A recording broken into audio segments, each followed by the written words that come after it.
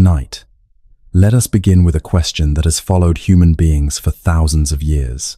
A question carried by kings, by farmers, by parents sitting beside the beds of sick children, and by lonely travelers walking beneath unfamiliar stars. Why do we suffer? Why does the heart become attached to what it cannot keep? Why do the people we love leave us? Why do fear, anger, and regret return, even when we know they bring no peace? Perhaps you have carried these questions yourself. Perhaps tonight, there is something resting heavily inside your heart. A loss that has not completely softened. A worry that returns whenever the room becomes quiet. A memory you wish you could change.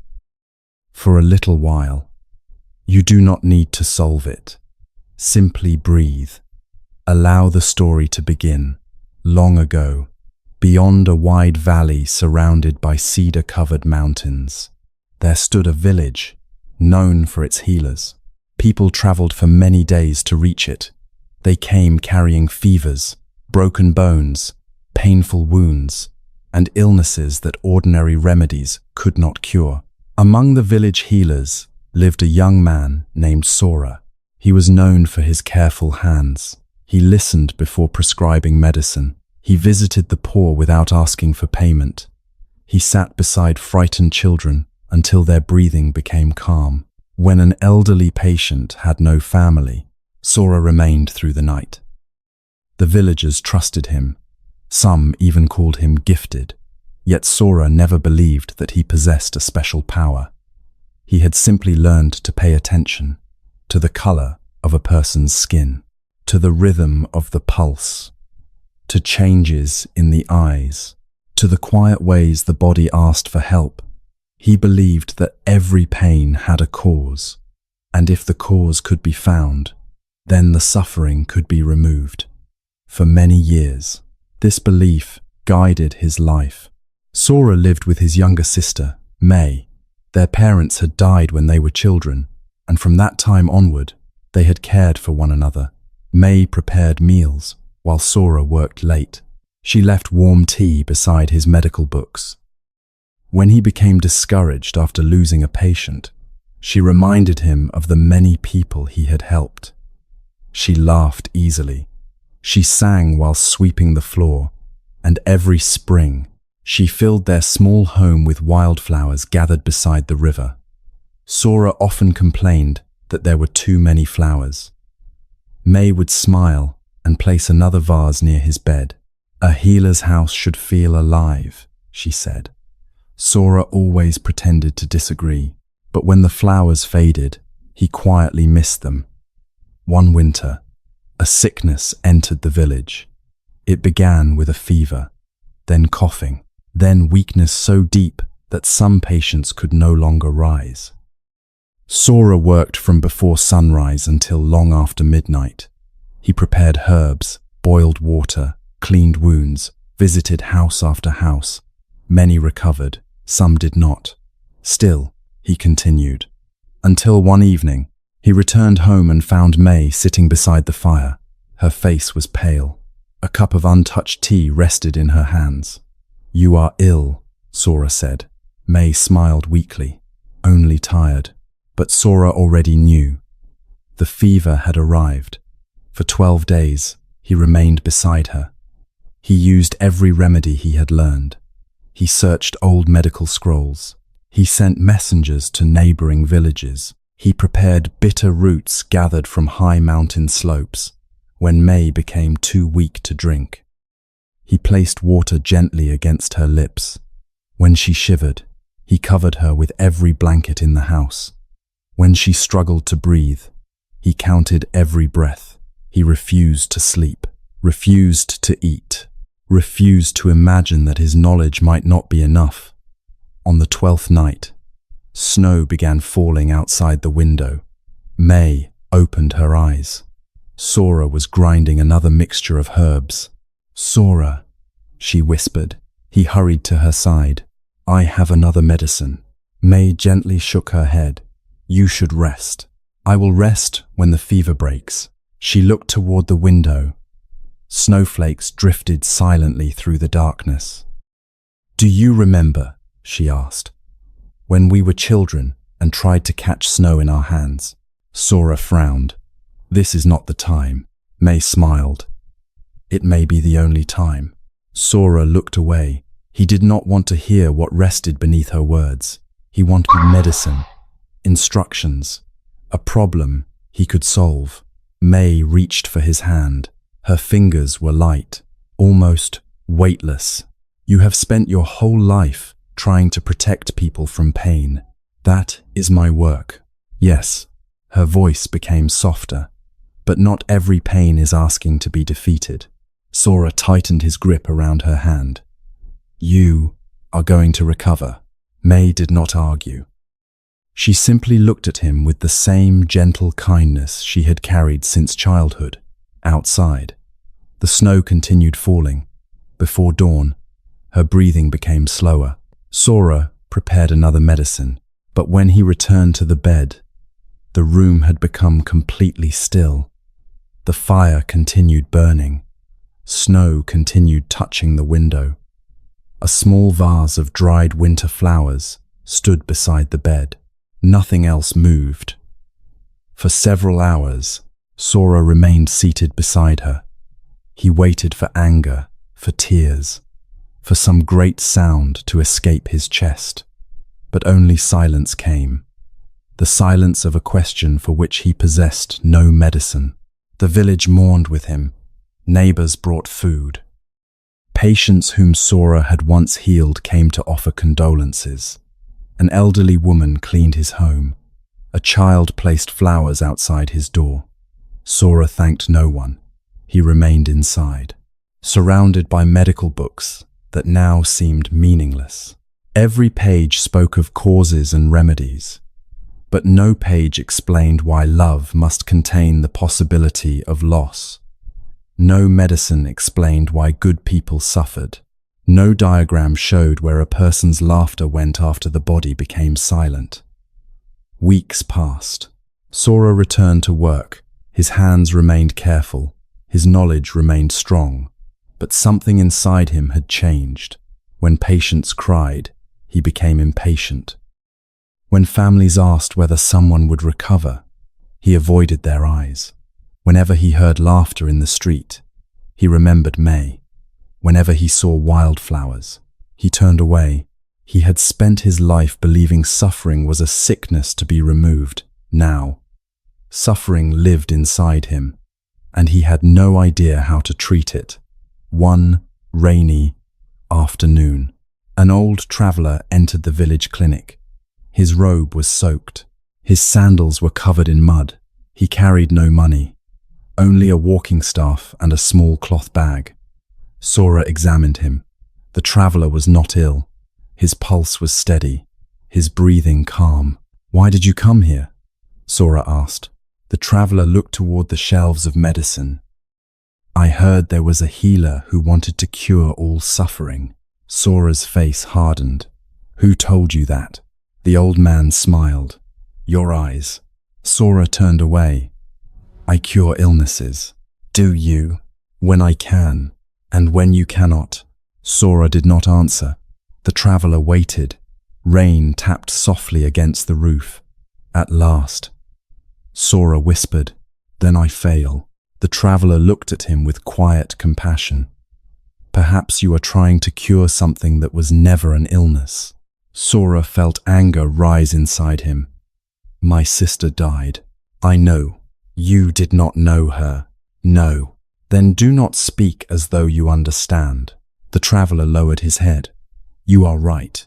His response contained no defense, no argument, only acceptance. That somehow made Sora's anger feel heavier. After a long silence, the traveler spoke again. "High in the northern mountains, there is an old temple." Sora said nothing. "A monk lives there. I do not need prayers. He rarely prays for people. I do not need philosophy. He rarely explains anything." Sora looked toward him. "Then what does he do?" The traveler smiled. "He asks people to look." "Look at what?" the thing they have been avoiding. The rain continued. Sora remembered May's final night, the snow, the untouched medicine, the dried flowers beside the bed. He had spent every day since then avoiding the same question. Why do we suffer? The traveler stood. Before leaving, he placed a small wooden token upon the table. Carved into its surface was the image of a mountain. If you wish to understand suffering, he said, follow the northern road. And if the monk has no answer, the traveler looked back from the doorway. Then perhaps he will help you discover why you need one. That night, Sora sat alone in the house he had once shared with May. Rain moved gently against the windows. The rooms felt larger without her. On the table rested the wooden token. Beside it, a small vase stood empty. For many weeks, Sora had refused to place flowers inside it. The empty vase had become another wound he visited each morning. He looked at it for a long time. Then, without fully understanding why, he packed a cloak, a little food, several medical supplies, and the wooden token. Before sunrise, he began walking north. The journey took 3 days. The road climbed beyond farmland, beyond villages, beyond bridges covered in moss. Autumn leaves filled the forest paths. Cold wind moved through the cedars. Each night, Sora slept beneath trees, and each night, the same questions remained awake beside him. Why May? Why suffering? Why love someone? When love creates the possibility of grief, why help others? When every life eventually ends, on the third evening, mist covered the mountain. The path became difficult to follow. Sora considered turning back. Then, somewhere above him, a temple bell rang. One slow note. The sound passed through the fog, then disappeared. Sora followed it. Near midnight, he reached an old wooden gate. Moss covered the stones. A lantern glowed beneath the temple roof. Beside the gate, an elderly monk sat repairing a torn sandal. He did not look up as Sora approached. "You are late," the monk said. Sora stopped. "You were expecting me?" "No." The monk continued threading the worn strap. "But suffering always arrives eventually." Sora stood in the cold mist. He had imagined this moment during the entire climb. He had prepared questions, arguments, demands. Yet now, only one sentence remained. "My sister died." The monk nodded. "I am sorry. I tried everything. I believe you. I could not save her." The monk placed the sandal beside him, then looked at Sora. "Is that why you suffer?" Sora stared at him. "Of course." The monk picked up a dry cedar needle from the ground. He pressed its sharp tip gently against his own palm. "The body feels pain when it is pierced," he said. Then he pressed it again. "The second wound is the one the mind creates afterward." Sora frowned. "What does that mean?" The monk stood. "Tomorrow, I will show you." He lifted the lantern. Its light reached only a short distance into the mist. Sora looked toward the dark temple path. "I came here for an answer." The monk began walking.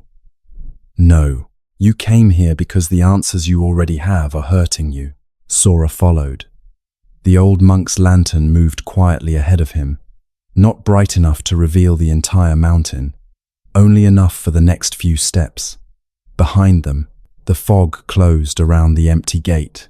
Ahead, somewhere in the darkness, the first lesson was waiting, a lesson about 2 arrows, and why the second one often hurts far more than the first. Tonight, before we continue, notice your own breathing. Perhaps there is a pain in your life you did not choose, a loss, a change, a disappointment, something that arrived without asking whether you were ready. The ancient Buddhist teachings do not ask us to pretend that pain is unreal. They do not ask us never to grieve. They ask us to look gently at what happens after the first pain arrives. The questions we repeat, the blame we carry, the stories we build around the wound. For now, there is nothing you need to change. Simply rest. Like Sora walking behind the old monk's lantern, you do not need to see the whole path, only the next few steps. And perhaps, for tonight, one peaceful breath is enough. Morning arrived slowly over the mountain temple. Mist rested between the cedar trees. Drops of water clung to the roof tiles, catching the first pale light of dawn. Somewhere beyond the courtyard, a stream moved over stones with a low, steady sound. Sora woke before the temple bell. For several moments, he did not remember where he was. Then he saw the wooden walls, the folded blanket, the small paper window glowing faintly beside him, and the memory returned. The journey, the old monk, the promise of a lesson about 2 arrows. Sora sat up. His body was tired from the climb, but his mind had not rested. Throughout the night, he had dreamed of May. In the dream, she was standing beside the river gathering wildflowers. Each time he tried to reach her, the river widened, the flowers drifted away, and May became smaller in the distance. He closed his eyes. The dream dissolved. The pain remained. Outside, the temple bell rang. One deep note moved through the morning mist. Sora dressed and stepped into the courtyard. The old monk was sweeping fallen cedar needles from the stone path. His movements were calm and precise. He pushed the needles into a small pile. Then the wind scattered them again. Sora watched for a moment. Why sweep them if the wind will only bring them back? The monk continued working. Because they are here now. That does not answer the question. It answers more than you think. The monk placed the broom against the wall. Have you eaten? No. Good. Sora frowned. Why is that good? Because we are going to visit someone who has not eaten either. The monk picked up a cloth bag containing bandages, herbs, and a small bowl. Sora noticed that the supplies were simple. Too simple, he thought, for any serious illness. He returned to his room and brought his own medical case. The monk looked at it but said nothing. Together, they left the temple. The path descended through a forest of ancient cedars. Sunlight entered in thin golden shafts. The earth smelled of rain and moss. Birds called from the branches, then fell silent as the 2 men passed. Sora walked behind the monk. Where are we going? To a hunting shelter. Who is there? A man named Haru. What is wrong with him? He has been struck by an arrow. Sora stopped. And you waited until morning to tell me. The monk continued walking. He was found before dawn. A woodcutter carried word to the temple. Then we should hurry. Sora moved past him and began descending more quickly. The monk followed at the same unhurried pace. After nearly an hour, they reached a narrow valley. A small shelter stood beneath an overhanging rock. Outside, a broken bough lay in the mud. Inside, a man groaned. Haru was lying on a bed of pine branches. His face was pale. His clothing was wet from the previous night's rain. An arrow had entered the flesh above his left knee. The shaft had broken, leaving only a short length of wood protruding from the wound. Sora placed his case beside him. How long has it been there? Haru's breathing was rapid. Since before midnight. Did the arrow pass through? No. Can you move your toes? Haru tried. Yes. Good. The bone may be undamaged. Sora examined the wound carefully. The arrowhead was buried deeply, but the bleeding had slowed. He touched the skin around it. Haru cried out and grabbed Sora's wrist. Do not cut off my leg. Sora pulled his hand free. No one has said anything about cutting off your leg. It is becoming numb, because you have been lying in the same position. I will never walk again. You moved your toes. My family will starve. Haru, listen to me. My wife warned me not to hunt during the storm. I should have listened. This is punishment. Sora looked toward the monk. The old man had crouched near the entrance and was lighting a small fire. He appeared more interested in warming water than in the injured hunter. Sora opened his medical case. Haru, I need you to lie still. The hunter's eyes widened. Will it hurt? Yes. How badly? I do not know. What if the arrowhead breaks? I will remove it carefully. What if the wound is poisoned? We will clean it. What if I develop a fever? Then we will treat the fever. What if? Sora placed a firm hand on the man's shoulder. Stop. Haru stared at him. You are making your body tense. It will make the removal more difficult. How can I relax with an arrow in my leg? You cannot remove the arrow by imagining 10 more arrows. The words came from Sora before he had time to consider them.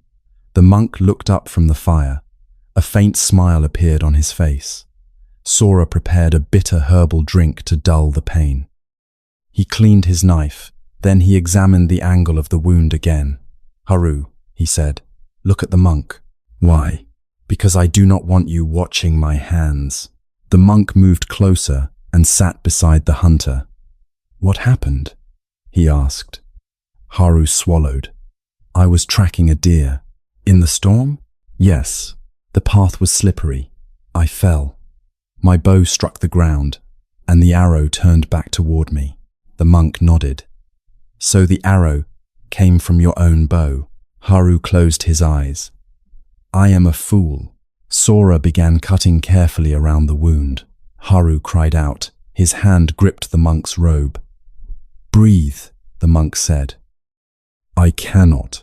You are already breathing. It hurts.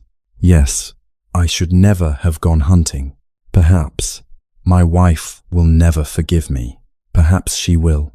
My leg is ruined. Perhaps it is not. I will lose my house. Perhaps you will not. Haru opened his eyes in frustration. Why do you keep saying perhaps? Because most of what you are suffering from has not happened. Sora paused for an instant, then continued working. The arrowhead was lodged beside a muscle. He had to widen the wound slightly to reach it. Haru groaned. Sweat gathered on his forehead. The monk held his shoulders steady. Tell me what is happening now, the monk said. The healer is cutting my leg. What else? The fire is warm. What else? I can hear water outside. What else? My hands are shaking. What else? Haru drew a ragged breath. The pain comes in waves. Stay with one wave. What about the next one? It has not arrived. Sora slipped the tip of his instrument beneath the arrowhead. Do not move. Haru clenched his jaw. The monk placed a hand on the man's chest. Feel one breath. Haru inhaled. Sora pulled. The arrowhead shifted. Haru cried out again. Another breath, the monk said. Sora pulled once more. The metal point emerged dark with blood. He placed it on a clean cloth beside him. It is out, he said. Haru continued breathing rapidly. His eyes remained closed. Is my leg still there? Sora almost smiled. Yes. Will I walk? If the wound heals well, most likely. Will I die? Not from this arrow. The hunter opened his eyes. He looked at the small iron arrowhead lying on the cloth. It seemed far too small to have caused so much terror. Sora washed the wound with boiled water and herbs.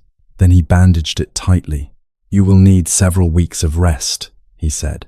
No hunting. Haru nodded. What about my family? Send word to them. Someone can come for you. The monk handed him a bowl of warm broth. For now, he said, your work is to drink. Haru lifted the bowl with trembling hands. He took a small sip. For the first time since they arrived, His breathing began to slow. Sora cleaned his instruments. The old monk picked up the arrowhead. He turned it between his fingers. "An arrow can cause great pain," he said. Haru glanced at his bandaged leg. "That is obvious." The monk nodded. "But what if, after being struck by one arrow, you picked up a second and drove it into yourself?" Haru stared at him. "Why would anyone do that?" The monk placed the arrowhead on the ground. "Human beings do it every day." Sora looked up. The forest outside had become brighter. Mist drifted between the trees beyond the shelter. The monk pointed toward Haru's leg. The first arrow was the wound. He touched his own forehead gently. The second arrow was everything that followed inside your mind. Haru looked uncertain. "My fear?" "Your fear was part of it." "My regret?" "That too." "The thought that my wife will hate me." "Yes." "That my family will starve?" "Yes." "That I will lose my leg?" "Yes." The monk leaned closer. The first arrow said, "Your leg is wounded." The second arrow said, "Your life is ruined." Haru lowered his eyes. "But some of those things could still happen." "They could. Then why should I not think about them?" "Thinking is not the problem." The monk spoke gently. "Believing every fearful thought is already reality. That is where the second arrow enters." Sora closed his medical case more sharply than necessary. The monk turned toward him. "You disagree?" Sora stood. "My sister did not suffer because of thoughts."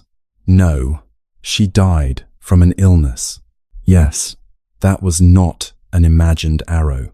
"No." The monk's voice remained quiet. "Her death was real. The pain of losing her is real. I would never ask you to pretend otherwise." Sora looked away. Something in the monk's calmness angered him. "Then what is the second arrow in my grief?" The monk did not answer immediately. He gathered the wet firewood closer to the flame. A small branch cracked. Sparks rose and disappeared. "Finally," he said, "you tell yourself that because you could not save her, you failed her." Sora's jaw tightened. "I did fail her." "You tell yourself that a true healer should have found a cure." "I should have." "You tell yourself that if you had searched harder, learned more, or acted sooner, she would still be alive." Sora said nothing. You replay her final night again and again, searching for the moment when you might have changed the ending. Sora felt heat rise behind his eyes. The shelter seemed suddenly too small. "You know nothing about that night." "You are right." The monk's answer was soft. "But I can see what you have done with it." Sora turned toward the forest. Rainwater still fell from the cedar branches. Each drop struck the leaves below with a faint tapping sound. The monk continued. "The first arrow was losing May. The second arrow is the sentence you have repeated ever since." Sora looked back at him. "What sentence?" The monk mecked his eyes. "This should not have happened, and because it did, I cannot live in peace again." Silence filled the shelter. Haru stopped drinking. Even the fire seemed quieter. Sora's face hardened. "Should I simply accept that she died?" "Acceptance does not mean approval." "Then what does it mean?" "It means no longer demanding that the past become different before you allow yourself to live." Sora stepped outside. The cold air struck his face. He walked several paces away from the shelter and stood beneath the trees. The monk followed. For a while, neither spoke.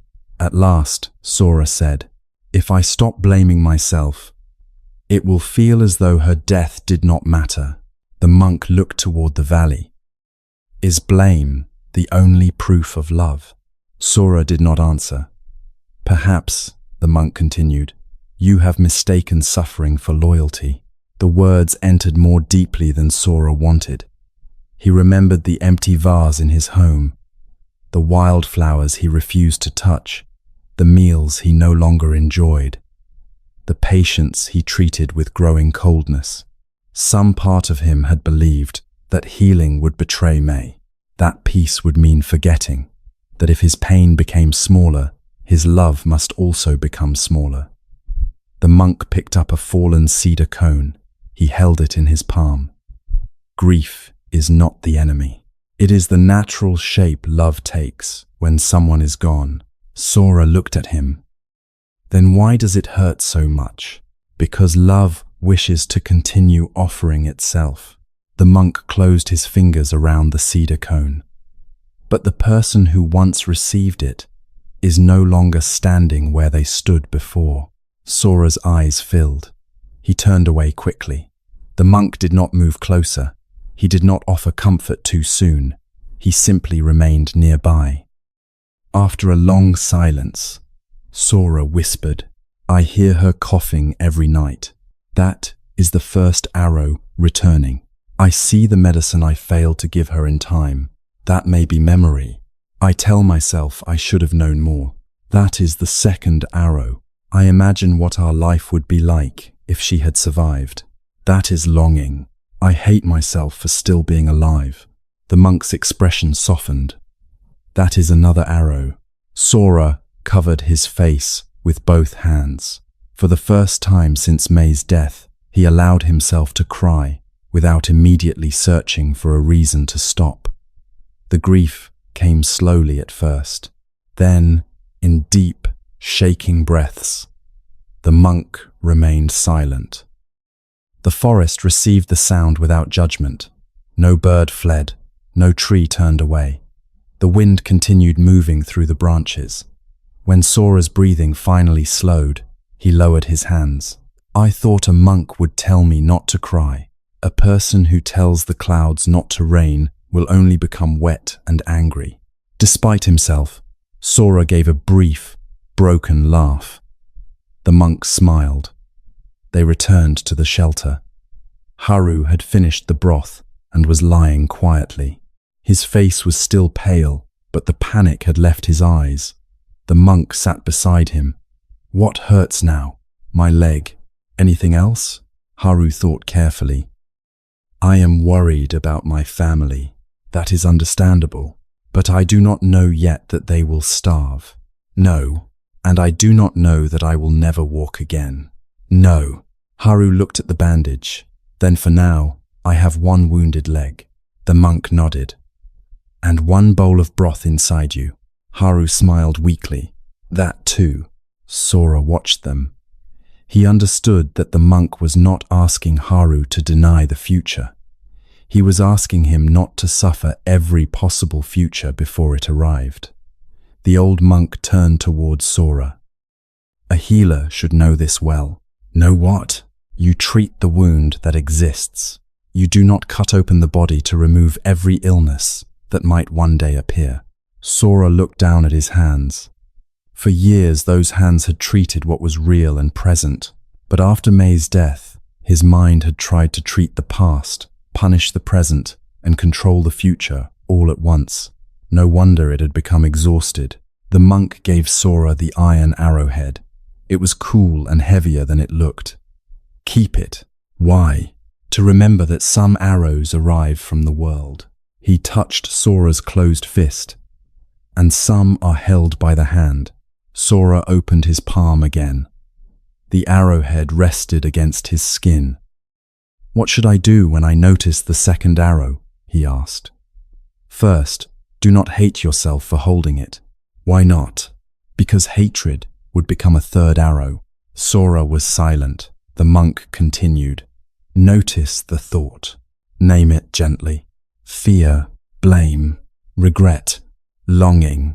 Then ask, what is true in this moment?" Sora looked toward Haru. The hunter was breathing more evenly now. The fire was warm. Water moved outside. A wound had been cleaned. The arrow was no longer inside the leg. "What is true in this moment?" Sora repeated. "Yes, May is still gone. Yes, and I am still here. Yes." The words felt almost unbearable. Yet beneath the pain, there was something else.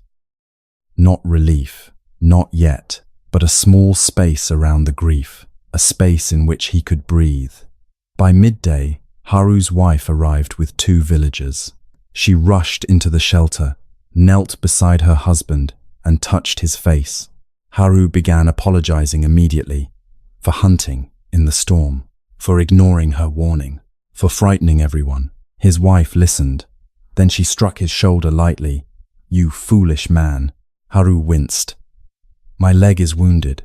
I did not touch your leg." She began crying, then laughing, then crying again. She pressed her forehead against his. "I am simply glad you are alive." Sora watched them. Haru had imagined anger, rejection, the collapse of his family. Yet the future had arrived carrying something different. Fear had made him suffer an event that never came. The villagers lifted Haru onto a wooden stretcher. Before they left, the hunter looked at Sora. "Thank you." Sora nodded. Then Haru looked toward the monk. "And thank you for removing the other arrow." The monk smiled. "You removed that one yourself." When the valley became quiet again, Sora and the monk began climbing back toward the temple. The afternoon light had turned warm. Mist no longer hid the path. Sora carried the arrowhead in his pocket. With each step, it tapped gently against the wooden token the traveler had given him. After a while, Sora spoke. "If grief is the first arrow, will it ever leave?" The monk considered the question. "Some wounds close completely. Some remain tender when the weather changes. And some become scars we learn to carry." That does not sound comforting. Truth is not always comforting. The monk looked back at him. But it can be freeing. Sora walked in silence. The monk continued. "You may miss May for the rest of your life." Sora's throat tightened. "But you do not have to punish yourself for the rest of your life." They reached a bend in the path where the forest opened. Far below, sunlight rested across the valley. A river shone between the trees. Sora touched the arrowhead through the cloth of his robe. He thought of May's final words. Not every pain is asking to be defeated. At that time, he had refused to understand. Now, the sentence returned differently. Perhaps some pain needed to be felt, held, honored, but not multiplied endlessly by blame. The old monk stopped beside a small spring. He filled 2 wooden cups and handed one to Sora. They drank in silence. "What is the first arrow now?" the monk asked. Sora closed his eyes. "The sadness that May is gone. And the second? The belief that I had no right to continue living after her." The monk nodded. "Can you feel the difference?" Sora listened inwardly. Both thoughts hurt, but not in the same way. The first carried love. The second carried punishment. "Yes," Sora whispered. The monk began walking again. For the first time since leaving the village, Sora noticed the sunlight on the wet leaves. He noticed a bird drinking from the spring. He noticed that the air smelled of cedar and cold stone. Nothing had been solved. May was still gone. His heart was still wounded. Yet one arrow had begun to loosen. Tonight, perhaps you are carrying a first arrow, something painful that truly happened. A loss, a rejection, an illness, a betrayal, a mistake that cannot be undone. The teachings of the second arrow do not ask you to deny this pain. They do not say that every form of suffering is created by thought. They invite you to notice the pain that is already here, and the pain the mind adds afterward. The sentence that says, "This should never have happened. I will never recover. My future is ruined. I must blame someone. I cannot rest until the past changes." Notice these thoughts gently. They are not proof that you are weak. They are the mind's attempt to protect you from uncertainty. But sometimes, the protection becomes another wound. As you breathe tonight, imagine placing the second arrow on the ground. You do not have to throw it away forever. You do not have to promise that it will never return. Simply release it for one breath, then another. Let the first arrow be what it is: sadness, pain, disappointment, grief, and let it be held with compassion rather than punishment. Ask quietly, what is true in this moment? Perhaps the room is safe. Perhaps your body is resting. Perhaps the night is quiet. Perhaps one breath is entering and another is leaving. You do not have to suffer tomorrow before it arrives. You do not have to relive yesterday in order to prove that it mattered for this moment. Set down the second arrow and rest. The following morning, Sora woke to the sound of flowing water. The temple courtyard was still dark. A pale blue light rested behind the mountains, though the sun had not yet appeared. He dressed quietly and stepped outside. The old monk was waiting near the gate. He carried no lantern, only 2 wooden cups and a small cloth bundle. Without speaking, he began walking down the mountain path. Sora followed. The forest was cool and damp. Night mist clung to the roots of the cedar trees. The path descended toward the sound of a river hidden somewhere below. Sora touched the iron arrowhead in his pocket. He had slept more deeply than the previous night. Yet when he opened his eyes, the first thought that came was still May, her pale face, her final breath, the snow against the window. He remembered the monk's lesson. The first arrow was the pain of losing her. The second was the punishment, he continued, adding afterward. Understanding the difference had not removed the grief, but it had given him a small space in which to breathe. After half an hour, the trees opened. A wide river moved through the valley.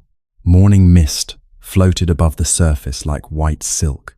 Smooth stones lined the shore. The monk walked to the water's edge.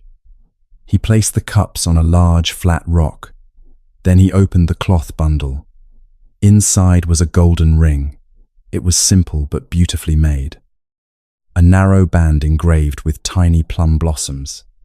Even in the dim morning light, the gold seemed warm. The monk placed the ring in his open palm. "What do you see?" he asked. "A ring. Is that all?" Sora looked more carefully. "It is expensive.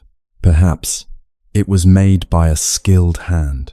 "Yes, it probably belonged to someone." The monk nodded. Then he slowly closed his fingers around it. His hand became a fist. "Where is the ring now?" he asked. "In your hand. Can you see it?" "No." "Can you use your hand?" "Not while you hold it like that." The monk tightened his fist. The muscles in his wrist became tense. His fingernails pressed into his palm. "Which causes more pain?" he asked. "The thought of losing the ring, or the hand that refuses to open?" Sora watched him. "The hand," he answered. The monk smiled. "Today, we will see." He opened his fingers. The ring still rested in his palm. Nothing had been lost, yet the red marks from his fingernails remained. Sora frowned. "This is only an object. Many things begin as objects." The monk wrapped the ring again. "Then the mind gives them a name. My home, my reputation, my future, my child, my beloved, my life. Are you saying we should not care about anything?" "No." The monk placed the bundle inside his robe. "I am saying there is a difference between holding something with love and closing the hand around it in fear." They sat beside the river. The monk filled the wooden cups with water from a clear spring flowing between the rocks. He handed one to Sora. Sora drank. The water was cold enough to ache against his teeth. "Who owns the ring?" he asked. "A goldsmith named Kenji." "Why do you have it?" "He asked me to keep it overnight." "Why?" The monk stood. "Because yesterday he almost threw it into the river." Sora looked toward the water. Why would a goldsmith destroy something so beautiful? The monk began walking along the riverbank. "Because He believed the ring was causing his suffering. Sora followed. And is it? No. Then what is? The monk glanced at him. The hand. They walked beside the river until the sun rose above the eastern ridge. Its light spread across the water in long ribbons of gold. A narrow village appeared between the trees. Most of its people were fishermen, woodworkers, and potters. Smoke rose from small chimneys. Boats rested along the shore. Near the edge of the village stood a house with a workshop attached. A wooden sign hung above the door.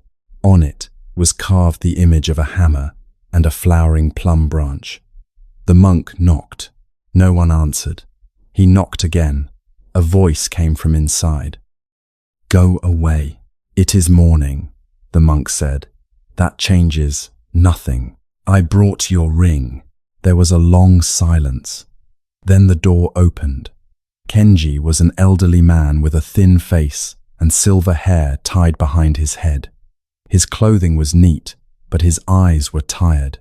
He looked first at the monk, then at Sora. "Who is he?" "A healer. I am not sick." Sora noticed the man's trembling hands. "That depends on what you call sickness." Kenji's eyes narrowed. The monk stepped between them before either man could say more. "May we come inside?" Kenji hesitated, then moved aside. The workshop had once been beautiful. Tools hung in careful rows along the walls, tiny hammers, polishing cloths.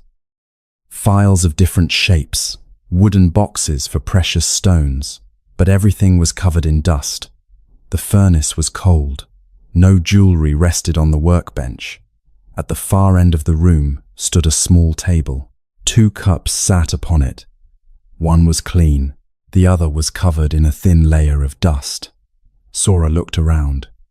"How long has it been since you worked?" Kenji did not answer. The monk removed the cloth bundle and placed it on the table. Kenji stared at it. His jaw tightened. He made no move to open it. "Your wife made tea here?" Sora asked. Kenji's eyes moved toward the dusty cup. "She sat there while I worked." The old goldsmith walked to the cold furnace. He rested one hand against the stone. "Her name was Aiko." The monk sat quietly. Sora remained standing. Kenji continued. "She chose the plum blossom design." He nodded toward the ring. "I told her the petals were too small to engrave. She said my hands were patient enough."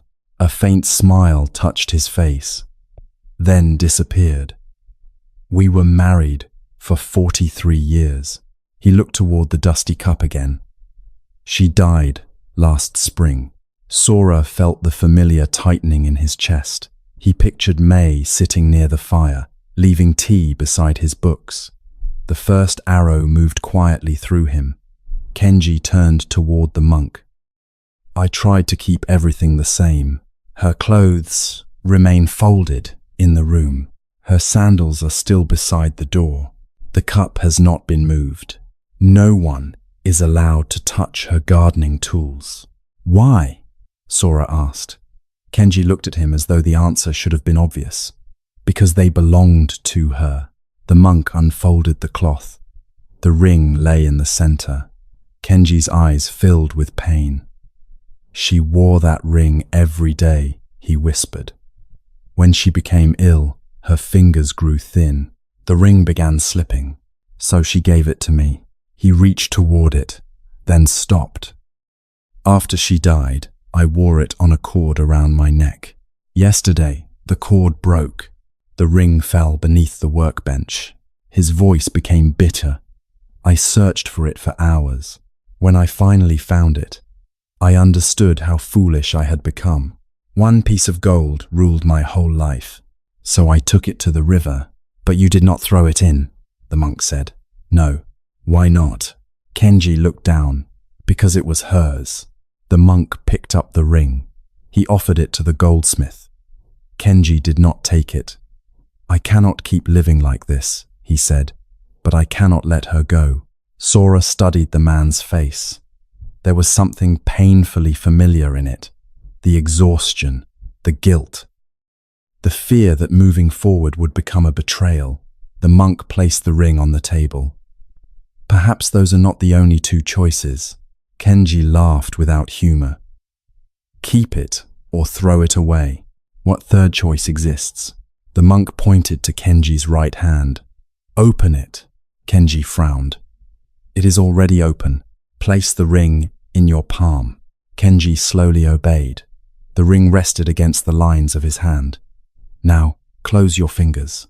Kenji made a fist around it. Tighter, the monk said. The goldsmith tightened his grip.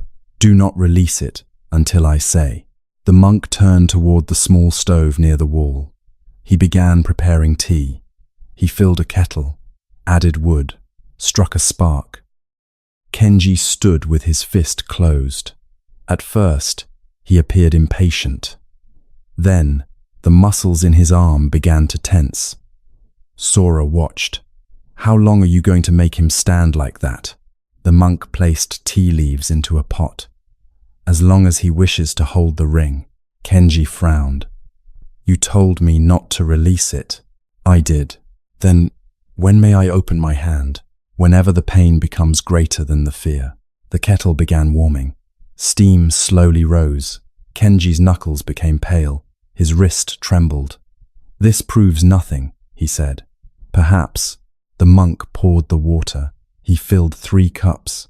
The fragrance of tea moved through the dusty workshop. Kenji tried to reach for a cup with his left hand. The monk moved it slightly farther away. Use the hand holding the ring. I cannot. Why? You know why. Say it. Kenji glared at him. Because my hand is closed. The monk nodded. A closed hand can protect one thing, but it cannot receive anything else. Kenji's expression changed. Only slightly, but Sora saw it. The monk moved the tea closer. Open your hand. Kenji hesitated, then slowly released his fingers. The ring was still there. His palm was marked with deep red crescents. The monk handed him the cup. Kenji wrapped both hands around it. The warmth seemed to soften his face. Did opening your hand destroy the ring? The monk asked. No. Did it destroy your love? Kenji did not answer. The monk sat across from him. Letting go does not always mean throwing something away. Sometimes it means changing the way we hold it. Kenji stared into his tea. A small sound came from outside. Quick footsteps. Then someone knocked lightly on the door. Kenji's shoulders stiffened. Who is it? A child's voice answered. Grandfather? Kenji closed his eyes. The monk looked toward the door. Will you invite her in? No. The child knocked again. Grandfather, I brought something. Kenji's voice grew sharper. Go home, Hana. Sora looked at him. Who is she? My granddaughter. Why can she not enter? Kenji lifted the ring from his palm. Because children touch things. The monk said nothing. The child remained outside. I will be careful. Hana, I only want to give you. Go home. The footsteps slowly moved away. The workshop became silent again. Kenji drank his tea, though his hand was still trembling. The monk asked, What did she touch? Kenji's face darkened. That is not your concern. You came to the temple because you wanted help. I came because of the ring. No, the monk's voice remained gentle. You came because your hand was hurting. Kenji placed the cup down. Several drops spilled onto the table. 2 months ago, he said, Hana entered the garden room. She took one of Aiko's vases. She filled it with flowers. Sora's breath caught. He saw the empty vase in his own home, the one he refused to fill. Kenji continued. I told her to put it back. She tripped. The vase fell. It broke. What did you do? The monk asked. I shouted. At the vase. At Hana. The goldsmith looked toward the floor. She cried. My daughter took her away. They have not visited since. The monk glanced toward the door. She visited today. Kenji said nothing. Was the vase precious? Sora asked. Kenji looked at him. It was Aiko's favorite. And your granddaughter? The question remained between them. Kenji's face tightened. You think I do not love her? I think you are gripping one memory so tightly that your hand cannot reach the living person at your door. Kenji rose suddenly. His chair scraped against the floor. You are a stranger. You know nothing of my wife. Sora stood as well. No, but I know something about empty rooms. The words surprised him. He had not intended to speak so openly. Kenji stared. Sora continued more quietly. My sister died. I left her vase empty because I believed filling it would mean life had continued without her. His throat tightened. But life did continue. I only refused to participate in it. The monk watched him. Sora felt the arrowhead in his pocket. He wondered whether this was another second arrow, the belief that living meant forgetting, the belief that joy was disloyal, the belief that love must remain painful to remain true. Kenji sat again. His anger seemed to leave him all at once. In its place came weariness. If I change the room, he whispered, it will feel as though she was never here. The monk shook his head. A room does not carry love. People do, but people forget. Yes, her voice is already becoming harder to hear. Yes, I cannot remember exactly how she laughed. The monk's eyes softened. That is painful. Kenji covered the ring with his other hand. What should I do? The monk looked toward the dusty cup. Let the memory breathe. What does that mean? It means you may keep the ring. You may keep the cup. You may remember the garden. But you must stop asking these objects to prevent change. Kenji looked around the workshop. Everything had become still after Aiko's death. Not peaceful, frozen. The monk continued. Love does not require that the world remain exactly as it was. Love can bow to what has changed and still remain love. Ah, outside, a breeze moved through the plum tree beside the house. Several leaves scraped softly across the roof. Kenji picked up the ring. For a moment, Sora thought he would close his fist again. Instead, he placed it gently on the table. Then he stood and walked toward the door. He opened it. The lane outside was empty. Hana had already gone. Near the threshold rested a small bundle of wildflowers tied with grass. Beside them was a piece of folded paper. Kenji bent down slowly. He opened the note. The writing was uneven, made by a child's hand. He read it silently, then gave the paper to the monk. Sora looked over the monk's shoulder. The note said, Grandmother liked flowers. I thought you might be lonely. Kenji lowered himself onto the threshold. For several moments, he did not speak. Then his shoulders began to shake. Sora expected the monk to comfort him, but the old man remained nearby without interrupting, as he had done in the forest when Sora cried. Kenji held the flowers carefully, not in a fist, in both open hands. I frightened her, he said. Yes, the monk replied. I made her believe she had done something terrible. Yes, I was trying to protect Aiko's memory. Yes, Kenji looked at the flowers. And I hurt the child Aiko loved most. The monk sat beside him. Then what should the hand do now? Kenji wiped his eyes. Reach for her. He stood. Without taking his cloak, he stepped into the road. Where are you going? Sora asked. To my daughter's house. He looked down at the flowers. To apologize before I find another reason to wait. He took several steps, then stopped. He turned toward the workshop. For a moment, his eyes rested on the ring. The old fear returned to his face. Sora could see it. The fear of leaving the ring unattended. The fear that change would enter the room while he was gone. Kenji breathed slowly. Then he turned away from the ring and continued walking. The monk watched him until he disappeared around the bend. Sora looked at the gold band resting alone on the table. Should we leave it here? It is his. Someone could take it. Perhaps it could be lost. Yes. Sora waited for more. The monk lifted his tea. Nothing more came. You are deliberately difficult, Sora said. The monk smiled. That is not always deliberate. They remained at the workshop while Kenji was gone. The monk cleaned the kettle. Sora looked through the old goldsmith's tools. On the wall hung sketches for rings, bracelets, and hairpins. Many contained the same plum blossom design. Near the workbench stood a small wooden box. Its lid was open. Inside were unfinished pieces, a silver pendant, a tiny copper bird, a pair of earrings shaped like falling leaves. Sora touched the cold furnace. Do you think he will work again? Perhaps. Why do you always answer that way? Because the future dislikes being spoken for. Nearly an hour later, voices approached.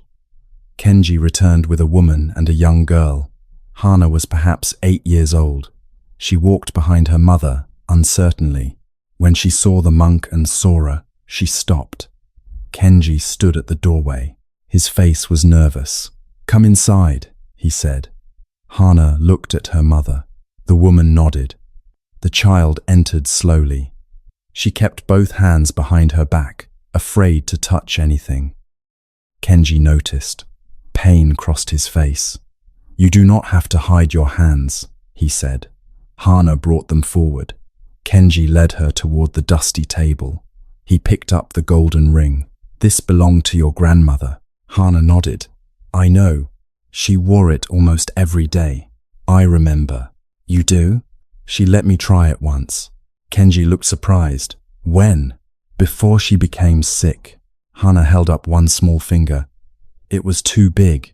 A faint laugh escaped Kenji. It was the first sound of warmth Sora had heard from him. Kenji placed the ring in Hana's palm. Would you like to see the flowers engraved around it? The child leaned closer. Plum blossoms. Yes, grandmother liked plum blossoms. She did. Kenji closed Hana's fingers gently around the ring, then immediately opened them again. Not too tightly, he said. The monk glanced at Sora. Sora understood. Hana looked toward the wildflowers resting near the doorway. Can we put them in water? Kenji became still. For a moment, no one moved. Then he walked toward the garden room. The door had been closed for months. He placed his hand on the latch. His fingers trembled. Finally, he opened it. Sunlight entered through a small window. The room smelled faintly of dried herbs. Gardening tools leaned against one wall. Several empty shelves stood beside the window. On the floor remained the broken pieces of Aiko's vase. Kenji had never moved them. Hana stayed near the doorway.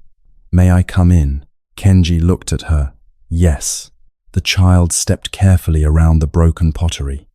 Kenji knelt and began gathering the pieces.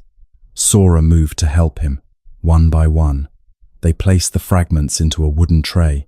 The vase could not be restored to its original form. Several pieces were missing, but Kenji did not look away. When the floor was clear, Hana placed the wildflowers inside a plain clay jar. She set it on the windowsill. The room changed immediately. Not greatly, only a little color, a few white petals, 2 purple blossoms. Green stems leaning toward the light. Kenji stared at them. Then he began to cry again. But this grief was different. It contained pain and something warmer beside it. Hana took his hand. Do you like them? Kenji squeezed her fingers gently. Your grandmother would have. The girl smiled. Sora stood near the doorway. He pictured the empty vase waiting in his home. For the first time, he imagined placing flowers inside it. The thought hurt, but not like betrayal, more like a door opening into a room he had kept closed. Kenji's daughter approached the monk. "Thank you," she whispered. The monk shook his head. The flowers did most of the work. Before leaving, Kenji placed the golden ring on a cord. He did not put it around his neck. Instead, he hung it from a small wooden peg beside the workbench. "Why there?" Sora asked. Kenji looked toward the cold furnace. "So it can be near me while I work." "You are going to reopen the workshop?" The goldsmith studied his tools. "Not today." Then he looked at Hana. "Perhaps tomorrow." The monk smiled. Sora and the monk left the village near midday. They followed the river back toward the mountain. The sun was warm now. Fishermen called to one another from the boats. Children were skipping stones near the shore. After some time, the monk stopped. He picked up a smooth black stone and handed it to Sora. "Hold this." Sora examined it. "Why?" "Hold it." Sora closed his fingers around the stone. They continued walking. At first, the stone caused no difficulty. It fit easily inside his palm. After several minutes, the monk said, "Tighter." Sora tightened his hand. They walked farther. The path began climbing. Sora's fingers grew stiff. His forearm ached. "How long must I do this?" "Until we reach the temple." "That is more than an hour away." "Yes, this is pointless." "Then open your hand." Sora looked at the stone. "If I open it, I might drop it. Would that be terrible?" "No." "Then why are you still holding it?" 30. Sora opened his hand. The stone remained in his palm. His fingers slowly relaxed. Blood returned with a tingling sensation.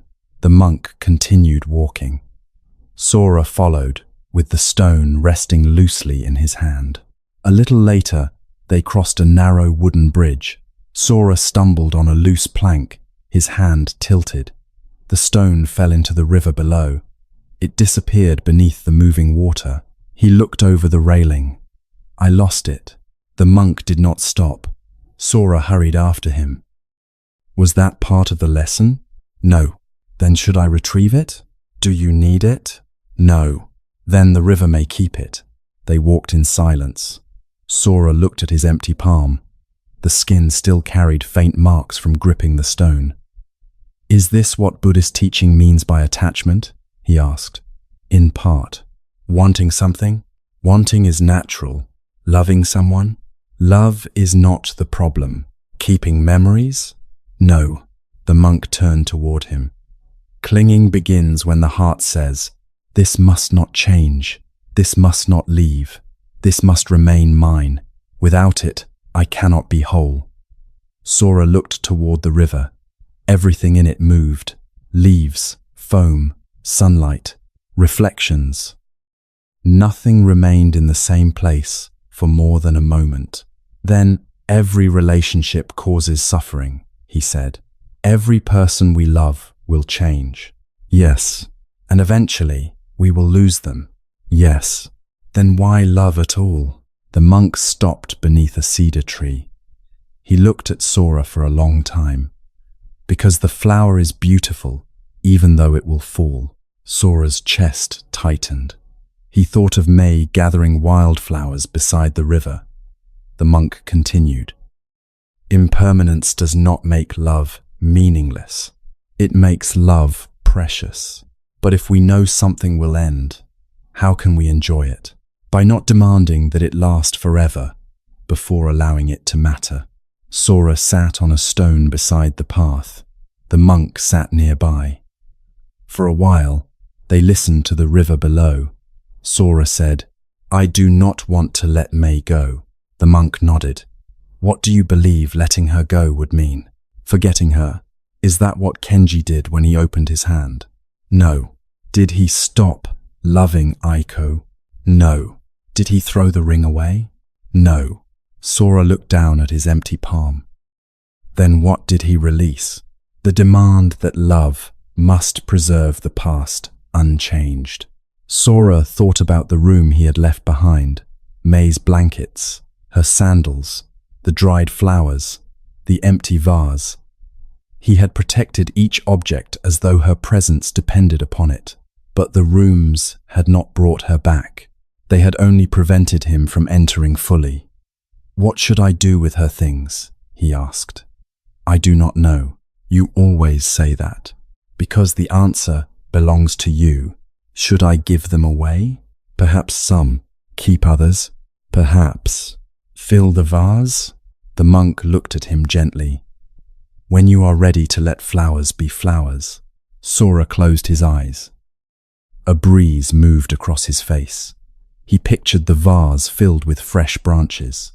He imagined the petals eventually falling, the water becoming cloudy, the flowers dying, then being replaced, again and again.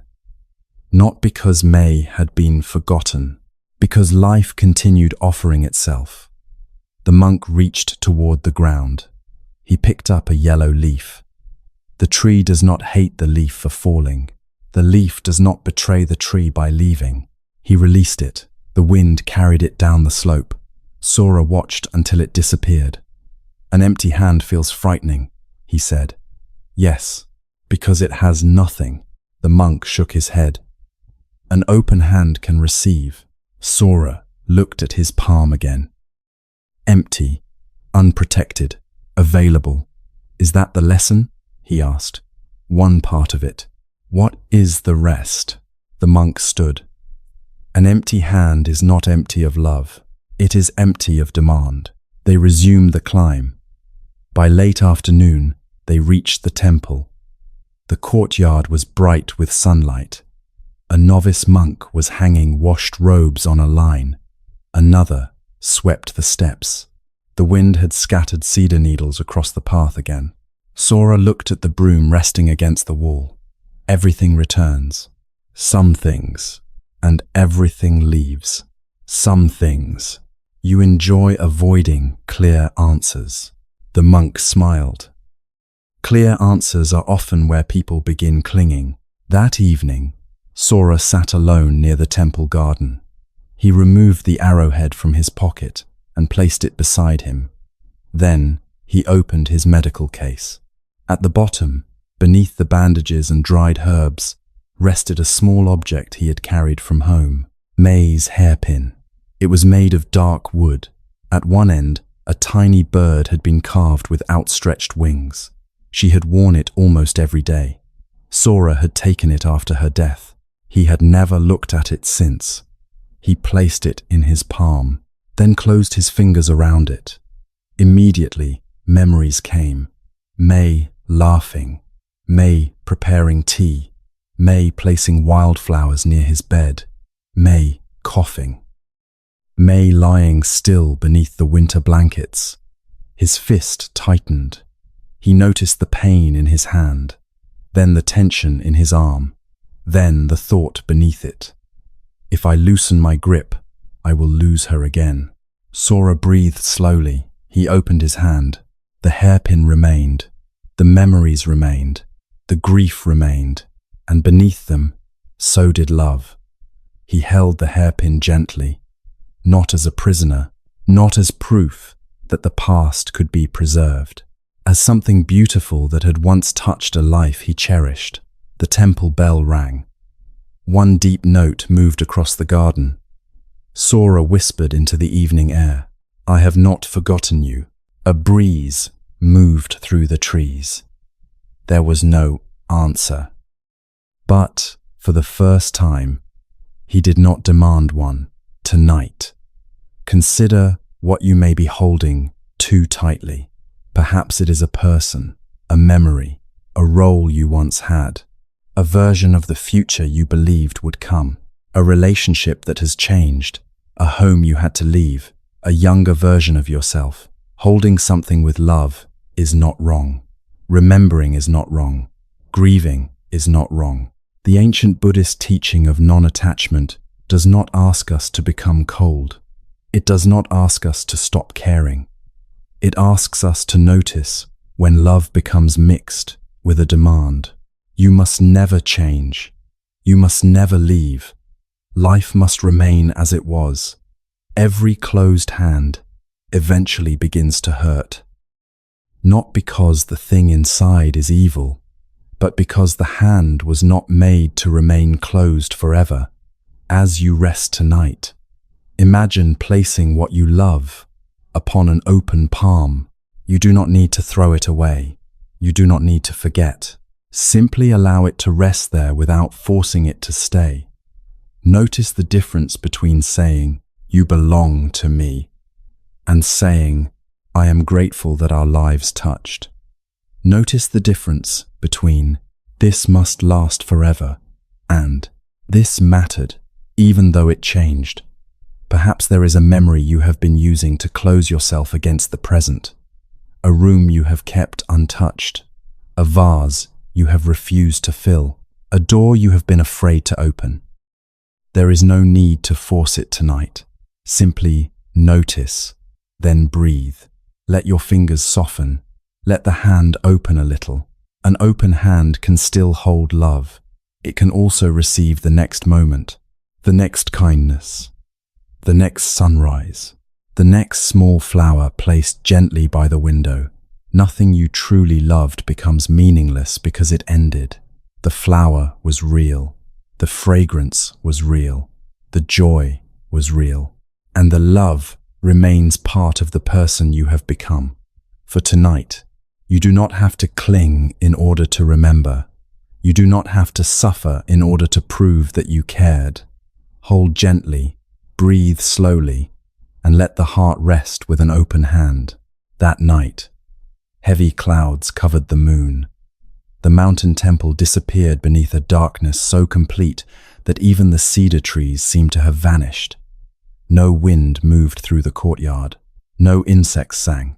The world felt as though it were holding its breath. Sora slept lightly. His dreams were filled with open hands, falling leaves, and a golden ring resting alone upon a table. Then, a soft knock came at his door. Sora opened his eyes. For a moment, he remained still beneath the blanket. The knock came again. 3 quiet taps. He rose and slid open the door. The old monk stood outside. He carried no lantern. "What time is it?" Sora whispered. "Late. That is not a time. It is enough of one." The monk turned and began walking across the courtyard. Sora remained in the doorway. "Where are you going?" "To show you something." "In the middle of the night?" "Ah, the middle of the night is where this lesson prefers to live." Sora sighed, pulled on his robe, and followed. They passed through the temple gate. The path beyond the courtyard was almost invisible. Only a faint difference between stone and earth showed where the trail continued. Sora walked carefully. "You could have brought a lantern." "Yes. Then why didn't you?" The monk's voice came from somewhere ahead. "Because you already carry one." Sora frowned. "I am carrying nothing." "Exactly." The path led through the cedar grove behind the temple. Branches moved high above them, though no wind touched the ground. Now and then, a drop of water fell from the leaves. Each sound seemed louder in the darkness. Sora listened closely. A branch cracked somewhere to his left. He stopped. What was that? The monk continued walking. A sound. What caused it? I do not know. It could be an animal. Yes. A bear? Perhaps. Sora hurried to catch up. You do not seem concerned. I have not seen a bear. That does not mean there is no bear. No. Then why are you walking as though there is no danger? The monk answered calmly. I am walking as though I do not know. They continued deeper into the grove. After several minutes, the outline of a small building appeared between the trees. It was an old storage house, separated from the main temple grounds. Its roof sagged in the middle. Moss covered the walls. One wooden shutter hung at an angle. Sora had noticed the building during daylight. He had assumed it was abandoned. The monk stepped onto the porch. The boards groaned beneath his feet. He opened the door. Darkness waited inside. "What is stored here?" Sora asked. "Things no one has needed for many years." That is not reassuring. It was not intended to be. The monk entered. Sora followed reluctantly. The air smelled of dust, old wood, and dried straw. Sora extended one hand in front of him. His fingers touched nothing. Behind them, the monk closed the door. The last trace of outside light disappeared. Sora could no longer see the floor. He could not see his own hand. The darkness seemed thick enough to touch. "Stay where you are," the monk said. "Where are you?" "Near the door." "Why did you close it?" "To keep the darkness from escaping." Sora exhaled sharply. "This is foolish." "Perhaps." He took one cautious step. The floor creaked, then another. His eyes searched for shapes that were not yet visible. Gradually, a faint grayness emerged, the outline of a shelf. Several baskets, a broken farming tool leaning against the wall. Then Sora saw something lying across the floor, long, curved, twisted near one end. He froze. A snake. His body reacted before thought had fully formed. His chest tightened. His breath stopped. Every muscle in his legs became rigid. The dark shape lay only a few steps away. One end appeared, raised slightly from the floor, as though a head were watching him. "Sora?" the monk asked. "Do not move." "Why?" "There is a snake." The monk remained silent. Sora slowly stepped backward. His heel struck a wooden bucket. It rolled across the floor with a hollow sound. The shape did not move. "Where is it?" the monk asked. "In front of me." "How large?" "Longer than my arm." "Is it moving?" "No." "Has it struck at you?" "No." "Has it hissed?" "No." Sora lowered his voice. "It may be waiting." "For what?" "How should I know?" The monk shifted near the door. Sora heard cloth moving. "Stay still," he warned. "I am standing still. Do you have a lamp?" "Yes." "Then light it." The monk did not answer. "Light the lamp," Sora repeated. "What do you believe will happen if I do not?" "The snake may strike." "What is happening now?" "I am standing in a dark room with a snake." "Are you certain?" Sora stared at the shape. Its curves were unmistakable. Its thick body crossed the floorboards. One end disappeared beneath a sack. "Yes," he whispered. The monk struck a piece of flint. A brief spark appeared. For a fraction of a second, the room flashed into view. Then darkness returned. Sora had not seen enough, but the spark made the shape seem even more alive. "Again," he said. The flint struck. Another spark. Sora's heart pounded. He imagined the creature coiling. He imagined fangs entering his ankle. He imagined poison traveling through his blood.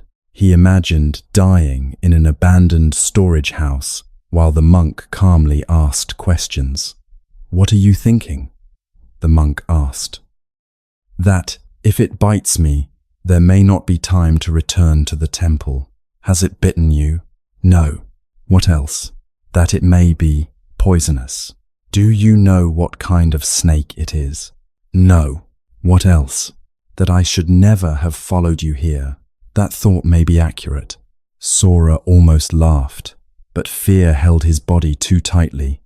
The monk struck the flint a third time. This time, a small flame caught the wick of an oil lamp. The light trembled, then grew. Warm gold spread across the room. It touched the shelves, the dusty baskets, the broken tools, and the long shape lying across the floor. Sora stared. It was not a snake. It was a rope, old, frayed, coiled loosely beside a sack of grain. One end had bent upward where the fibers had stiffened with age. For several seconds, Sora did not move. His body still carried the fear. His heart continued beating rapidly. Sweat had gathered beneath his robe. The monk lifted the lamp higher. Has the snake disappeared? Sora looked at him. There was no snake. That is not what I asked. Sora looked back at the rope. The thing I believed was a snake has disappeared. Where did it go? It was never there. Yet you saw it. I saw a rope incorrectly. Did your fear feel incorrect? Sora pressed one hand against his chest. No. The monk walked toward the rope. He bent and picked it up. It hung harmlessly from his hand. Your body prepared to save your life, he said.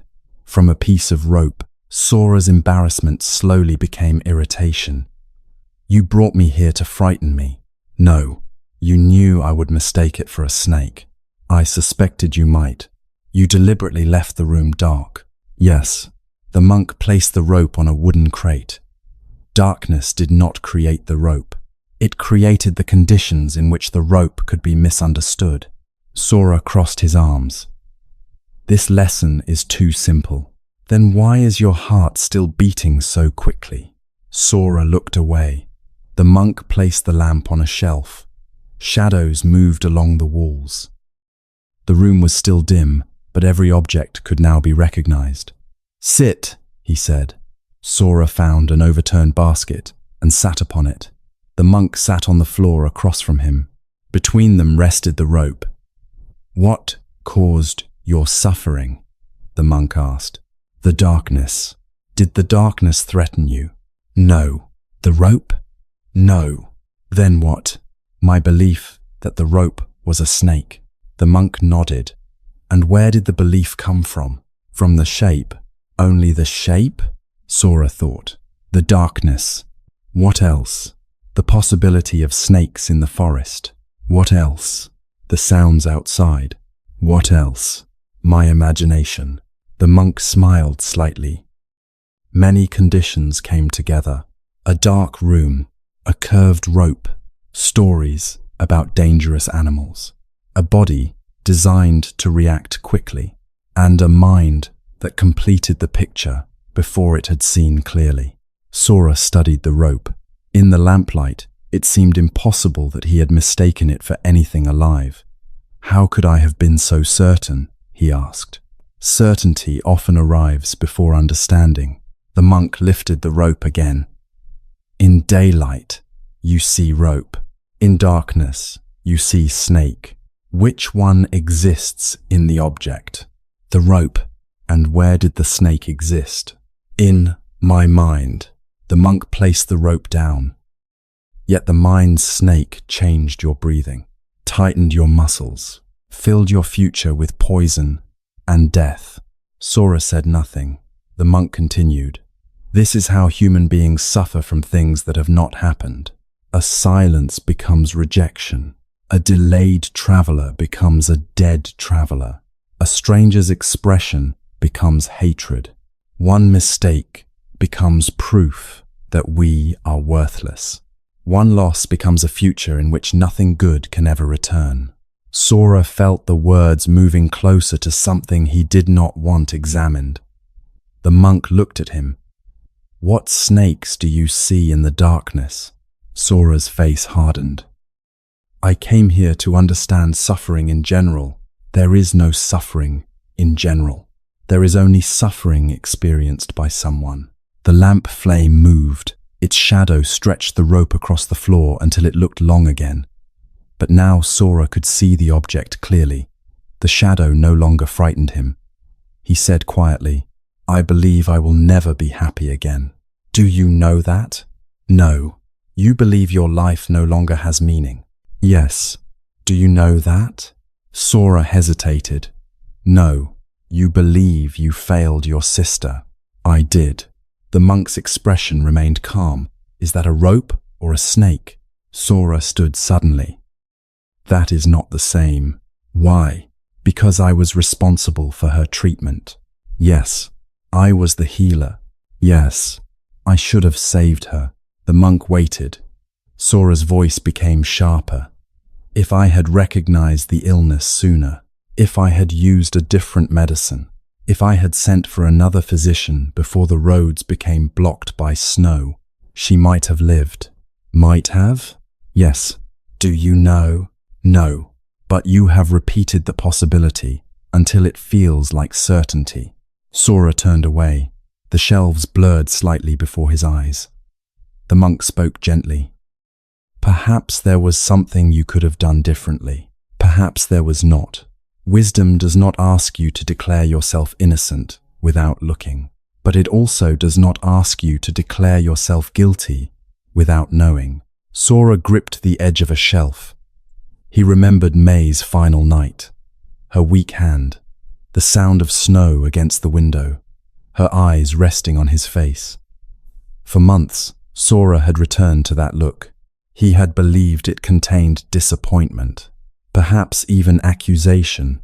The monk asked, "What did May say to you before she died?" Sora closed his eyes. "She asked whether I remembered catching snow when we were children. What else? She told me to rest. What else? She said not every pain was asking to be defeated. Did she say you had failed her? No. Did she blame you? No. Did she ask for another medicine?" Sora's throat tightened. "No." The monk's voice softened further. "Then where did you find the accusation?" Sora opened his eyes. The rope lay motionless beneath the lamp. "In her expression," he said. "What expression?" "The way she looked at me." "What did the look mean?" Sora began to answer, then stopped. He had always believed he knew, but what had he truly seen? May had been exhausted. Her eyes had been gentle, there had been pain in them, and perhaps sadness, but the meaning Sora had given that look had come afterward. "I do not know," he whispered. The monk nodded. The mind dislikes an empty space. When it does not know, it quickly creates a story. Sora lowered himself back onto the basket. "What if the story is true?" he asked. "It may be. Then how does questioning it help? Because truth can survive investigation. Fear prefers darkness." The monk reached for the lamp. He lowered the flame until the room became dim again. The rope's shadow widened. "Seeing clearly does not mean assuming every snake is a rope," he said. "It means bringing a lamp before deciding." At that moment, a faint sound came from behind the grain sacks, a dry movement. Then a soft hiss. Sora became still. The monk lifted the lamp. Something moved beneath the lowest shelf. A slender brown snake slid slowly into view. Its scales reflected the light. Its tongue moved in and out as it tested the air. Sora stepped backward. "This one is real." Yes, the monk did not approach it carelessly. He took a long wooden pole from the wall, then opened the broken shutter. Cold night air entered the room. With slow movements, he guided the snake away from the sacks. The creature coiled briefly. Its head rose. The monk waited. He did not strike it. He did not panic. He simply gave it space. After several moments, the snake lowered itself. It crossed the floor, moved through the open shutter, and disappeared into the grass outside. The monk placed the pole against the wall. Sora watched the empty opening. So there was a snake in the room. Yes, then my fear was not completely foolish. No, the monk sat again. This lesson is not that danger is imaginary. Some snakes are real. Some illnesses are serious. Some people deceive. Some losses arrive. He pointed toward the rope. But suffering grows when we react to every rope as though it carries fangs. Sora looked toward the open shutter. What is the difference between fear and wisdom? Fear decides before looking. Wisdom looks before deciding. And if there is no time to look, then the body acts. That is why fear exists. But after the moment has passed, wisdom must return and examine what fear believed. The monk raised the lamp. Fear says, everything in the darkness is dangerous. Carelessness says, nothing in the darkness is dangerous. Wisdom brings a light. They remained in the storage house for a while. The open shutter revealed a narrow piece of the night sky. Clouds had begun separating. One star appeared. Sora picked up the rope. It felt rough and dry. He closed his eyes and ran it through his fingers. Without sight, the object became uncertain again, but now he knew enough to remain curious. The monk asked, "What are you holding?" "A rope." "How do you know?" "I can feel the fibers." "Could it be something else?" "Yes." "Then why are you calm?" "Because I have examined it." The monk smiled. That is what understanding gives us. Not perfect control, a more honest relationship with uncertainty. They left the storage house. The monk carried the lamp this time. Its light illuminated a small circle of ground around their feet. Beyond that circle, the forest remained dark. Sora noticed how different the walk felt. Every sound still reached him. Branches cracked, leaves moved, something small ran through the undergrowth, but his mind no longer transformed each sound immediately into danger. He listened. He waited. He continued walking. Halfway back to the temple, they saw two figures standing beneath the trees. Sora stopped. The figures seemed to be whispering. When the lamp moved closer, he recognized two young novices. They were trying to cover a large clay jar with a cloth. The novices became silent when they saw Sora. Then one of them laughed. The other quickly covered his mouth. Sora's body tightened. A thought appeared instantly. They are laughing at me. Perhaps they had heard about the rope. Perhaps the monk had planned this lesson many times with other visitors. Perhaps Sora had become another foolish stranger frightened in the storage house. He felt embarrassment rise. Then anger. The monk continued walking. Sora followed him several steps, then stopped. "What are they laughing about?" he asked. The monk looked back. "I do not know." The old answer would not satisfy him. Sora turned and walked toward the novices. The boys looked nervous. "What is inside the jar?" Sora asked. One novice lowered his eyes. "Fermented beans." "Why are you hiding it?" "We were told to place it in the kitchen before sunset." The other novice whispered, "We forgot." Sora looked between them. "Why did you laugh when you saw me?" The younger boy pointed toward Sora's robe. Sora looked down. A long piece of frayed rope was hanging from his belt. He had unknowingly carried it from the storage house. One end dragged across the ground behind him like a tail. The novice tried not to laugh again. "We are sorry." Sora stared at the rope. Then, yet despite himself, he began laughing. The sound surprised all of them. Even the monk raised his eyebrows. Sora untied the rope and held it up. "You thought this was funny?" The older novice nodded cautiously. "It makes you look like a mountain spirit." Sora laughed again. For a few moments, the darkness of the forest felt lighter. He returned the rope to the old monk. "I saw another snake." The monk nodded toward the novices. "And did you bring a lamp?" I asked. Sometimes a question is a lamp. The novices carried the jar toward the kitchen. Sora and the monk returned to the temple courtyard. Before entering his room, Sora looked toward the sky.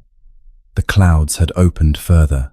Moonlight touched the edges of the temple roof. The monk handed him the rope. "Keep a piece. I already have an arrowhead, a wooden token, and May's hairpin. Then your pockets are becoming wiser than you are." Sora cut a short length from the frayed end. He turned it between his fingers. "What should I remember when I see it?" he asked. The monk replied, "Not every thought is a message. Not every fear is a prophecy. And not every shape seen in darkness is what the mind first names it." Sora went inside, but he did not immediately sleep.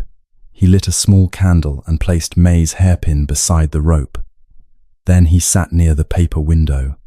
He allowed the memory of her final night to return, not the story he had repeated afterward, only what he had actually seen. The fire was low. Snow moved outside. May was weak. She asked him to rest. She spoke about catching snow as children. She held his hand. She looked at him. Sora paused there, at the look. The place where the accusation had always entered. This time, he did not complete the meaning. Perhaps she had been afraid. Perhaps she had been at peace. Perhaps she had wanted to comfort him. Perhaps she had known she was dying. Perhaps she had simply been tired. He did not know. The uncertainty hurt. But it was cleaner than false certainty. For months, he had heard May say, "You failed me." Yet those words had never passed her lips. They had been spoken by his own guilt, then placed inside her memory. Sora covered his face. Tears came again, but beneath them was a strange tenderness. "I am sorry," he whispered. He was not certain whether he spoke to May or to himself. The candle flame moved gently. A shadow of the hairpin appeared on the wall. The carved bird became enormous there. Its wooden wings stretched across the paper screen. Sora watched it. He knew the shadow was not the object. Yet the shadow was not completely unrelated. It came from the object meeting the light. Perhaps thoughts were sometimes like that, not meaningless, not always true. Shadows formed when memory met fear, when love met uncertainty, when pain met imagination. The answer was not to destroy every shadow, only to remember that a shadow was not the whole thing. Sora lay down. He placed the short piece of rope beside the iron arrowhead. Before closing his eyes, he asked himself, "What is true in this moment?" The room was quiet. The temple was safe. His body was tired. The candle was nearly finished. May was gone. He missed her. He did not know everything she had felt, and he did not have to invent an accusation to fill the silence. For tonight, that was enough. Tonight, perhaps there is a rope in the darkness of your own mind, something uncertain that has been given a frightening name. A delayed message becomes, "They no longer care about me." A mistake becomes, "I ruin everything." A change in someone's voice becomes, "They are angry with me." A difficult season becomes, "My whole life will be this way." A physical sensation becomes, "Something terrible is about to happen." An unknown future becomes, "I will not be able to survive it." These thoughts may feel real. Your body may react as though the danger is already present. Your heart may race. Your muscles may tighten. Sleep may move farther away. The ancient Buddhist teachings remind us that we do not experience the world only as it is.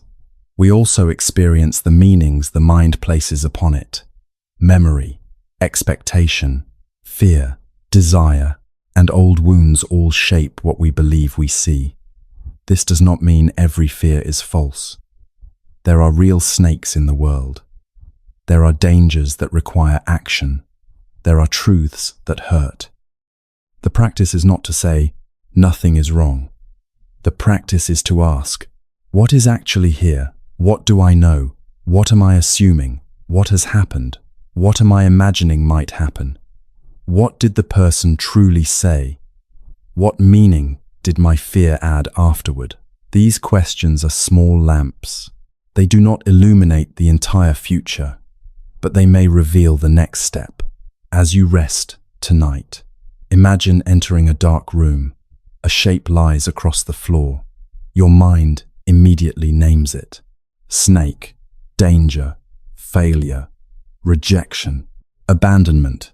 Before running, before attacking, before deciding that the worst is already true, pause, breathe once, then again, bring a gentle light. Not the harsh light of judgment, the quiet light of curiosity. Perhaps the snake is real. Then clarity will help you respond wisely. Perhaps it is only a rope. Then clarity will allow your body to release what it no longer needs to fear. And perhaps some things cannot yet be known. In that case, you may practice saying, "I do not know." These words are not weakness.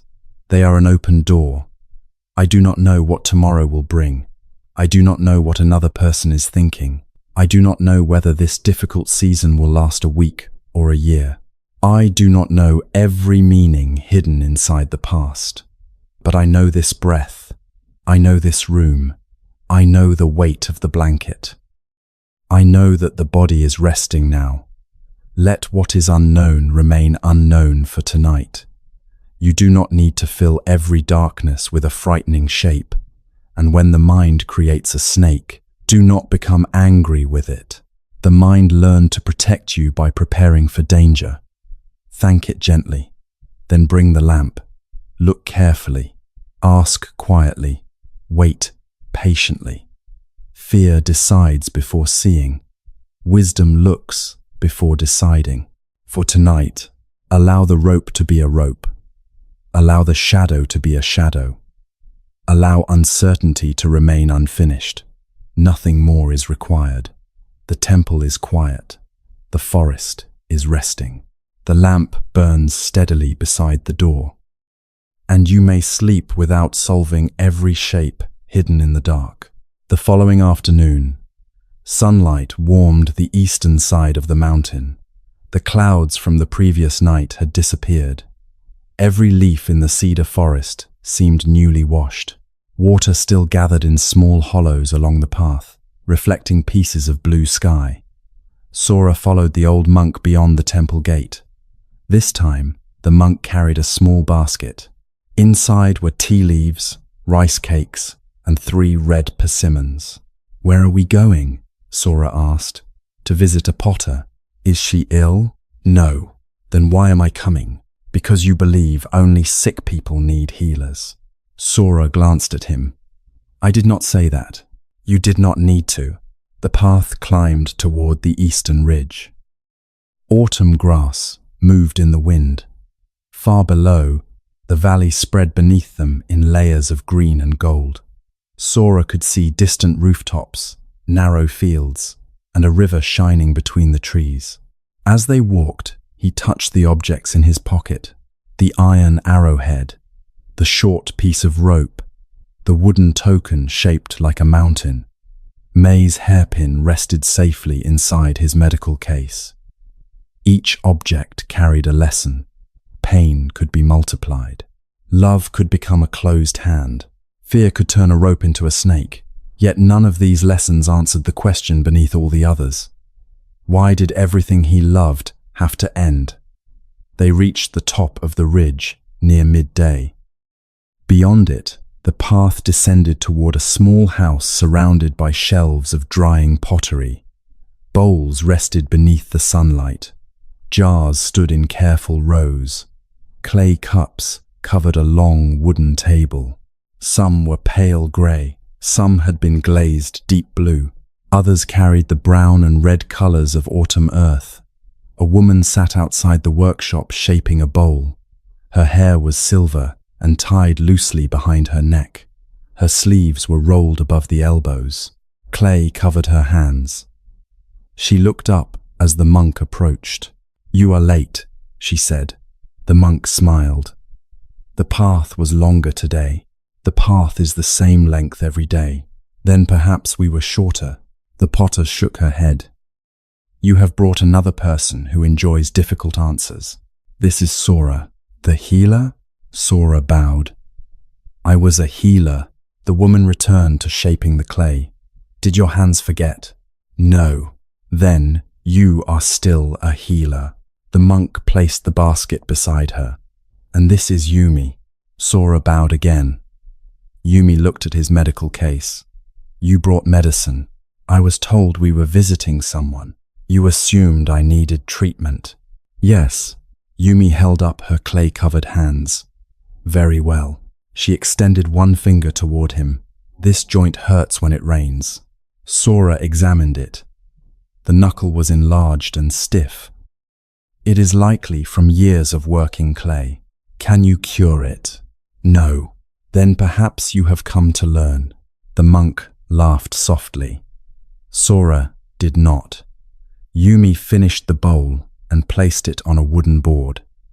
Then she stood. Tea is inside. The workshop was warm from the kiln. Shelves covered every wall. Some held finished pottery.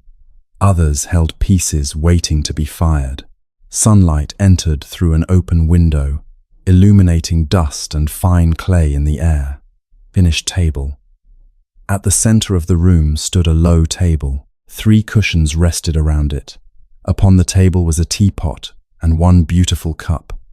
The cup was unlike the others. Its glaze was the color of evening sky after rain, deep blue near the rim, fading into silver near the base. A thin white line circled the middle like a distant cloud. Yumi lifted it carefully. "This is my finest cup," she said. Sora examined it.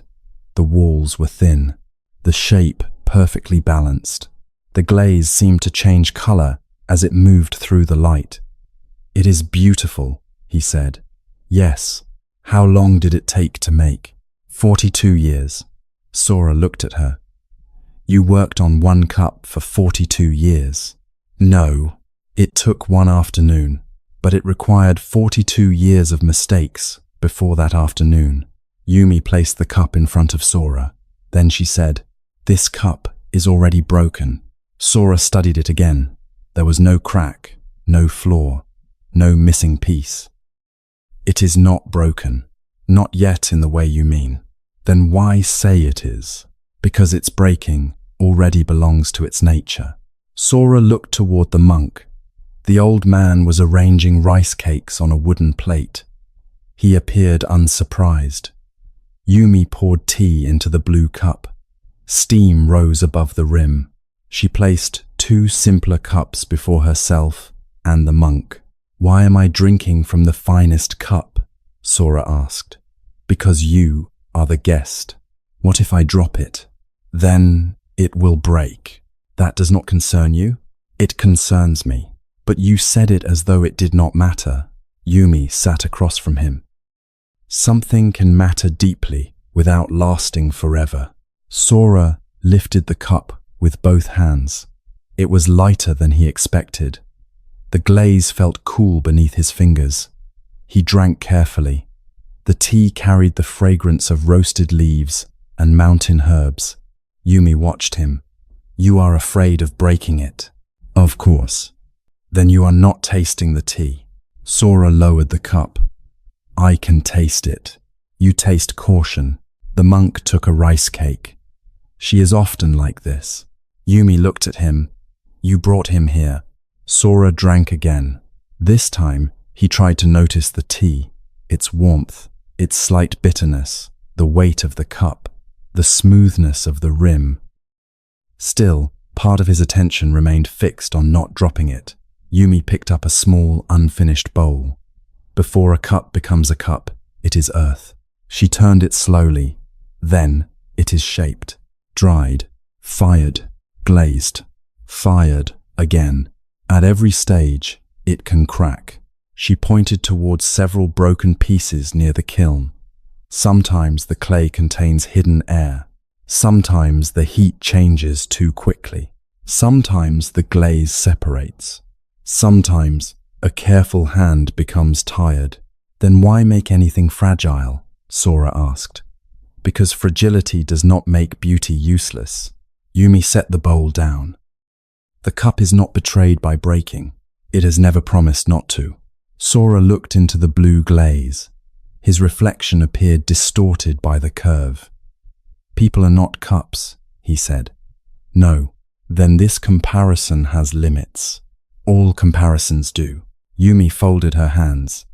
"But people also arise from conditions. They grow, they change, they age, they become ill, they die." Sora's expression hardened. "You speak of death very easily. I speak of it often. That does not mean you understand it. No, she met his eyes. But avoiding the word has never prevented it. The workshop became quiet. Outside, a bird called from the garden. Yumi reached toward the cup. May I show you something? Sora handed it to her carefully. She turned the base toward him. A tiny mark had been carved into the clay. 2 curved lines crossing beneath a plum blossom. My husband made that mark, she said. He was also a potter. Sora looked at her. Is he dead? For 17 years. She traced the mark with her thumb.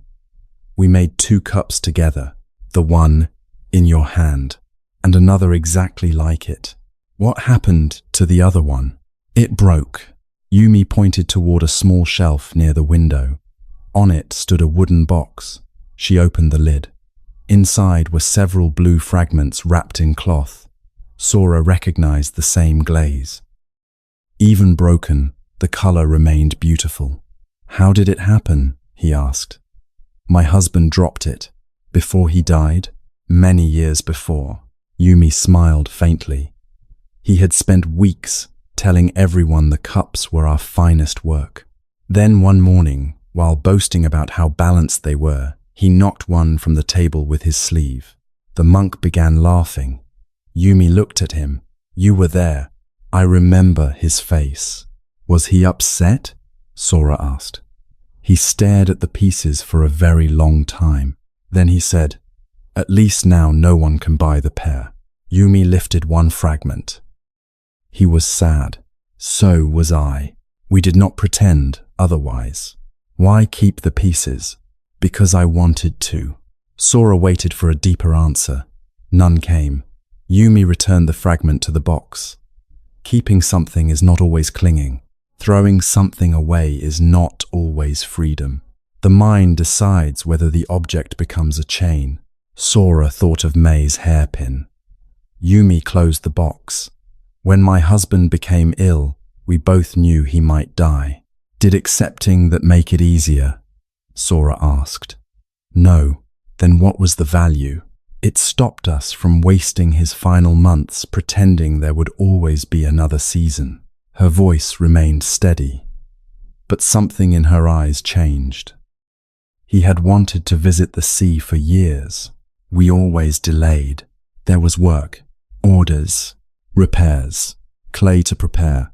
She looked toward the open window. When the physician told us his illness could not be cured, we closed the workshop. We walked to the coast. Slowly. It took many days. Was he strong enough? Some days. On other days, we rested beside the road. Yumi smiled. When we reached the sea, he complained that it was too loud. The monk smiled into his tea. Yumi continued. We stayed for 12 days. We watched fishing boats leave before dawn. We ate badly cooked noodles from a market stall. We slept in a room where rain came through the roof. He said it was the best journey of his life. Her smile faded gently. If we had insisted that death remain unspoken, we might have spent those months working beside each other without ever truly seeing each other. Sora looked at the blue cup. Knowing he would die did not destroy your happiness. It broke the illusion that happiness could be postponed forever. Those words settled into the room. Yumi poured more tea. People believe impermanence is only the reason they suffer, but impermanence is also the reason anything is possible. Sora frowned. How? The child becomes an adult. The wound becomes a scar. Winter becomes spring. Grief changes shape. An empty field becomes a harvest. She held up the unfinished bowl. If nothing changed, clay would remain mud. The monk nodded. And students would remain foolish. Sora glanced at him. Some teachers also remain difficult. Yumi laughed. For a while they ate rice cakes and listened to the quiet sounds of the workshop. The fire inside the kiln shifted. Wood cracked softly. A breeze entered through the window. Near the wall stood a narrow shelf holding several newly glazed cups. A small grey cat slept beneath it. The cat opened one eye, then the other. It stretched, its back arched, its tail rose. Yumi glanced toward it. "Mochi," she said. "Leave the shelves alone." The cat ignored her. It stepped onto a low stool, then onto a crate. Sora watched. The cat looked toward the table. Perhaps it smelled the rice cakes. It jumped. Its hind leg struck the edge of the shelf. Several cups rattled. Yumi reached out. The monk lifted the teapot. Sora instinctively moved the blue cup away from the edge of the table. For a moment, nothing fell. Then one newly glazed bowl rolled from the top shelf. It struck the floor and shattered. The cat disappeared through the doorway. Sora looked at Yumi. She stared at the broken bowl. It had been painted with small white cranes. Now 3 large fragments lay among many tiny pieces. "You expected that," Sora said. "I expected that something would break eventually. Are you not upset?" "I am." She stood and walked toward the fragments. Sora watched her face. There was disappointment there. Real disappointment. She knelt. That bowl came through both firings without a crack. "I liked the way the cranes turned out." The monk crouched beside her. The cat disagreed. Yumi gave him a tired look. She picked up the largest fragment, then placed it in a wooden tray. "You said the cup was already broken," Sora said. "Does that mean every object should be treated as though it means nothing?" Yumi shook her head. "It means the opposite." She collected another piece. "When I remember that a bowl will not last forever, I become more careful with it. I notice its color. I use it instead of saving it for a perfect day. I do not assume I will have another chance to enjoy it." She held up a fragment painted with half a crane. Knowing it can break makes its unbroken moments more precious. Sora knelt to help. The monk brought a broom. Together, they gathered the pieces. As Sora reached beneath the shelf, his sleeve caught the blue cup on the table. The cup shifted. He heard the scrape of clay against wood. He turned quickly. The cup tipped over the edge. Sora reached for it. His fingers touched the rim, but not enough. The cup fell. For a single suspended instant, it seemed to remain in the air. The blue glaze caught the sunlight. Then it struck the stone floor. A sharp sound filled the workshop. The cup broke into 4 large pieces. Several smaller fragments scattered beneath the table. Tea spread across the floor. No one moved. Sora stared downward. His chest tightened. "I am sorry." Yumi looked at the pieces. The monk remained silent.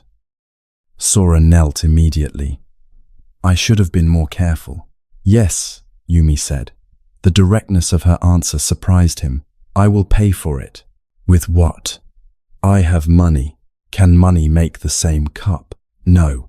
"Can it return the afternoon when my husband and I made it?" "No." "Then payment will not restore it." Sora looked ashamed. "What can I do?" "First, move your hand." He looked down. One sharp fragment lay beneath his palm. He pulled back. A thin line of blood appeared across one finger. Yumi took his hand. The healer became the patient again. She washed the cut and wrapped it with a narrow strip of cloth. "It is small," she said. "It will heal." Sora looked at the shattered cup. "You trusted me with it." "Yes." "And I broke it." "Yes." He waited for anger. It did not come. "Why are you so calm?" "I am not completely calm." Yumi sat on the floor. She picked up one blue piece. Her thumb rested over the mark her husband had carved. "I loved this cup." Sora saw tears gathering in her eyes. She did not hide them. "I drank from it after he died. I used it each year on the day we first opened the workshop. I remembered the afternoon we made it." Her voice became quieter. "Now it is broken." Sora looked away. His guilt grew heavier. Yumi breathed slowly. Then she said, But its breaking does not erase those mornings. It does not remove the tea. It does not remove his hands. It does not remove the years I used it. She held the fragment carefully. The cup was never responsible for keeping my husband alive. Sora's eyes lifted toward her. Yumi looked at him. And your grief is not responsible for keeping your sister alive. The words entered before he could protect himself from them. He felt May's hairpin inside his medical case, the empty vase in their house, the flowers he had refused to replace, the meals he no longer tasted. Sora whispered, "If I accept that she was always going to die someday, it feels as though her death should not hurt." Yumi shook her head. Acceptance does not make the heart into stone. It allows the heart to grieve what actually happened, without adding the demand that life must obey our wishes. But she died too young. Yes, she should have had more time. I understand why you feel that. She was kind. Yes, she did not deserve it. No one earns death by being kind or cruel. Sora's voice tightened. Then what is the meaning of all this? Yumi studied him. Why must impermanence have a meaning before you accept that it exists? Sora became silent. The monk sat beside them. People often believe acceptance is an answer, he said. It is not always an answer. Sometimes it is the end of demanding one. Sora looked at the pieces. The cup had not become less beautiful because it was broken. Its blue glaze still held the afternoon light, but it could no longer contain tea. That function was over. The mind protested. It should still be whole. It should still be on the table. He should have moved more carefully. The moment should have happened differently. All these thoughts were understandable, yet none could reassemble the cup. Sora felt the second arrow again. The event was already complete. The cup had fallen. Now his mind tried to replay the movement. A faster hand, a different sleeve, one step to the left, a world in which it had not happened. He closed his eyes. What is true in this moment? The monk asked. Sora breathed. The cup is broken. Yes, I am sorry. Yes, Yumi is sad. Yes, I cannot change what happened. Yes, and what can you do? Sora looked at the fragments. Help gather them. The monk nodded. They collected every visible piece. Even the smallest fragments were placed into a wooden tray. Yumi did not throw them away. Instead, she carried the tray to the back of the workshop. Sora followed. Behind the kiln was a narrow garden. A stone path wound between herbs, small maple trees, and clay jars filled with rainwater. At the center stood a low wall, decorated with pottery fragments, red, white, green, brown, blue. The pieces had been pressed into mortar like a mosaic. Some still showed parts of painted flowers, fish, birds, clouds. Yumi touched the wall. These are pieces from the workshop. Failures? Some. Accidents? Many. Old bowls? Yes. She placed the tray beside the wall. Not everything broken must become what it was before. Sora looked at the fragments. What will the cup become? I do not know yet. She held up the piece containing her husband's mark. This one I may keep. Others may become part of the garden wall. One may rest beneath a flower pot. Perhaps the smallest pieces will return to the earth. Does that make the breaking good? No. Then why use the pieces? Because life continues asking what can be done with what remains. The garden was quiet. A maple leaf detached from a branch. It turned once in the air, then settled inside a rain jar. Yumi watched it. When my husband died, people told me to rebuild my life. I hated those words. Why? Because I did not want another life. I wanted the one I had. Sora understood. For a long time, she continued, I believed healing meant becoming the woman I had been before his illness. But that woman was gone too. What did you do? I stopped trying to return. She looked toward the wall of broken pottery. I began asking what could be made from the life that remained. Sora's eyes moved across the fragments. Each had once belonged to a complete object. None could return to that form. Yet together, they created something new, not a replacement, not a denial, a continuation. Yumi sat on a stone bench. Sora sat beside her. The monk remained near the rain jar. Sora said, I do not know what remains of my life. You remain. That does not feel like enough. It does not have to feel enough today. She pointed toward the kiln. Clay does not become a cup because we shout at it to change. First it is kneaded, then shaped, then allowed to dry. If fired too soon, it cracks. Sora looked at his bandaged finger. So grief needs time. Yes, but time alone is not always enough. What else? Attention, patience, truth, compassion, and sometimes the willingness to become a shape you did not choose. The monk turned from the rain jar. That last one is the most difficult. Yumi smiled. That is why I said it last. They remained in the garden until the light began to soften. Before leaving, Yumi gave Sora a small blue fragment from the cup. It was curved like a piece of moon. I cannot take this, he said. You already took it from the table to the floor. Sora lowered his eyes. I am still sorry. I know. She placed the fragment in his palm. Do not carry it as punishment. Then why carry it? To remember that precious things do not need permanence in order to be precious. Sora closed his fingers around the shard, then remembered the lesson of the empty hand. He loosened them again. Yumi noticed. Good. They began walking back toward the temple. The afternoon sun had turned orange. Long shadows crossed the path. For a while, neither Sora nor the monk spoke. At last, Sora asked, Do you truly see every cup as already broken? The monk nodded. And every person as already dead? The monk considered his answer. I remember that every life will end. That is not the same as seeing the living as dead. What is the difference? One ignores life. The other makes life impossible to ignore.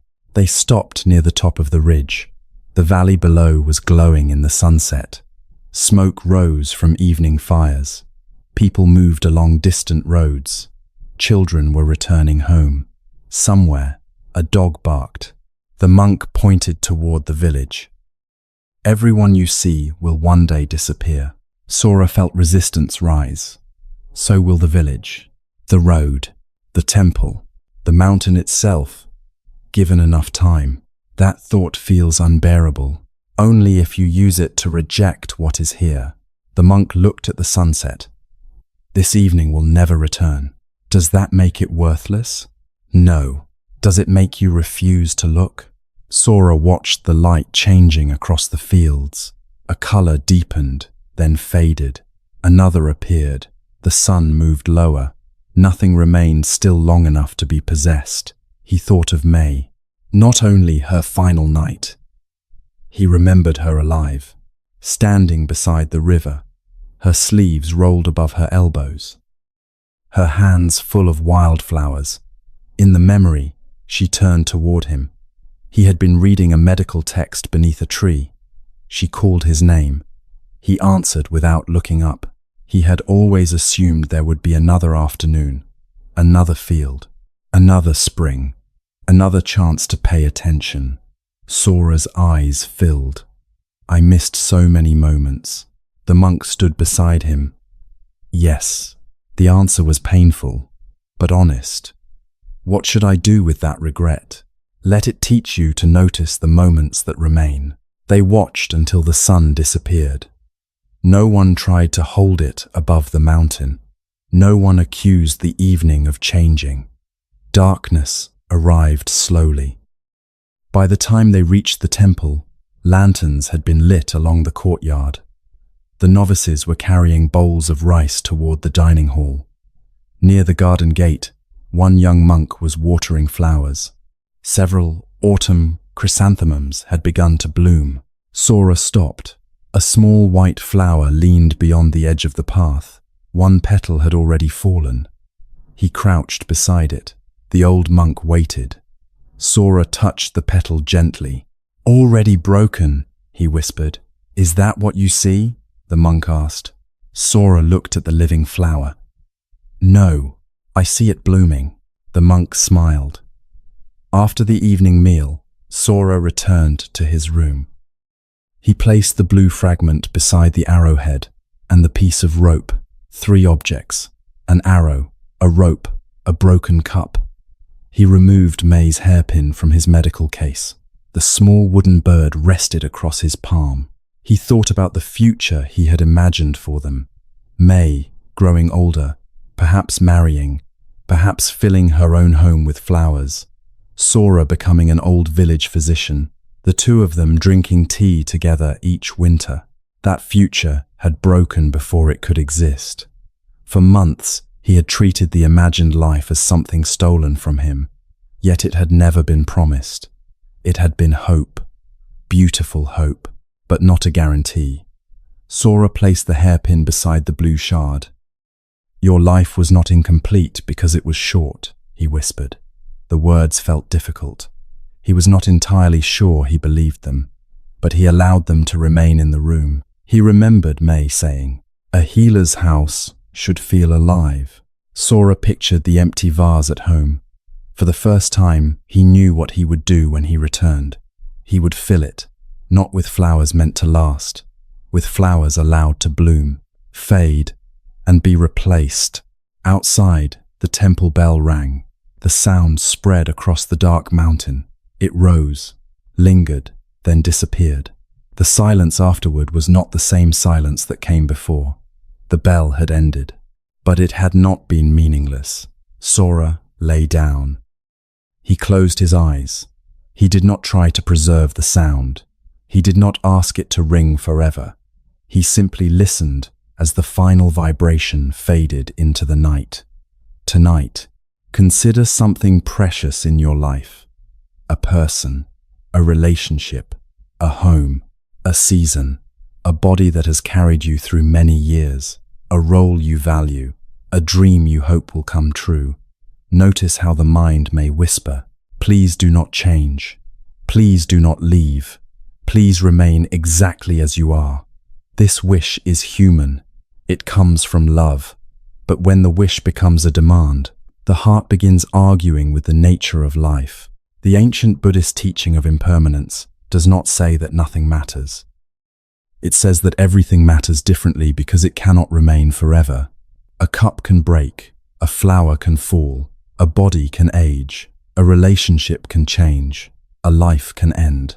Knowing this does not require us to become cold. It may invite us to become more present. Imagine holding a beautiful cup. You know it will not last forever. Perhaps not today, perhaps not for many years, but one day it will return to dust. Because you know this, you feel its warmth, you notice its color, you drink the tea instead of saving the cup for a perfect occasion. You hold it carefully, but not fearfully. Now, imagine sitting beside someone you love. You remember that neither of you will remain unchanged. You do not use this knowledge to ruin the moment. You allow it to wake you inside the moment. You listen more fully. You put down the distraction. You notice the face before you. You say the words you have delayed. You allow an ordinary afternoon to be enough. Impermanence is not only the reason we lose, it is also the reason we grow. Because the night changes, morning comes. Because winter changes, seeds open. Because sorrow changes, the heart may one day hold tenderness beside it. Perhaps something in your life has already broken. A plan, a trust, a home, a future you believed was certain. You do not need to call the breaking good. You do not need to be grateful for every loss. You do not need to pretend the fragments do not cut. Simply ask, what remains? What can be held gently? What new shape might life slowly take? Not every broken thing must return to what it was. Sometimes healing is not restoration. Sometimes it is transformation. A fragment may become part of a garden wall. An old grief may become compassion. A lost future may create space for a life you had never imagined. And some pieces may remain only pieces. Even then, they do not erase what once was whole. As you breathe tonight, imagine placing your hand around the moment you are living now. Do not close your fist. Let the moment rest upon an open palm. It is here. It is changing. It is precious. You do not have to make it permanent before you are allowed to love it. You do not have to keep it forever before you are allowed to be grateful. The bell rings. The sound fades. The flower blooms. The petal falls. The cup warms your hands. One day, it breaks. And still, the sound was real. The flower was beautiful. The tea was warm. The love mattered. For tonight, let impermanence be not a threat, but an invitation to arrive fully in the life that is here. Before the light changes, before the season turns, before another ordinary moment becomes a memory. Breathe slowly. Hold gently. Look closely. This moment will not remain, and that is why it is worth noticing now. The following morning, angry voices rose beyond the temple gate. They cut through the quiet courtyard like an axe striking dry wood. Sora was washing his face beside the stone basin when he heard them. One voice belonged to a young novice. The other was deep, rough, and filled with fury. I did not climb this mountain to wait outside. The morning meditation has not ended, the novice replied. Then end it. I cannot end meditation for everyone. Tell the old monk that Hero, the blacksmith, has come. Sora dried his face and crossed the courtyard. At the gate stood a broad-shouldered man wearing a smoke-darkened robe. His arms were thick from years of hammering iron. A leather apron had been folded beneath one arm. The skin of his face was weathered by heat. His right hand was wrapped in a stained cloth. The novice stood nervously between him and the gate. When Hero saw Sora, he pointed. You are the healer. Sora stopped. How do you know? Everyone in the valley knows a healer came to the temple asking questions. Hero lifted his bandaged hand. Look at this. Sora approached. The cloth smelled of ash and old medicine. When he unwrapped it, he found a burn crossing the center of the palm. The skin was blistered and swollen. How did this happen? Hero pulled his hand away. It does not matter. It matters if you want it treated. The blacksmith looked toward the meditation hall. I came to speak with the monk. He will come when meditation ends. I have already waited 3 days. You said you climbed the mountain this morning. I have waited 3 days in my mind. The old monk's voice came from behind them. That is often the longest kind of waiting. Hero turned. The monk crossed the courtyard carrying a wooden bucket. His expression was calm. You know why I am here, Hero said. I know you are angry. My brother betrayed me. Yes. He stole from me, so I heard.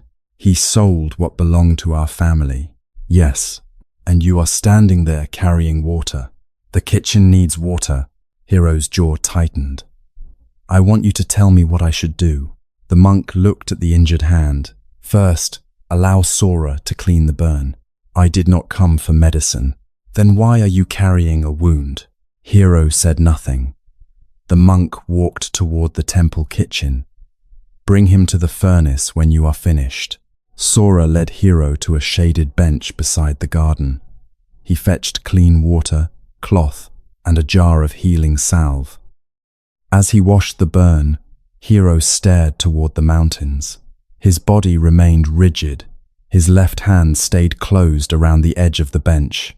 "This did not happen at the forge," Sora said. Hero looked at him. "How do you know? The burn crosses the palm unevenly.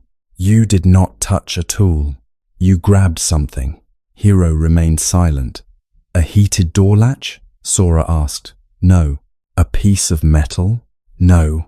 "Then what?" The blacksmith looked away. "A coal." Sora stopped cleaning the wound. "With your bare hand?" "It was not glowing." "Then how did it burn you?" "It was hotter than it looked." Sora applied the salve carefully. "Why did you pick it up?" Hero's face hardened again. "I was going to throw it." "At whom?"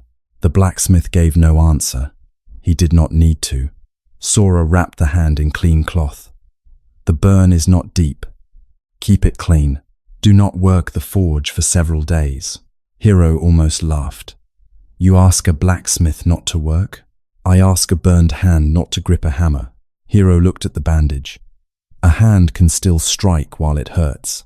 "Yes, and usually strikes badly." The blacksmith stood. "Take me to the monk."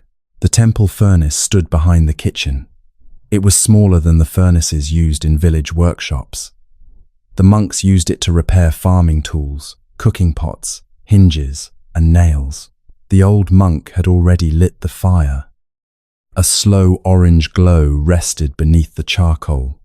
A pair of iron tongs lay beside the furnace. Hero entered and looked around with contempt. "You call this a forge? It becomes a forge when something is shaped in it." The monk handed him a piece of iron. "Can this be made into a hook for the temple gate?" Hero examined it. "With enough heat, then begin." Hero stared at his bandaged hand. "I cannot hold the hammer properly." The monk nodded. "Then Sora will strike." Sora looked at him. "I am a healer. Today you are a hammer." Hero placed the iron inside the charcoal. Then he sat beside the bellows and began feeding air into the furnace with his left hand. The fire brightened. Orange became yellow. Heat filled the small room. Sora lifted the blacksmith's hammer. It was heavier than he expected. "Not yet," Hero said. "The iron is still too cold." They waited. The fire breathed. Charcoal shifted and cracked. Small sparks rose into the air. The monk sat near the doorway. "What did your brother take?" he asked. Hero continued working the bellows. "Our father's forge." "A building?" "The building. The land. Half the tools. And the family seal." "How?" "He forged my name on a contract." The blacksmith's voice grew harder. "He told a merchant that we had agreed to sell the northern half of the workshop. Then he took the payment and disappeared." "How long ago?" 7 months. The iron began to glow dark red. Hero looked at it. "Still not ready." The monk asked, "Why did your brother need the money?" "Gambling." "You are certain?" "I found the debts." "Where is he now?" "In the riverside town." "He returned?" Hero's left hand tightened around the bellows handle. He opened a knife stall with the money he had left. Sora watched the fire. "What do you intend to do?" Hero looked at him. "What would you do?" I asked first. The blacksmith leaned closer to the furnace. "I will destroy the stall." The monk's expression did not change. "And after? I will take back what is mine. And after, I will make sure he can never betray anyone again. And after?" Hero stopped moving the bellows. "There is no after. There is always an after." The iron now glowed bright orange. Hero lifted it with the tongs and placed it on the anvil. "Strike." Sora raised the hammer. "Where?" "Here." Hero pointed near the end of the iron. Sora struck. The sound exploded through the furnace room. Metal against metal. A sharp, ringing note. "Again," Hero said. Sora struck again. Then again. The end of the iron slowly flattened. "Not so hard," Hiro said. "You will split it." "I thought iron required strength. It requires control." Sora adjusted his grip. He struck with less force. The iron began taking shape. The monk asked, "Does anger make the arm stronger?" Hiro replied without looking up, "Sometimes." "Does it make the eye clearer?" "No." "Does it improve the hand?" "No." The iron darkened. Hiro returned it to the fire. He worked the bellows again. The room filled with heat. "My anger is not the problem," he said. "My brother is the problem." The monk lifted a small piece of charcoal. "This is not burning." He placed it in Hiro's left palm. "Hold it." Hiro looked irritated, but obeyed. The monk reached toward the furnace with the tongs. He removed a glowing coal. It pulsed red beneath a layer of grey ash. "If you wish to injure your brother with this coal," the monk asked, "when would it begin burning you?" Hiro looked at the glowing piece. "Before I threw it." "And if you refused to release it, it would burn through the hand." The monk returned the coal to the furnace. Anger often promises that someone else will feel the fire. But first, it requires a place to live. Hiro dropped the cold charcoal onto the floor. "You think I should forgive him?" "I have not said that." "You think I should forget what he did?" "No." "You think I should invite him home and pretend we are brothers again?" "No." Hiro looked confused. "Then what are you saying?" The monk pointed toward the fire. "Fire in a furnace can shape iron. Fire on the floor can burn down the workshop. Anger is fire. It may reveal that something is wrong. It may give you energy to protect what matters. But if you do not contain it with awareness, it will choose its own work." Hiro stared into the furnace. Sora remembered the night May died. He had not only felt grief, he had felt anger. At the illness, at the winter roads, at every medical teacher who had not given him enough knowledge, at the villagers who recovered while May did not, at May for becoming ill, at himself for failing to stop it. He had hidden the anger beneath the name of sorrow, but it had continued burning. The iron brightened again. Hiro removed it with the tongs. "Strike," he told Sora. Sora raised the hammer. The blacksmith guided him. "Here, then turn the end. Now, strike from the side." The metal slowly curved. A hook began appearing. Hiro's breathing changed as he worked. The rage in his voice became quieter. His attention entered the iron, the heat, the angle, the rhythm. Strike, turn, strike. Return to the fire, wait. The monk watched. After several rounds, the hook was nearly complete. Hiro inspected it. "The curve is uneven." Sora wiped sweat from his forehead. "Then you should have chosen a better hammer." For the first time, the blacksmith smiled slightly. The monk noticed but said nothing. As the iron heated again, footsteps approached outside. A young woman appeared at the furnace entrance. She carried a folded letter. Hiro's smile disappeared. "What are you doing here, Nami?" The woman bowed. She appeared to be in her early 20s. Soot stained the sleeves of her robe. "I went to the workshop," she said. "They told me you had climbed to the temple." Hiro looked toward the letter. "Who sent that?" "Your brother." The blacksmith's entire body became rigid again. "Burn it." Nami hesitated. "He asked me to place it in your hand." "My hand is burned." "Then take it with the other." Hiro glared at her. "You speak like your mother. She was your sister. She was stubborn. So are you." The monk moved aside. "Come in, Nami." She entered and gave the letter to Hiro. He refused to take it. She placed it on the anvil. The iron beside them glowed. The paper rested only a short distance away. "Throw it into the furnace," Hiro said. Nami looked at him. "Read it first. I know what it says." "You have not opened it. I have heard every lie he knows." Nami's voice remained steady. Then reading one more will change nothing. Hiro looked toward the old monk. Did you plan this? No. Did you send for her? No. Nami shook her head. No one sent for me. She looked at the unfinished gate hook. My father taught you to make that curve. Hiro's face changed. Your father taught both of us.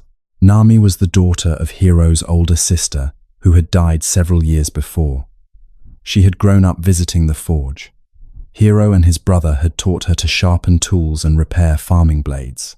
What does your uncle want? The monk asked. Nami answered, to meet Hiro beside the old bridge at sunset. For what purpose? He says he wants to confess what happened. Hiro laughed bitterly. He already confessed when he disappeared with the money. Nami looked at the bandaged hand. What happened? Nothing. You burned it. That is not your concern. You nearly burned the knife stall 2 nights ago.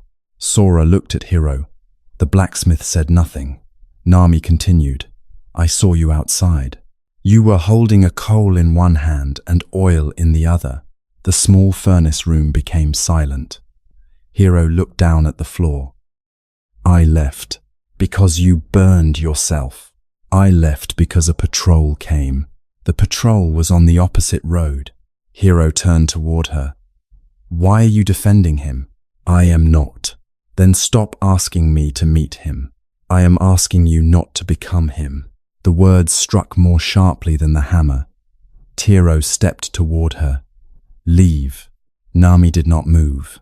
You taught me that a blade is judged by what it cuts, not by how brightly it glows in the forge. Hiro's face reddened. You know nothing about this. I know our family has already lost one workshop. I do not want to lose you to a prison. Hiro looked away. The old monk picked up the letter. He held it toward the blacksmith. You may read it. You may burn it. You may meet your brother. You may refuse. Which is right? Hiro asked. I do not know. Then why are you here? To help you choose without a coal in your hand. Hiro stared at the letter. At last, he took it. The paper trembled slightly between his fingers. He broke the seal. The letter was short. His eyes moved across it once, then again. What does it say? Nami asked. Hiro's voice became flat. He admits using the family seal. He admits selling the land. He says no one else helped him. He says the merchant still has the original contract. Anything else? The monk asked. Hiro folded the letter. He says he will testify that the signature was false. Nami exhaled slowly. That could return the land. Perhaps. Why would he confess now? Sora asked. Hiro's mouth tightened. He says he is ill. What kind of illness? He does not say. The blacksmith threw the letter onto the anvil. There. Now I know the next lie. Sora watched him carefully. You believe he is pretending? Yes. Do you know? No. Hiro looked toward the piece of rope hanging from Sora's belt. But you are going to ask whether it is a snake. Sora touched the rope. Yes. Hiro turned back toward the furnace. He always cried when he was caught. He always promised to change. He always found a reason that nothing was his fault. The monk said, Then caution is reasonable. Hiro looked surprised. You agree with me? I agree that trust should not be given blindly. Then I should not meet him. I did not say that either. Hiro's anger returned. You turn every answer into mist. And you turn every uncertainty into a weapon. The furnace cracked loudly. A small spark landed on the floor. Nami stepped on it before it could reach the paper. The monk continued. Forgiveness is not the same as trust. It is not the same as reconciliation. It does not cancel consequences. It does not require you to place the family seal back in the hand that misused it. Hiro listened despite himself. Then what is forgiveness? He asked. The monk looked toward the glowing iron. It is refusing to keep drinking poison while waiting for another person to become sick. Hiro's eyes narrowed. That sounds too easy. It is rarely easy. What if he deserves my anger? Perhaps he does. What if anger is the only thing that proves I will not accept what happened? Then use it to seek justice, not to destroy yourself. The monk pointed to Hero's bandaged palm. This wound did not return the land. It did not punish your brother. It only burned the hand that still needs to rebuild. Hero looked at the white cloth around his palm. Nami approached the anvil. She picked up the unfinished hook. The iron had cooled almost completely. You told me once, she said, that metal must be worked while it is hot. Hero nodded. But not while the blacksmith is blind. She placed the hook back into the furnace. Hero sat heavily on a wooden stool. For the first time since arriving, his shoulders lowered. I think about him every night, he said. No one interrupted. I imagine the stall burning. I imagine him begging. I imagine taking the forge hammer and breaking every knife he made. His voice became quieter. Sometimes I imagine striking him. Nami looked down. Hero continued. Then morning comes. My wife speaks to me, and I do not hear her. My son asks me to repair a toy, and I shout. I ruin metal because my attention is somewhere else. He opened his left hand. The man stole half the workshop once. Since then, I have given him every evening. The monk nodded. That is how anger collects interest. Hero gave a bitter smile. You speak as though I chose it. Not at first. The monk sat beside him. Anger often arrives before invitation. A boundary was crossed. A trust was broken. A wound appeared. The body says, this must not happen again. That is useful? It can be. Then why does everyone tell angry people to calm down? Because they are often afraid of the fire. The monk looked into the furnace. But telling a fire not to be hot does not extinguish it. One must understand what feeds it. Hero was silent. What feeds yours?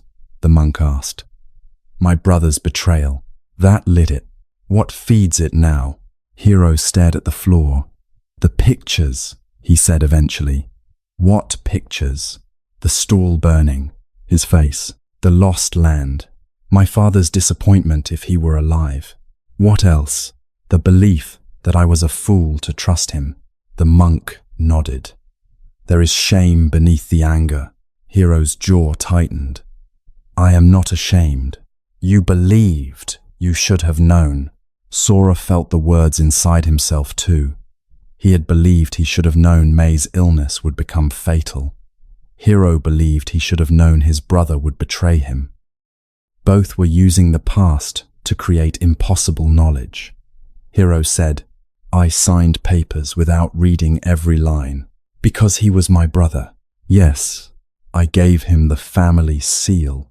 Yes, that was foolish. Perhaps it was trusting. Trusting a thief is foolish.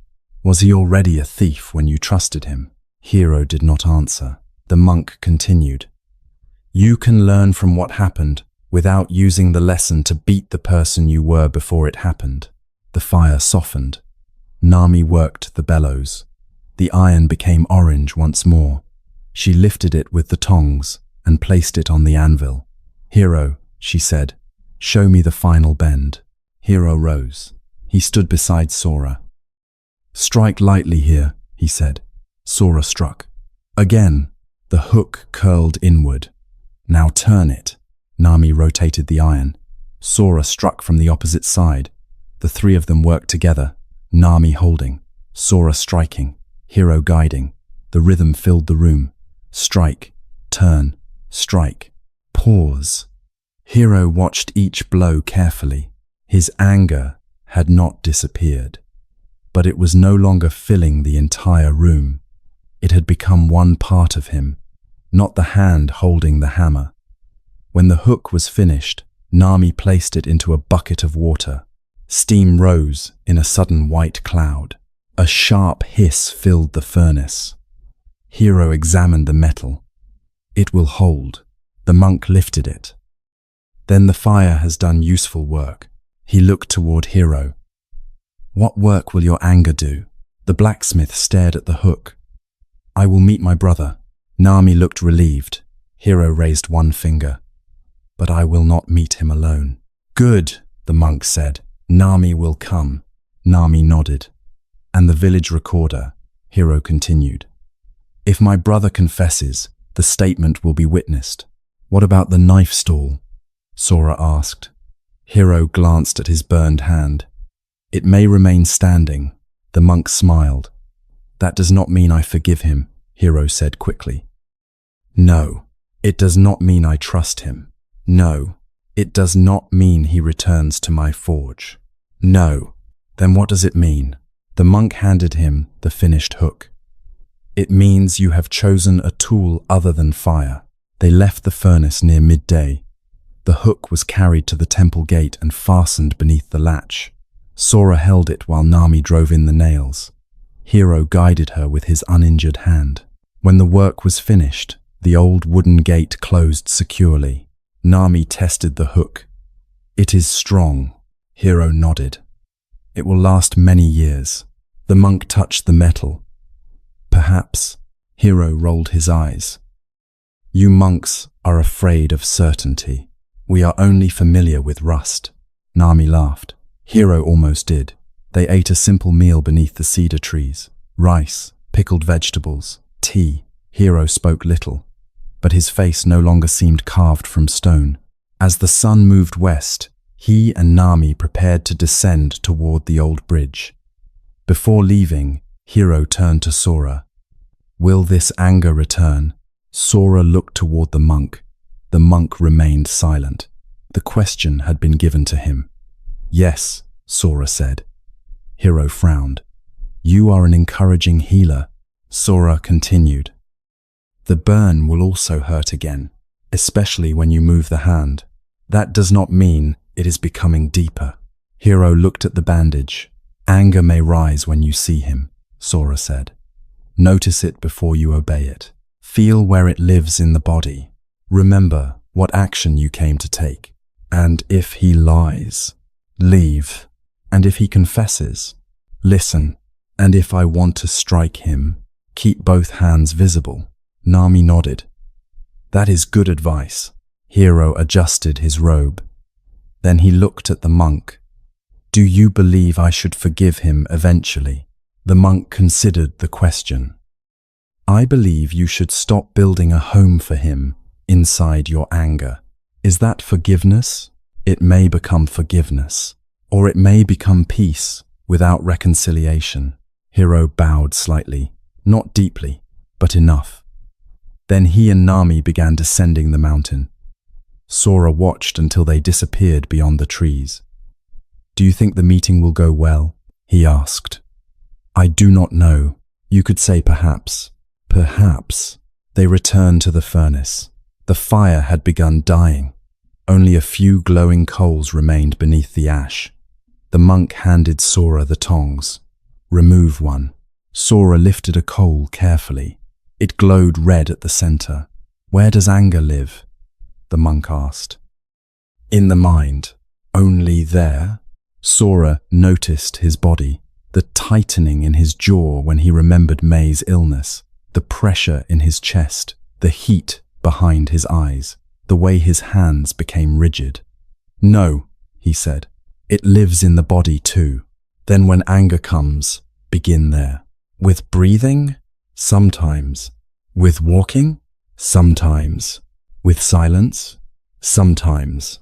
The monk pointed toward the coal. An angry mind often wants immediate action. It says, speak now, send the letter, strike the blow, make the decision. What should we do instead? Place the coal where it cannot burn the house. Sora lowered it into the center of the furnace. The monk continued. Wait until the body is no longer demanding destruction. Then ask what the anger protects.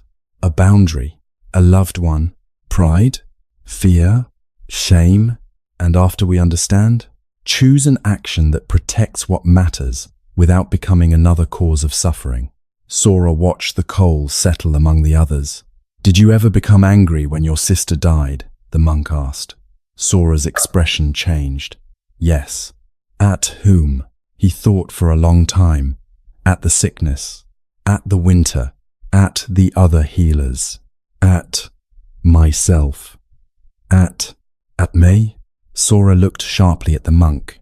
No. The old man waited. Sora remembered the final weeks. May refusing food. May saying she was tired of medicine. May asking him to sit rather than search another book. He remembered anger rising when she would not swallow another bitter drink.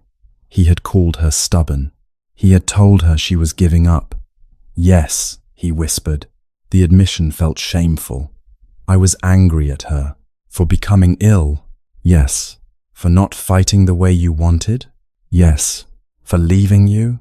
Sora closed his eyes. Yes. The furnace blurred behind tears.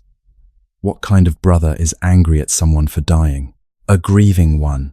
I should not have felt that. But you did. Sora looked down. The monk spoke gently. Anger often stands at the door of a more vulnerable feeling. Behind it may be fear, helplessness, love, abandonment. What was behind yours? Sora's voice became small. I was afraid she would leave me alone. The words entered the warm room and remained there. He had spent years protecting May. After their parents died, he became her brother, guardian, and family. Some part of him had believed that if he worked hard enough, learned enough, and watched carefully enough, he would never be left again. Her illness had shown him how little control he possessed. Anger had arrived to cover the terror. The monk placed a hand near the furnace, warming his fingers. You did not choose the first flame, but you can choose whether to keep feeding it. Sora removed the iron arrowhead from his pocket. He turned it between his fingers. I have been angry at myself because blame gives me someone to punish. The monk nodded. If there is someone to punish, the world may feel less uncertain. If it was my fault, then perhaps the death had a cause I could control. Yes, Sora finally understood something he had resisted. Self-hatred had not only been punishment, it had also been an attempt to preserve the belief that he controlled life and death. If he was guilty, then another version of him might have saved May. If no one was guilty, then sometimes terrible things happened, despite love, effort, and knowledge. That truth frightened him more than blame. Sora placed the arrowhead beside the furnace. I do not know how to live in a world where I cannot prevent every loss. The monk looked at him. No one does at first. What do? We love without receiving guarantees. We act carefully. We learn. We protect what we can. And when control ends, we meet what remains. Sora watched the fire fade. By evening, clouds gathered above the valley. The temple gate closed with the new hook Hero had helped make. It held firmly against the wind. Long after sunset, footsteps climbed the path. Nami entered the courtyard alone. Sora and the monk approached her. What happened? Sora asked. Nami sat on the stone step. The meeting lasted 2 hours. And Hero? He is staying in the village tonight. With his brother? No. At the recorder's house. Did the brother confess? Yes. In front of witnesses? Yes. Nami looked toward the gate hook. He gave them the original merchant's name. The contract may be declared false. The monk asked, did Hero strike him? No. Did he forgive him? No. Nami gave a tired smile. But he listened. What was wrong with the brother? Sora asked. He is ill. Seriously? The village physician believes so. Hero's brother had developed a disease of the lungs. He had returned because he feared dying before admitting what he had done. Will Hero care for him? Sora asked. Nami shook her head. He said he could not. The monk nodded. That may be honest, but before leaving, Nami continued, Hero paid for a room where his brother can sleep tonight. Sora looked at her. Why? Hero said a man can refuse to share his home without leaving another person in the rain. The old monk smiled. Is that forgiveness? Nami asked. Perhaps, the monk replied. She laughed softly. I knew you would say that. After Nami left, Sora remained beside the gate. His hand rested on the new iron hook. It was cool now, strong, useful. The same fire that could have destroyed a knife stall had shaped something that protected the temple entrance. The fire itself had not been good or evil. The hand guiding it mattered. Sora returned to his room. He placed the blue cup fragment, the rope, and the arrowhead before him. Then he lit a small candle. He thought of the anger he had carried toward himself. For months he had treated that anger as evidence of responsibility, as though constant punishment proved that he loved May. Now he saw the burn it had left, in his work, in his sleep, in the way he turned away from flowers, in the impatience he showed grieving families. The coal had never reached the illness that killed her. It had only remained inside him. Sora opened his palm. In imagination, the coal rested there, red, hot, heavy. He did not throw it. He did not press it deeper. He simply placed it back inside the furnace, a place where fire could become light, warmth, transformation. I was angry that you left, he whispered into the quiet room. The sentence hurt, but it was true. I was afraid. Another truth. I did not know how to be your brother when I could no longer save you. Tears moved slowly down his face. The candle flame remained steady. For the first time, Sora allowed anger and love to exist beside each other without believing one destroyed the other. He had loved May. He had feared losing her. He had become angry when fear became reality. He had punished himself because he did not know where else to place the fire. Now, perhaps the fire could teach him to listen more deeply, to act without pretending he controlled every outcome, to help grieving people without demanding they recover quickly, to become a healer who could remain when medicine was no longer enough. Outside, wind pressed against the temple gate. The new hook held. Tonight, perhaps you are carrying anger towards someone who betrayed you, someone who spoke carelessly, someone who abandoned you, someone who crossed a boundary you believed they would respect. Perhaps the anger is directed toward life itself, toward illness, injustice, bad timing, a door that closed, a future that did not arrive. Or perhaps, like Sora, you have turned the anger inward. You repeat your mistakes. You punish yourself for what you did not know. You imagine that peace would excuse the past. Anger is not proof that you are a bad person. It often appears because something mattered. A trust mattered. A person mattered. Your safety mattered. Your dignity mattered. The practice is not to pretend that the coal is cold. It is not to hold it tightly and call the burning justice. Notice where anger lives in your body, perhaps in the jaw, the throat, the chest, the stomach, the hands. For one slow breath. Do not obey it, and do not condemn it. Ask gently, what is this anger trying to protect?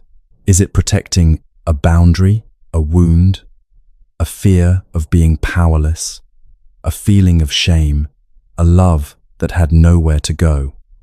The answer may not come immediately. That is all right. Imagine carrying the coal with iron tongs instead of your bare hand. You may examine it without allowing it to burn through you. Perhaps action is needed, a conversation, a boundary, a report, a departure, a refusal, a request for justice. Forgiveness does not require you to return to danger. It does not require you to trust someone who has not changed. It does not erase consequences.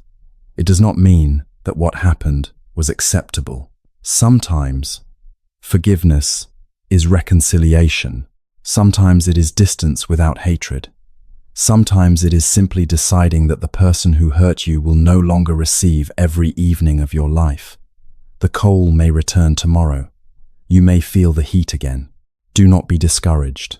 Place it back in the furnace. Let awareness contain it. Let wisdom shape it. Fire can destroy a workshop. It can also forge a gate hook. The difference is not the heat. It is the hand that guides it. Tonight, you do not need to resolve every anger. You do not need to force forgiveness. Simply loosen your grip. Allow the body to rest before deciding what the fire should do. The room is quiet. The night has asked nothing from you. The person who hurt you is not standing inside this breath. The past is not happening in this bed. Feel the blanket. Feel the air. Feel the slow movement of breathing. For this moment, the coal may rest somewhere other than your hand. You are allowed to seek justice without becoming consumed by hatred. You are allowed to protect yourself without wishing destruction upon another. You are allowed to remember without burning. Let the fire become smaller. Let the hammer become still. Let the ringing of metal fade across the valley. The forge is closing for the night. The tools have been placed down. The gate is secure. And your hands, for now, may finally rest. Several days passed after the blacksmith left the mountain. Autumn deepened around the temple. The maple leaves turned red along the eastern path. Cold wind moved through the wooden corridors. Each morning, the monks swept the courtyard. Each evening, more leaves returned. Sora had begun to understand why the old monk never complained about sweeping the same ground twice. The path was not cleaned forever. It was cleaned for the moment in which people needed to walk upon it. One morning, while Sora was helping prepare medicine for an elderly novice, the sound of horses rose from below the temple gate. Not one horse, several. Leather harnesses creaked. Metal ornaments rang. Men called to one another as they climbed the final part of the road. A young monk hurried across the courtyard. Visitors are coming. The old monk continued cutting vegetables near the kitchen. Visitors are always coming. These visitors have servants. Servants also visit. And horses. Horses may wait outside. The young monk looked uncertain. The man in front is wearing silk. The old monk placed another piece of radish into the bowl.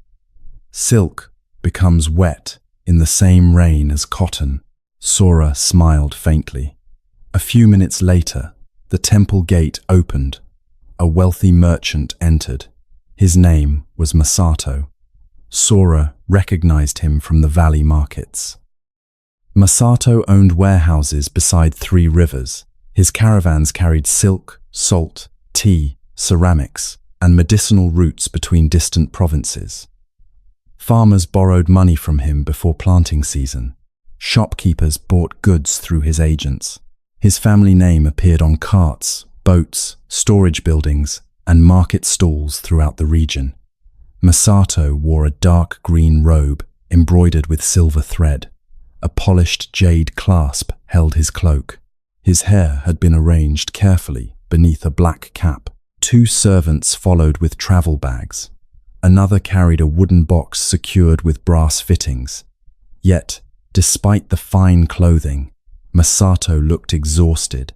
There were dark circles beneath his eyes. His mouth seemed unable to rest. Even while standing still, his fingers moved against one another, as though counting invisible coins. He bowed toward the old monk, not deeply, only enough to show that he understood the custom. "I sent word ahead," Masato said. The monk continued cutting radish. "I received it. You did not prepare to meet me." I washed my face. Masato looked around the courtyard. I expected a private room. There are sleeping rooms. I mean, a room suitable for conversation. The courtyard is suitable. The merchant glanced toward the novices carrying firewood. I would prefer not to discuss my affairs in front of everyone. The monk placed the knife down. Then perhaps your affairs are heavier than necessary. Masato's expression tightened. Sora recognized the first glow of anger, not the wild fire Hiro had carried. A controlled fire, one that had lived behind polite speech for many years. The merchant turned toward Sora. You are the healer. Yes. I heard you lost a patient and came here searching for wisdom. Sora felt the sentence strike. The merchant had reduced May to a failed patient. He noticed anger rising in his chest, the burning coal. Instead of answering immediately, Sora breathed once, then said, "She was my sister." Masato's face softened slightly. I did not know. No. The old monk lifted the bowl of vegetables. Come to the kitchen. Masato frowned. I came to discuss an important matter. People who consider their matters important often forget to eat. The monk walked away. Masato looked toward his servants. Wait here. The servant carrying the brass-fitted box began to lower it. Masato stopped him. Bring that. They followed the monk into the kitchen. Steam filled the small room. A pot of rice simmered above the fire. Another monk stirred soup containing radish, mushrooms, and greens. The wealthy merchant looked uncomfortable, sitting on a low wooden stool. His expensive robe touched the stone floor. The old monk handed him a bowl. Masato examined it. The glaze was uneven. A repaired crack ran down one side. You serve guests with broken dishes? It holds soup. Masato looked toward Sora. Is he always like this? Sora accepted his own bowl. Sometimes he is more difficult. The monk sat across from them. Why have you come? Masato did not eat. He placed the bowl on the table. A merchant named Akira has opened a warehouse beside the southern bridge. The monk waited. It is larger than mine. The monk continued waiting. Masato leaned forward. He has begun offering lower transport fees. Yes. He hired 2 of my caravan leaders. Yes. He purchased new boats. Yes. The merchant looked irritated. Do you understand what this means? That he has a warehouse, workers, and boats. It means he intends to replace me. The monk took a spoonful of soup. Can one merchant replace another? He wants my customers. Do your customers belong to you?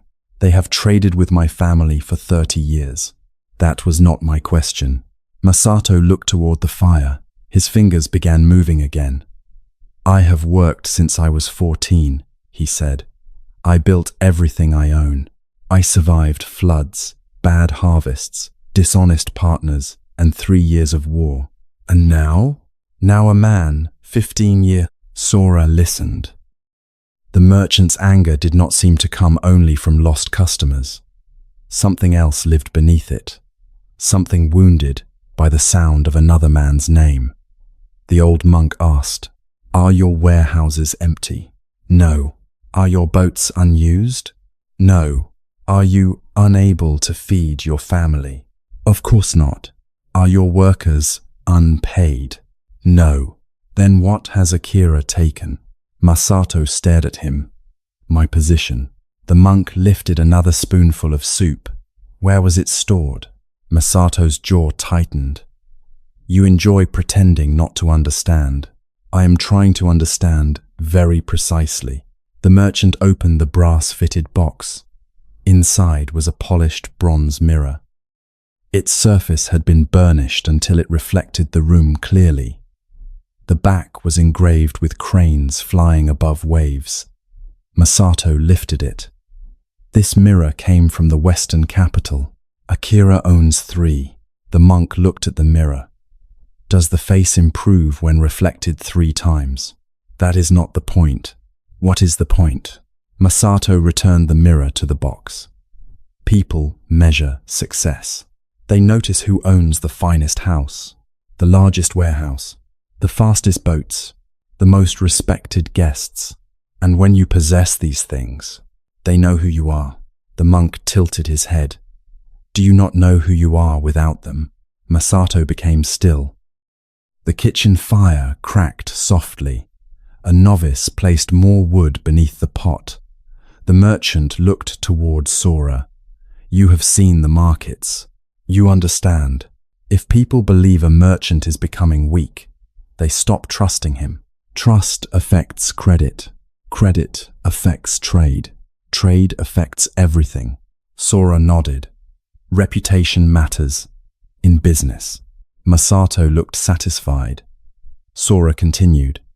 But you did not climb this mountain because of credit. The satisfaction disappeared. Why do you think I came? Because when people praise Akira, you feel smaller. Masato stared at him. You know nothing of commerce. Perhaps. Sora looked at the polished mirror in the box. But I know what it is to compare yourself with someone who exists only in your mind. The merchant frowned. What does that mean? Sora thought of the perfect healer he had imagined. The healer who never missed a symptom, never became tired, never failed a patient, never lost a sister. I compared myself with a healer who could have saved everyone, Sora said. He was wiser than I was, faster, more attentive, never uncertain. Was he real? Masato asked. No. Then the comparison was foolish. Yes. The merchant did not notice that the answer was also meant for him. The old monk finished his soup. Then he stood. Bring the mirror. Masato looked suspicious. Where are we going? To a house that contains more mirrors than your rival could buy. The merchant glanced toward his servant. Bring the box. The old monk shook his head. Masato will carry it. The wealthy man looked at the heavy wooden case. That is why I brought servants. The monk walked toward the door. Then perhaps the servant owns the mirror. Masato's face reddened, but he lifted the box himself. They left the temple through the eastern gate. Masato's servants remained behind. The path entered a forest of maple and cedar. Red leaves covered the stones. The wooden mirror box became heavier as the road climbed. Masato changed hands several times. After half an hour, he asked, "How much farther?" The monk continued walking. Far enough for the mirror to become inconvenient. Masato exhaled sharply. They crossed a ridge and descended into an abandoned estate. Stone walls were half covered in vines. A dry fountain stood in the center of a courtyard. The main house had collapsed long ago. Only one long wooden pavilion remained. Its windows had been covered with shutters. A faded symbol above the entrance showed a circle surrounded by 8 smaller circles. What is this place? Sora asked. It once belonged to a provincial governor, the monk replied. He feared being forgotten. Masato looked at the ruined buildings. Apparently he was right. The monk smiled faintly. He opened the pavilion door. Darkness waited inside. Sora touched the piece of rope hanging from his belt. The monk noticed. There are no snakes here. How do you know? I asked them to leave. Masato did not smile. The monk lit a small oil lamp. Then they entered. At first, the room appeared empty. The light reached only a few wooden pillars and part of the floor. Then the monk lifted the lamp higher. Reflections appeared everywhere. Mirrors covered the walls. Tall mirrors, small circular mirrors, rectangular bronze mirrors, arranged in rows. Some were polished brightly, others had darkened with age. Some curved inward or outward, stretching every reflected shape. Others had been placed at angles so that each reflection entered another mirror. One lamp became 10, then 50, then hundreds. Sora saw himself repeated throughout the hall. One Sora standing tall, one bent and narrow, one with an enormous face and tiny body, one almost hidden behind darkness. Masato looked around. His green silk robe multiplied across the walls. Jade flashed in every direction. The wooden mirror box appeared again and again. "Why did the governor build this?" Masato asked. He enjoyed seeing himself. Sora looked at the endless reflections. "This seems excessive," he agreed eventually. "What happened?" He became unable to enter the room. Masato turned toward the monk. "Why?" The old man placed the lamp at the center of the hall. Because he could never decide which reflection showed him as he truly was. They walked farther inside. Their footsteps returned from every direction. Masato stopped before a tall mirror polished almost perfectly. He adjusted his robe, smoothed one sleeve, straightened the jade clasp. Sora noticed. "You carried a mirror up the mountain and still need this one." Masato did not look at him. "A man should present himself properly." "To whom?" The merchant glanced at the hundreds of reflected faces. The monk asked, "What do you see?" Masato studied himself. "A tired man." "What else?" "My robe is wrinkled." "What else?" "My hair has come loose." "What else?" Masato looked closer. "I appear older in this light." The monk moved the lamp. Shadows changed across the merchant's face. Some wrinkles softened, others deepened. "Now?" the monk asked. "Different." "Which face is yours?" "Both." The monk moved the lamp again. The reflection changed once more. "And now?" "Still mine." The monk pointed toward a curved mirror beside it. Masato's face became wide. His shoulders shrank. His jade clasp appeared enormous. "Is that also you?" "No." "Why not?" "The mirror distorts me." The monk pointed back toward the flat mirror. "How do you know this one does not?" "Because it looks correct." "Correct? According to what?" Masato turned away. "This is a child's trick." The monk walked to the center of the room. He looked around at the repeated reflections. "When people speak your name, what do you imagine?" Masato remained silent. "A successful merchant?" the monk asked. "Yes, a powerful man, perhaps. A man whose judgment is respected?" "Yes." "A man others envy?" Masato hesitated, then answered, "Yes, and if they do not see those things, they are mistaken." The monk smiled. "Then you have built a mirror inside every person's mind, and you spend your life trying to polish it." Masato's face hardened. Sora looked at the reflections. The merchant appeared angry in every direction. One angry Masato became 100. The monk pointed around the hall. "Look." Masato looked. Every reflected face seemed hostile. The entire room appeared filled with men ready to argue. "Why are they angry?" the monk asked. "Because I am angry." "If you bow." Masato frowned. "Bow," the monk said. The merchant reluctantly bowed. Every reflection bowed with him. "If you raise your fist." Masato did not move. "If you smile?" "I have no reason to smile." The monk turned toward Sora.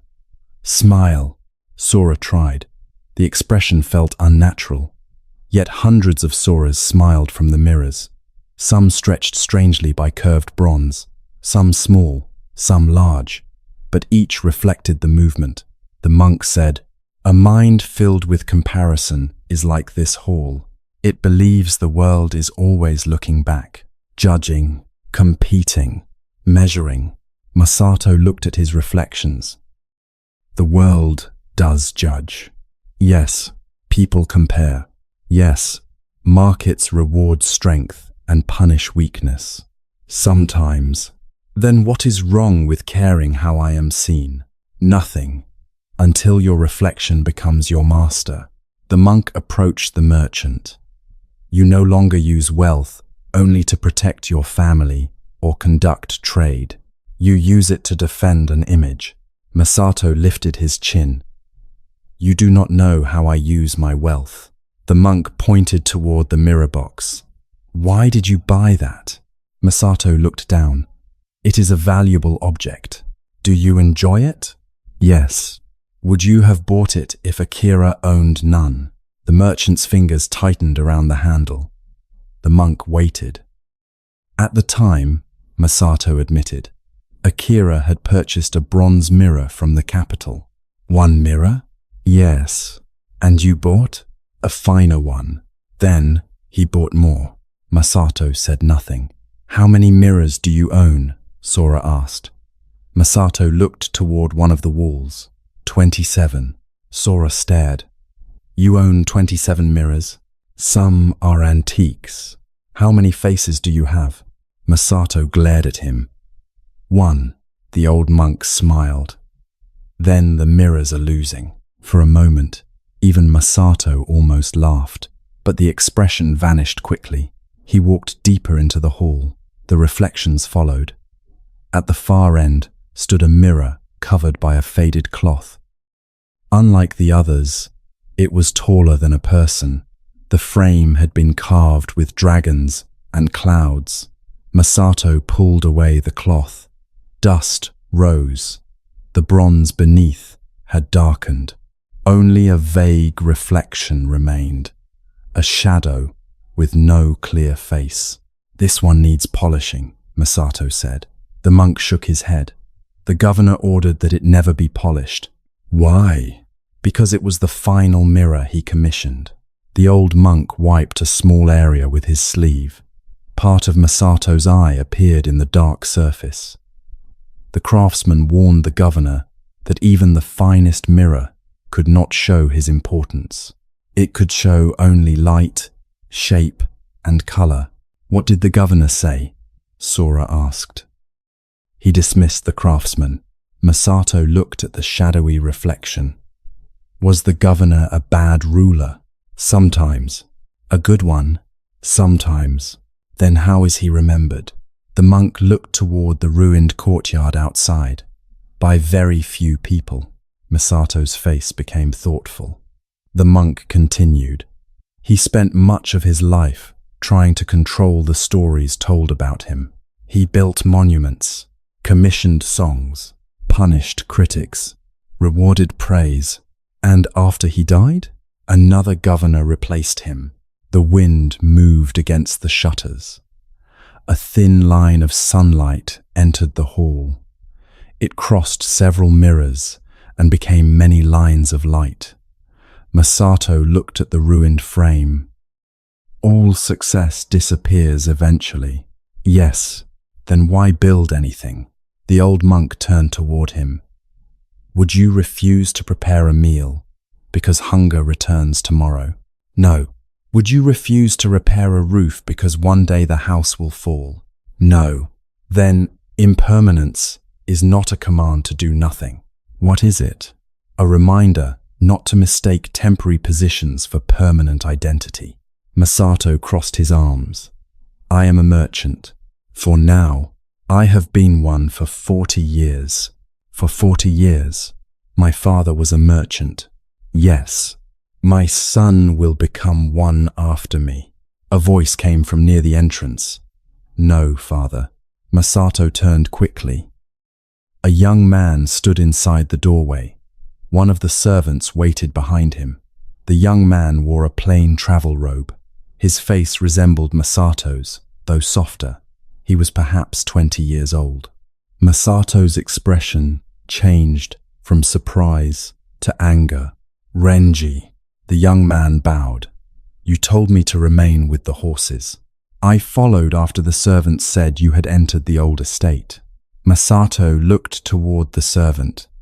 You disobeyed me. The servant lowered his eyes. The young master insisted.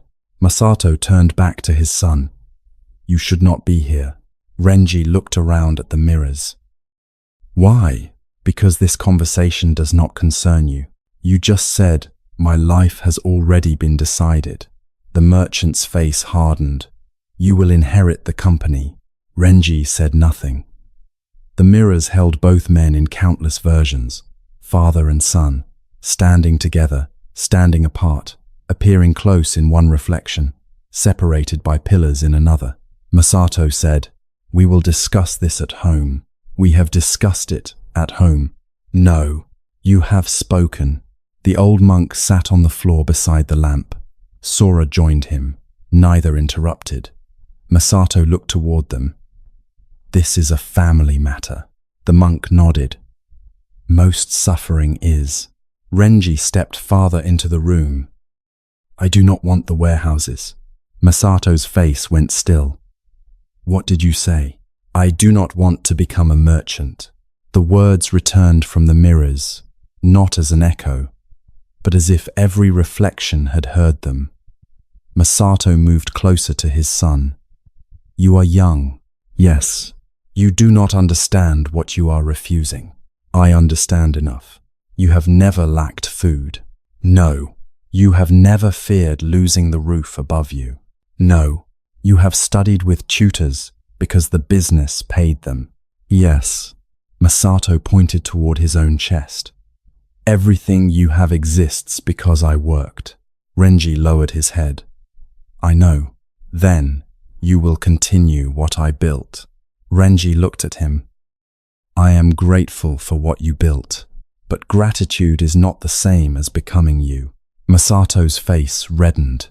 Sora felt the temperature of the room change. Not physically. The coal had entered. The merchant lifted one hand. For an instant, Sora thought he might strike his son. Masato saw the same possibility in the mirrors. 100 raised hands. 100 frightened young faces. He stopped, the hand lowered. "What do you want?" Masato asked. Renji breathed slowly. "To teach." Masato stared at him. "To teach what?" "Reading, history, numbers." "You want to become a village schoolmaster?" "Yes." Masato laughed. The sound contained no joy. "My son wants to spend his life teaching farmers' children how to count sacks of rice." Renji's face tightened. "You taught me that numbers matter," he said. "They matter when used for trade. They also matter when a child learns that the world is larger than one field." Masato turned away. His reflections turned with him. "This is Akira's influence," he said. Renji looked confused. "What?" "His younger brother teaches in the southern district. You admire them. You want to embarrass me." "This has nothing to do with Akira. Everything has to do with him now." The old monk asked softly, "Does it?" Masato looked at him. "Stay out of this." The monk nodded, then remained exactly where he was. Renji approached the dark mirror. His reflection appeared only faintly. "I have wanted to teach since I was 14, he said. Masato's expression changed. "That was 6 years ago." "Yes. Why did you not tell me?" "I tried." "When?" "The spring after mother died." Masato became silent. Renji continued. "You said grief had confused me. Then I spoke again 2 years later. You said I was too young. Last winter, I asked to study at the Valley School. You said the business needed me." Masato looked toward the floor. "I kept waiting for the right time," Renji said. "But each year, your warehouses become larger, and somehow there is always another reason I must wait." Sora thought of Yumi and her husband postponing the sea, of May's final words, "It may be the only time." Masato said, "I planned a life for you." Renji's expression softened. "I know. I built something worthy of inheriting." "Yes. Then why is it not enough?" The question did not sound angry now. It sounded wounded. Renji stepped closer. "Because it is your life." Masato looked into his son's face, then toward the mirrors. 100 fathers faced 100 sons. The merchant whispered, "When people see you as a schoolmaster, what will they think of me?" Renji's eyes filled with sadness. "I do not know." Masato turned toward the monk. This is what I mean. Reputation is not imaginary. People will say my own son rejected my work. The monk looked around the hall. Which people? The valley merchants. Which ones? All of them. Have you asked? No. Then some may think what you fear. Some may think nothing. Some may admire him. Some will forget by evening. Masato frowned. You make public opinion sound meaningless. It has meaning, but perhaps not enough to live your son's life for him. The merchant looked toward Renji. The old monk stood.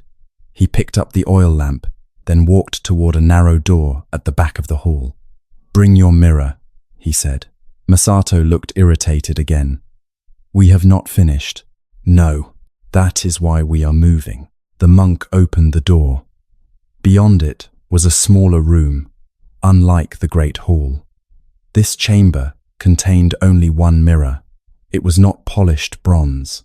It was a shallow basin filled with water. The basin stood beneath an opening in the roof. Sunlight rested across the surface. The monk placed the lamp beside it. Look, Masato approached. His face appeared in the water, not perfectly. The surface moved slightly with each breeze entering from above.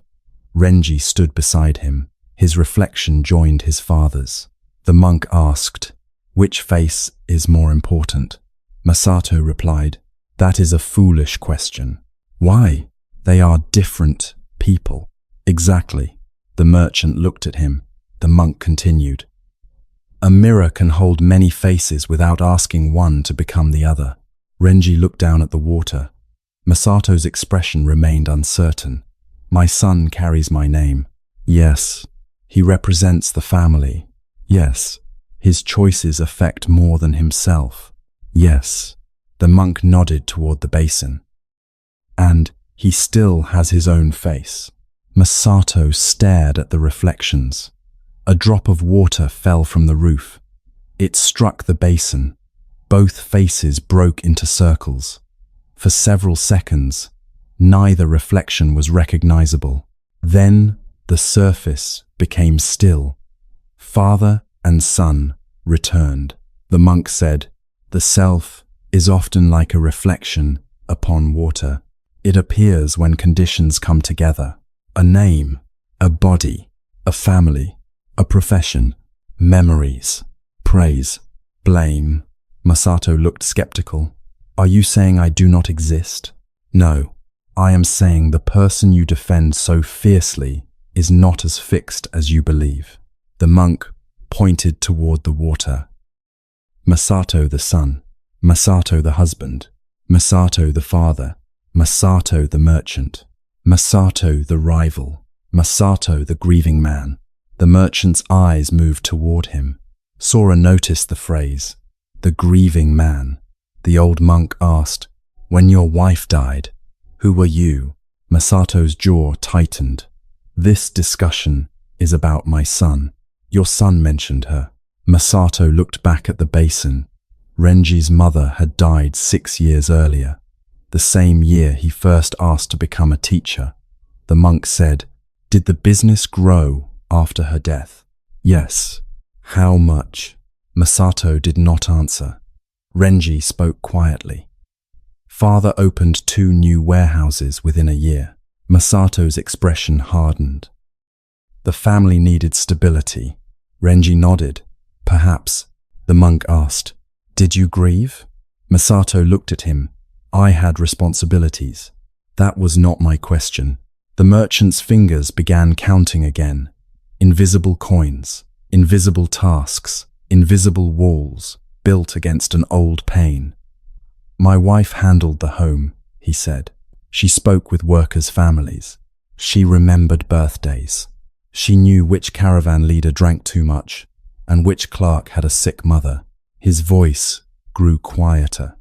After she died, everything became disorder. So you worked. Yes.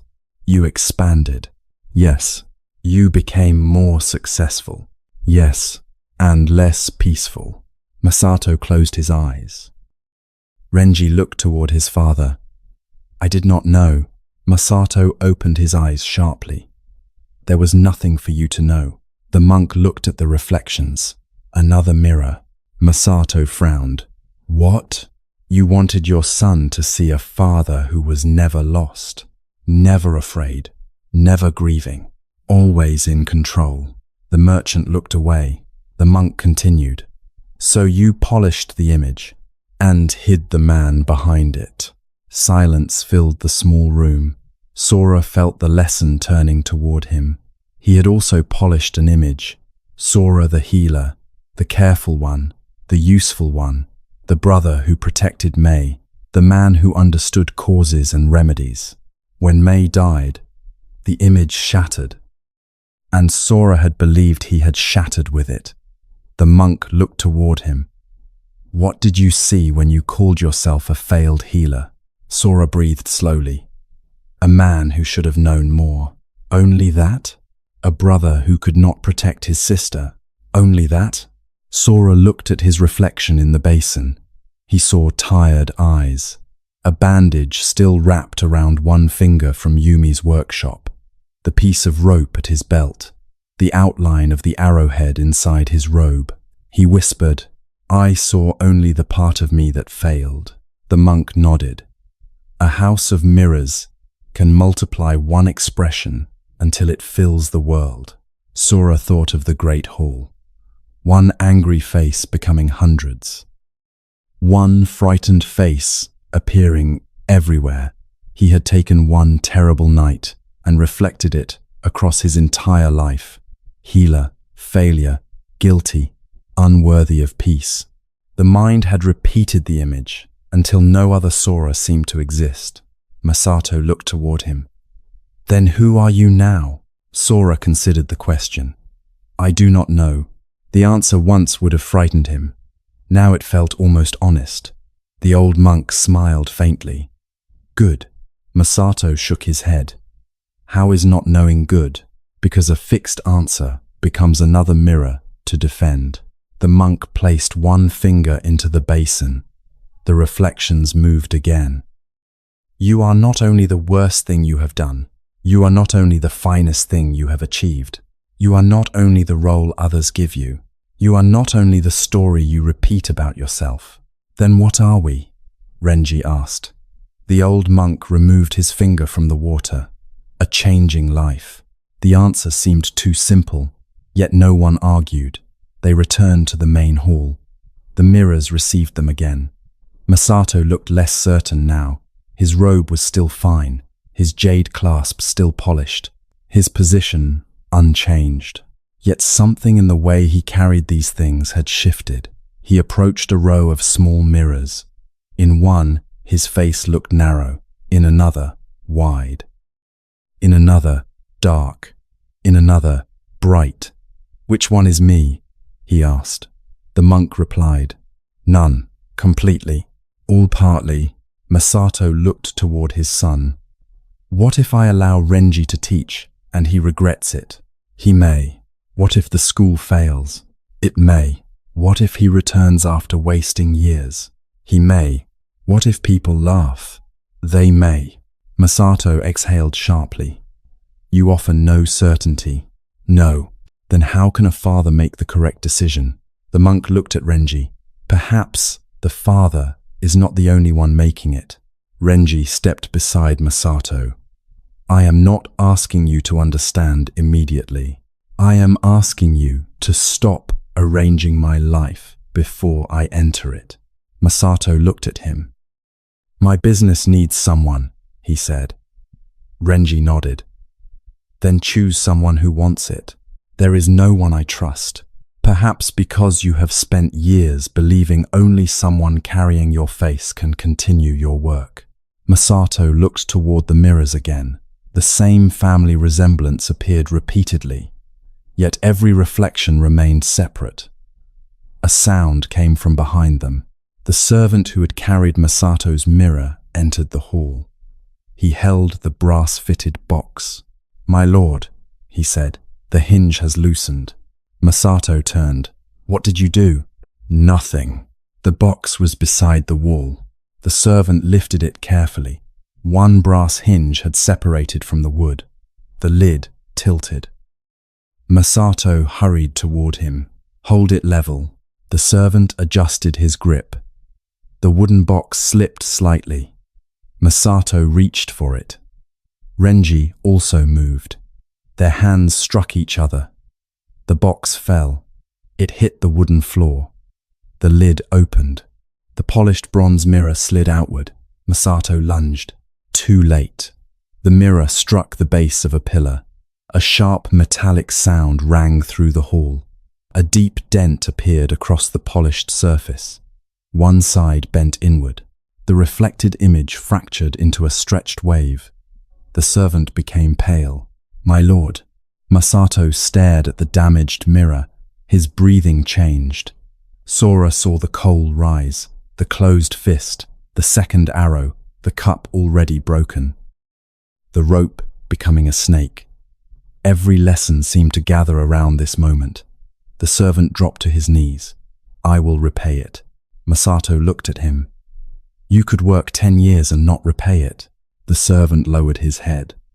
"I am sorry." Masato's hand tightened. The mirrors around the room multiplied his anger. 100 furious faces, 100 kneeling servants, 100 damaged mirrors. Then Masato saw them. He stood very still. The old monk said nothing.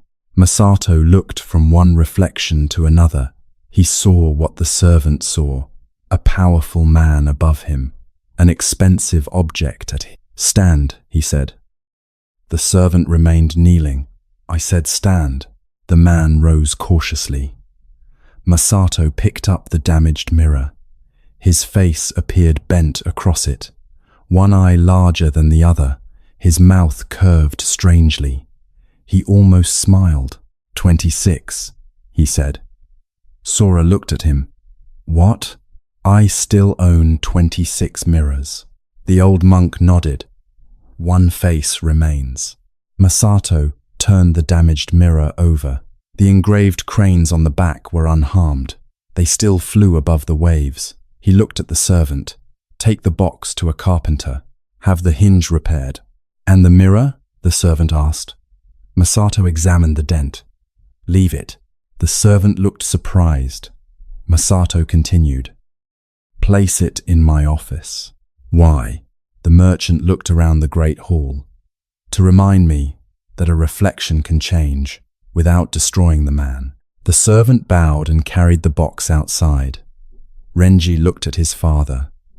"Will you allow me to teach?" Masato's expression became tired again, but not closed. "I will allow you to study at the Valley School for 1 year. Renji opened his mouth. Masato raised a hand. 1 year. After that, we speak again."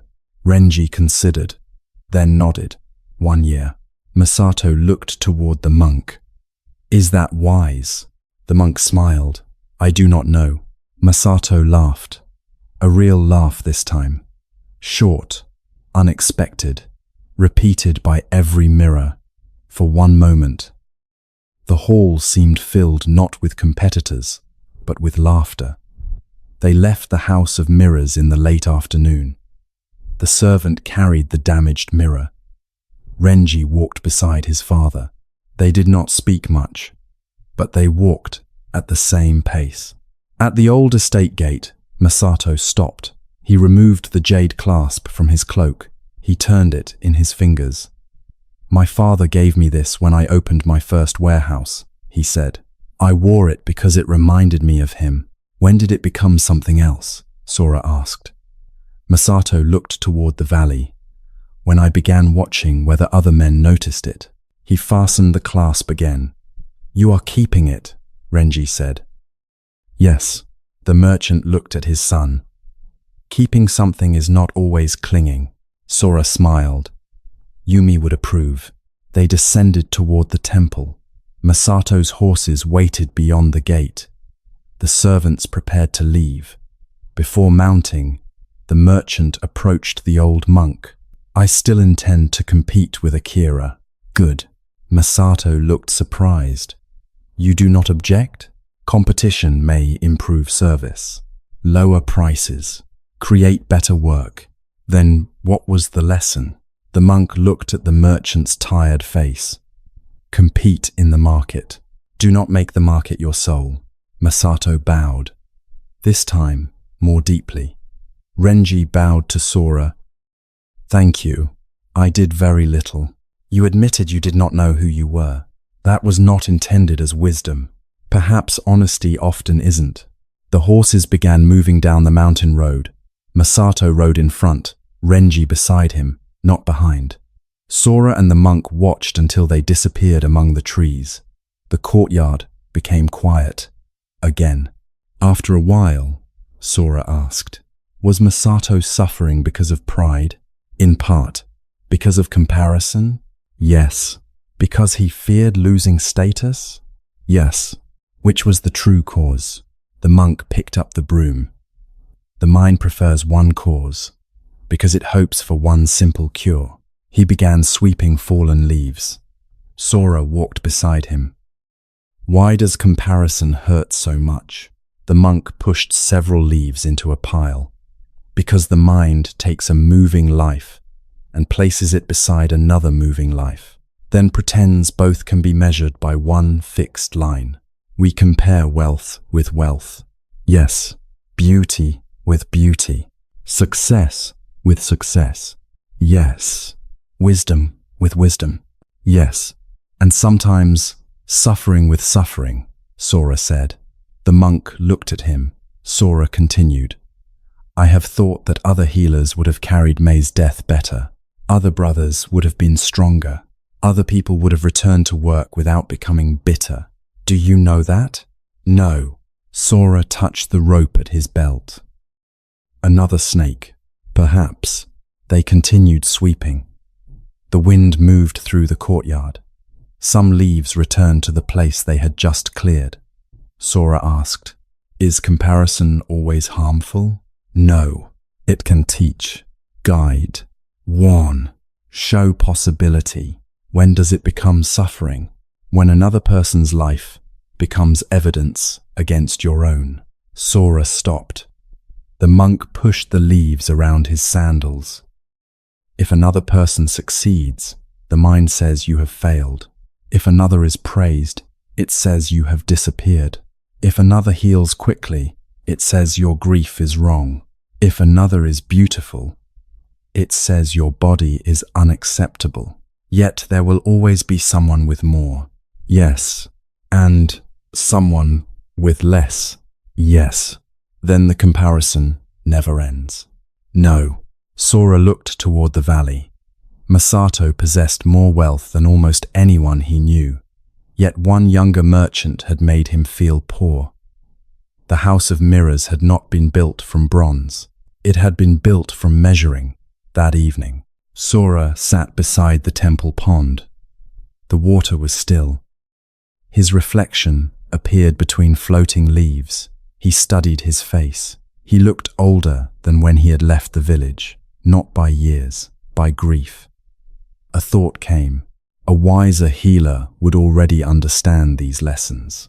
Sora noticed it. Another comparison, another reflected face. He breathed.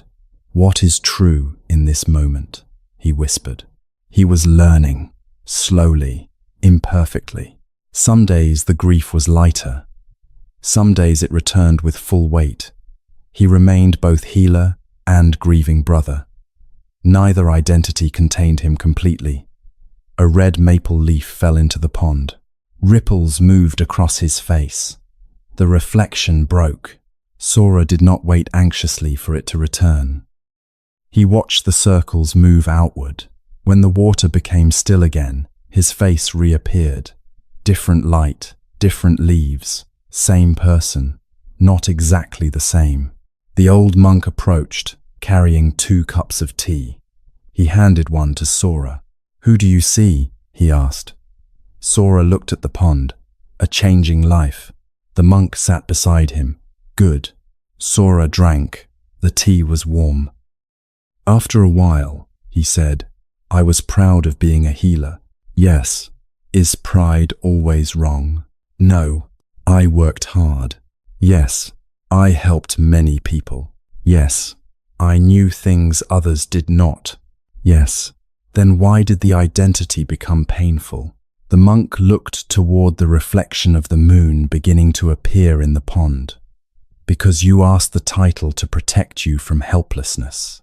Sora lowered his eyes. As long as you were the healer, the monk continued, you believed there would always be something to do. A remedy, a diagnosis, a decision. And when there was nothing left to do, the title could not save me.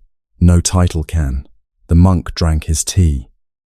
You may remain a healer, he said, but sometimes you will be the one who knows. Sometimes the one who does not know.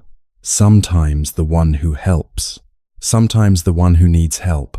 Sometimes the one who saves a life. And sometimes the one who sits beside a life that cannot be saved. Sora felt the final sentence deeply.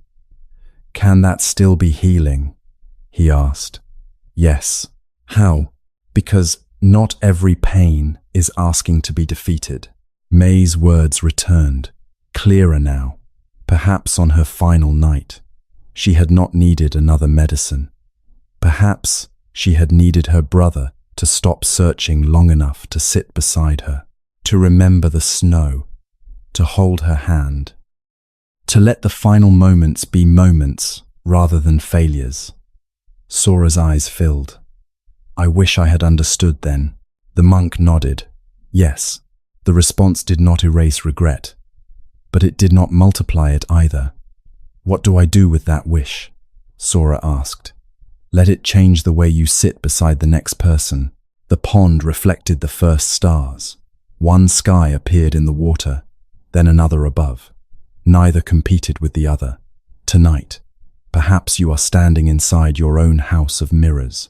You see someone more successful, and your own life appears smaller.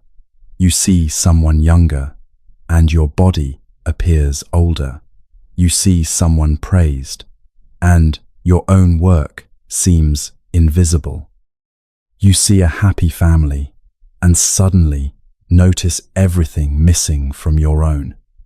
You see another person healing quickly, and begin judging the pace of your grief. Comparison may begin with a simple observation. They have something I do not. They have reached a place I have not reached. They appear to be living a life I once imagined for myself. Then the mirror multiplies. Their success becomes your failure. Their beauty becomes your inadequacy. Their peace becomes evidence that something is wrong with you. Notice how one reflection begins filling the entire room. The ancient Buddhist teachings often examine the self not as a fixed object, but as a changing pattern, a body, a name, a history, relationships, roles, thoughts, feelings, all arising and changing through conditions. You may be a parent, a worker, a student, a partner, a caregiver, a leader, a person who succeeded, a person who failed, a person who was praised, a person who was rejected. These roles matter, but none of them contains the whole of you. You are not only your finest achievement. You are not only your deepest mistake. You are not only the face others admire. You are not only the face someone once criticized. Perhaps you have been polishing an image for many years, trying to appear strong, successful, unbothered, certain, useful. Ask gently, what am I afraid people will see if I stop polishing? Tiredness, confusion, grief, ordinariness, a life that does not look as impressive as you hoped? You do not need to destroy the mirror. You do not need to stop caring entirely about how you affect others. You may simply remember, a reflection is not the whole person. Other people see you through their own conditions, their experiences, their desires, their fears, their expectations. One person may call you strong. Another may call you distant. One may admire your ambition. Another may fear it. One may remember your kindness. Another may remember a mistake. Which reflection is you? None completely, all partly. For tonight, allow the mirrors to become quiet. You do not need to measure your life against someone else's life while lying in bed. You do not need to decide whether you are ahead or behind. Ahead of whom? Behind according to what path? Measured by whose clock? A cedar tree does not suffer because the maple turns red. A river does not consider itself unsuccessful because the mountain stands higher. A candle does not become worthless because the moon is brighter. Each exists through different conditions. Each offers something different to the night. Perhaps another person has what you desire. Let that desire teach you without turning it into a weapon against yourself. You may say, their life shows me what is possible. Without saying, their life proves mine is not enough. You may admire someone without disappearing. You may learn from someone without becoming their reflection. You may compete without making victory your identity. You may lose without becoming a loser. As you breathe slowly, imagine standing before a basin of still water. Your face appears. Then a drop falls. The reflection breaks. Circles move outward. Nothing has happened to you. Only the image has changed. Soon the water becomes still again. Another reflection appears. Not exactly the same. Different light, different moment, a changing life. Let your titles rest. For this night, you do not need to be the successful one, the strong one, the responsible one, the wise one, the one who always knows what to do. You may simply be a human being breathing in a quiet room. No audience, no market, no rival, no invisible judge measuring your worth. The great house of mirrors is closing. The lamps are being lowered. The reflections are fading one by one. The person you were trying to impress is no longer standing here. The person you feared disappointing is not inside this breath. Only the body remains. Tired, alive, changing, worthy of rest without first winning any comparison. You are not required to become someone else before sleep can receive you. Let the mirror darken. Let the water become still. Let the face soften. For tonight, you do not need to know exactly who you are. You do not need to defend every story. You are a changing life, and that is enough. The next morning, heavy rain fell across the mountain. It struck the temple roof in endless waves. Water rushed through the stone channels beside the courtyard. The cedar trees bent beneath the wind, their dark branches disappearing into low clouds. Sora woke before the bell. For several moments, he listened to the storm. The room was cold. Mist entered through a narrow gap beside the paper window. He remembered the house of mirrors. Masato's face repeated across 100 polished surfaces. His own life reduced to the single reflection of failure. Outside, thunder moved through the valley. Low, distant, then closer. A sudden pounding came from the temple gate. Not the polite knock of a visitor, a desperate, uneven striking. Sora pulled on his outer robe and hurried into the courtyard. Several novices were already running toward the entrance. The old monk emerged from the meditation hall. His pace was calm, but not slow.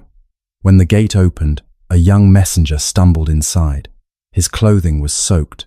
Mud covered him from his knees to his shoulders. He leaned against the wooden frame, struggling to breathe. "The eastern road," he said. "A landslide has blocked it." One novice helped him sit beneath the covered walkway. Sora knelt beside him. "Are you injured?" "No." The messenger shook his head. "Only tired." "Was anyone caught beneath the earth?" Sora asked. "Not that we know, but a farmer's son is stranded beyond the lower pass." The old monk looked toward the rain. "Whose son?" Daichi's. The messenger continued between breaths. The boy was carrying tools toward the upper fields before the storm became strong. A woodcutter saw him near the abandoned roadside shrine. He appeared to be limping. "How old is he?" Sora asked. 16. "Is he alone?" "Yes." The old monk turned towards Sora. "Bring your medical case." Sora stood immediately. The monk looked toward 2 novices. "Prepare rope, blankets, and food. Tell the kitchen to keep water boiling." The novices ran. Within minutes, Sora and the old monk were descending the mountain. Rain struck their straw capes. The stone path had become a shallow stream. Mud pulled at their sandals. The messenger had remained at the temple to rest. But his directions were clear. They were to follow the eastern path until they reached Daichi's farm. From there, an old gate opened onto the road, leading toward the landslide. Sora carried his medical case beneath his cloak.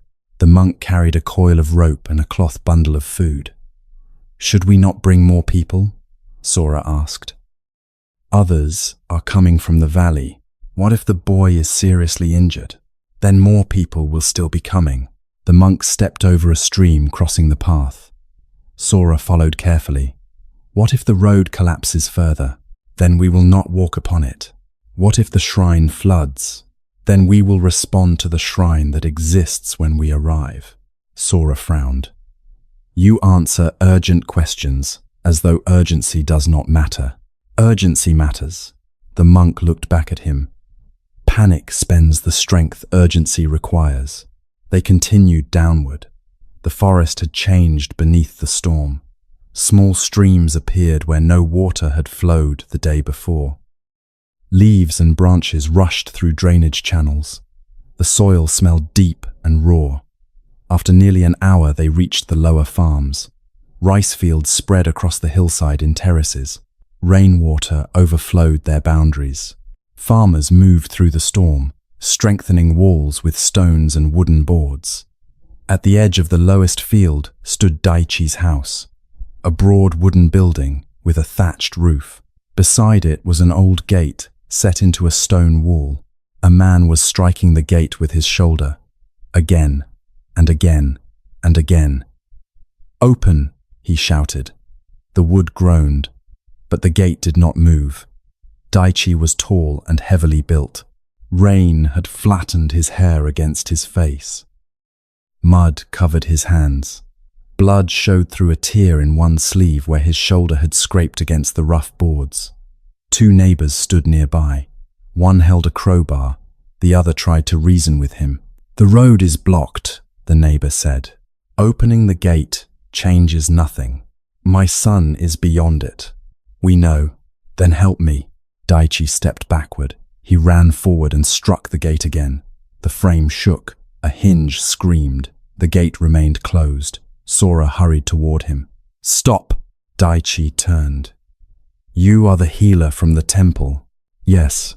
My son may be injured." "We heard." "Then why are you standing there?" Sora looked at the gate. The wood had swollen from rain. Mud had gathered beneath it. One iron hinge was bent. "Has anyone tried lifting it?" he asked. "We tried everything." Daichi grabbed the crowbar from his neighbor. "Move." He wedged the iron beneath the bottom board, then pushed down. The gate rose slightly.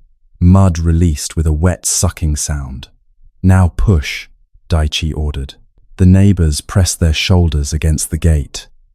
Daichi joined them. The wood moved less than a finger's width, then stopped. The old monk approached. He placed one hand against the wet boards. Daichi glared at him. "If you have come to pray, pray while pushing." The monk looked at the hinges, then at the stone threshold, then at the iron latch. "Which way does the gate open?" he asked. Daichi stared at him. "Outward." The monk pointed toward the hinge plates. "They are fixed on this side." The farmer looked. Sora looked too. The hinges had been mounted inside the courtyard. The gate opened toward them, not away. Daichi's face reddened.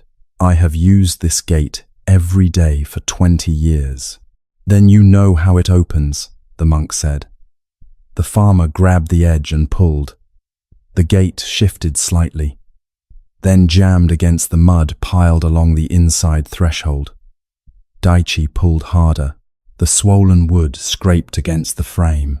The neighbors joined him. Together, they pulled. The gate opened a hand's width. Then, another. Mud broke away beneath it. With one final effort, the old wood swung inward, beyond it. The road disappeared beneath a wall of earth. Mud, stones, and uprooted trees covered the path. The landslide stretched from the hillside above to the flooded ditch below. Water poured through it in brown streams. Daichi stood motionless. The open gate revealed no passage, only the full size of the obstruction.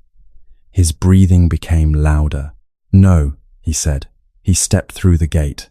His feet sank into the mud. "Daichi," one neighbor warned. "The slope is still moving." The farmer ignored him. He climbed onto the edge of the fallen earth and began throwing stones aside. One stone, then another, then a branch. Sora followed. "You cannot clear this alone. Then help." The boy was seen near the roadside shrine, Sora said. "There is another path from the northern ridge. It takes 3 hours, perhaps less if we move carefully." Daichi lifted a heavy branch. "This road takes 1 hour. This road no longer exists." The farmer threw the branch aside. "It exists beneath the mud." The monk stood at the gate. "The road you remember exists beneath the mud." Daichi turned toward him. "What difference does that make?" "The difference between where you wish to walk and where your feet can walk now." The farmer's expression twisted with anger. "My son is alone. Yes, he may be hurt. Yes, and you want me to accept this?" The monk stepped through the gate. Rain ran from the edge of his straw hat. "I want you to see it. I can see it." "No." The monk pointed toward Daichi's hands. "You are still arguing with it." The farmer looked down. His fingers were bleeding from moving rocks. "What should I do?" he demanded. "Bow to the landslide? Thank the rain? Tell myself my son is safe because reality must be accepted?" "No." The monk's voice remained steady. "You should stop trying to walk through a mountain of mud and take the path that remains open." Daichi looked toward the blocked road, then toward the northern fields. The longer path disappeared behind terraces and forest. His jaw tightened. "The northern ridge is steep," he said. "Yes. The bridge may have washed out. Yes. It may take too long. Yes." The farmer looked back at the landslide. "And this road may be cleared faster." A low cracking sound came from the hillside above. Everyone froze. A small section of earth loosened. Mud and stones slid across the road, covering the place where Daichi had been standing moments earlier. The farmer stepped backward. The old monk said softly, "The road has answered." Daichi closed his eyes. His fists tightened. Then he turned toward Sora. "Can you walk quickly?" "Yes." The farmer grabbed a rope from his neighbor. "We take the ridge." They left immediately. Daichi walked first. Sora followed. The monk came behind them. 2 neighbors joined, carrying blankets and a wooden pole that could be used as a stretcher. The northern path climbed through flooded terraces. Water reached their ankles. The narrow ridges between fields had become slippery. Daichi moved too quickly. Several times, his feet slid. Each time, he cursed the rain, the mud, the mountain, the broken gate. At one flooded crossing, a section of earth collapsed beneath him. Sora grabbed his arm. One neighbor caught the back of his robe. Together, they pulled him onto firmer ground. Daichi pushed them away. "I am fine." Blood ran from a cut near his knee. Sora looked at it. "You are injured." "It is nothing. If you become unable to walk, Reaching your son will take longer. The farmer's face hardened, but he allowed Sora to clean and wrap the cut. While Sora worked, the old monk stood beneath a cedar tree. He watched water rushing through the fields.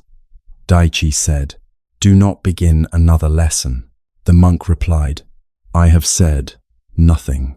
You are preparing to." "I was watching the water." Daichi looked toward the overflowing terraces. "Half the lower crop may be ruined." "Perhaps." The farmer's anger returned. "Is that all you can say? What answer would make the crop dry?" Daichi looked away. Sora finished the bandage. They continued. The northern trail entered a pine forest. The rain became softer beneath the branches, but the path grew steeper. Roots crossed the ground like dark ropes. Daichi's breathing became heavy. Still, he refused to slow. Sora walked beside him. "Tell me about your son." The farmer gave him a suspicious glance. "Why?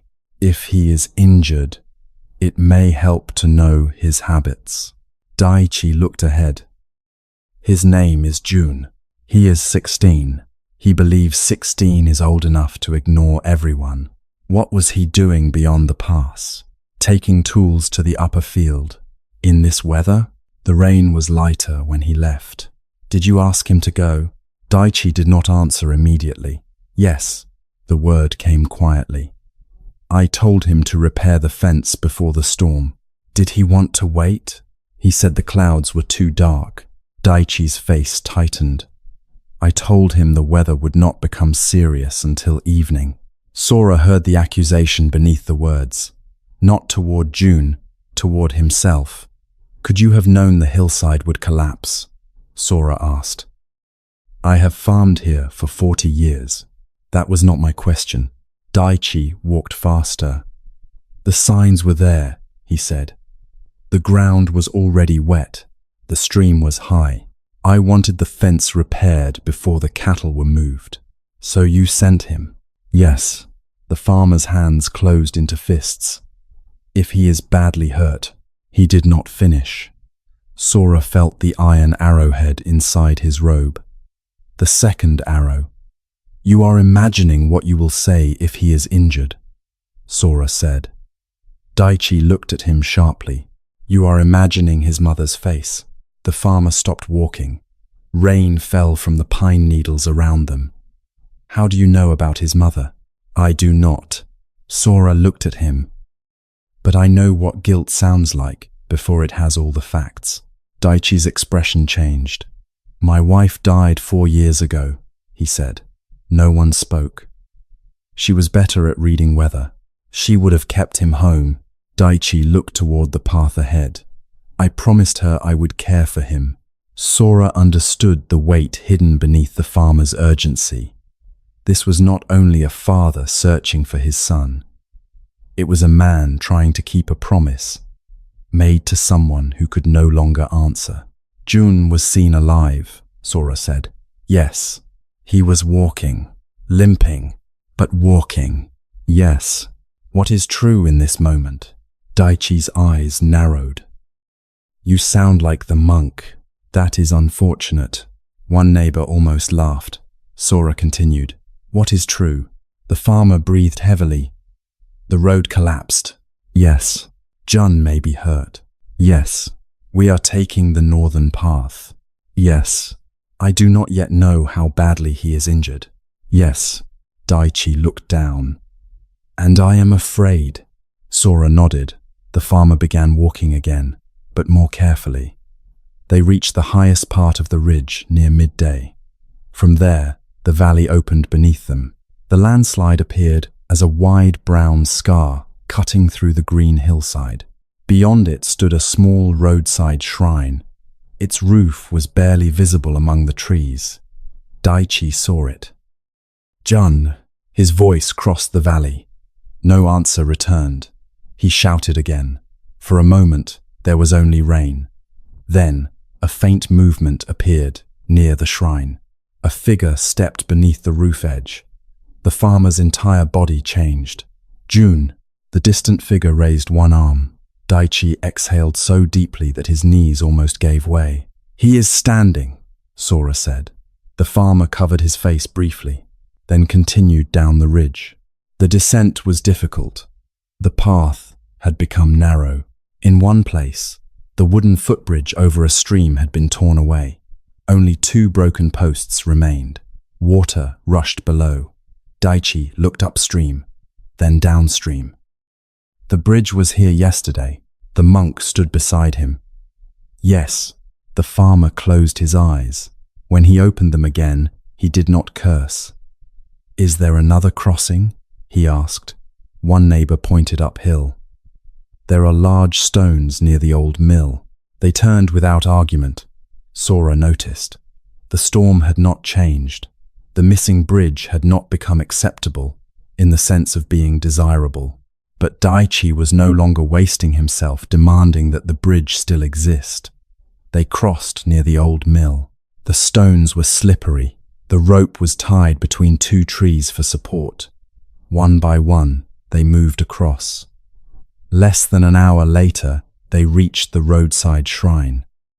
June sat beneath the roof with his back against a wooden pillar. His left ankle was swollen. A torn sleeve had been wrapped around it. Beside him lay a bundle of farming tools. Daichi ran toward him. For one moment, Sora expected the farmer to embrace his son. Instead, Daichi stopped several steps away. His fear turned immediately into anger. "What were you thinking?" Jun looked up. "You told me to repair the fence. You should have returned when the rain worsened." "I tried. The road collapsed." "I know." Daichi pointed toward the ankle. "How did that happen?" "I slipped near the stream." "You should have watched where you were walking." Jun's face closed. Sora saw it clearly. Daichi's fear had been unbearable. Now that Jun was alive, the fear searched for another form. It became blame. The old monk approached. "Daichi." The farmer turned. "What?" "You found your son." Daichi opened his mouth, then stopped. The monk repeated softly, "You found your son." The farmer looked at Jun, really looked. The boy was wet, cold, exhausted, but alive. Daichi's face broke. He crossed the remaining steps and knelt. His hands rested on Jun's shoulders. For several breaths, neither spoke. Then Daichi pulled his son against his chest. Jun stiffened at first, then returned the embrace. "I thought," Daichi began, but he could not finish. Jun closed his eyes. "I know." The rain softened around the shrine. Sora examined the ankle. There was swelling and bruising, but no obvious fracture. Jun could move his toes. The joint was painful, but stable. "It is likely a severe sprain," Sora said. "He should not walk far today." The neighbors tied blankets around 2 poles and made a stretcher. While they worked, the old monk prepared warm tea from the supplies. He handed a cup to Jun, another to Daichi. The farmer held his cup without drinking. "I sent him," he said. The old monk looked toward the rain. "Yes, I should have listened when he said the weather was worsening. Perhaps, if his ankle had broken, it did not. If the landslide had reached the shrine, it did not. If the woodcutter had not seen him, he did." Daichi's jaw tightened. "You make everything sound simple." "No." The monk turned toward him. "I am asking you not to suffer 5 disasters when one difficult day is already enough." The farmer looked down at the tea. "What should I do with the fact that I made a bad decision?" "See it clearly. Learn from it. Apologize if an apology is needed. Change what can be changed. And the rest. Do not demand that guilt become a machine for traveling backward in time." Daichi glanced toward Jun. The boy was watching them quietly. The farmer took a slow breath. "I should not have sent you," he said. Jun looked surprised. His father was not a man who apologized easily. "The fence could have waited," Daichi continued. "I wanted the work finished. I believed I understood the weather. I did not. Jun lowered his eyes. I also should have turned back sooner. Daichi shook his head. You were following my instruction. No, Jun said.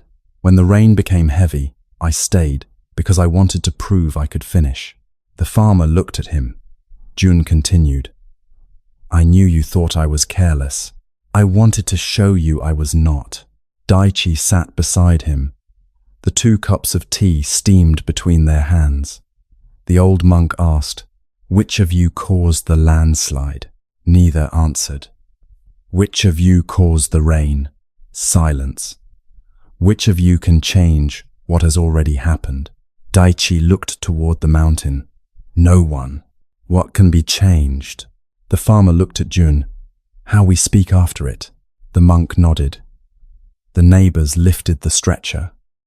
They began carrying Jun toward the northern ridge. The return journey was slower, yet the mood had changed. The rain still fell. The fields were still flooding. The road was still buried. But Daichi no longer fought each step, as though the mountain had personally betrayed him. When the group reached the missing bridge, the farmer immediately turned toward the mill crossing. No complaint. No attempt to step where the bridge had once been. Sora walked beside the monk. Is this acceptance? He asked quietly. The monk looked toward Daichi. Part of it. He still dislikes what happened. Yes. He still wishes the road were open. Yes. He may still lose part of his crop. Yes. Then what has he accepted? That these conditions are present now. The monk stepped over a wet root. Acceptance does not mean liking the storm. It means no longer expecting dry ground while standing in rain. Sora looked toward the stretcher. Why do people resist what has already happened? Because the mind believes resistance may reverse it. Sometimes resistance changes things. Yes, we resist injustice, disease, danger, cruelty. The monk nodded. Wise action often begins by refusing to accept that harm must continue. Sora frowned. Then how do we know when acceptance is needed and when resistance is needed? The old monk stopped. Rain gathered along the edge of his hat. Accept the reality of what is present, then decide what should happen next. He pointed toward the valley. The landslide must be accepted as present. That does not mean the road should remain buried forever.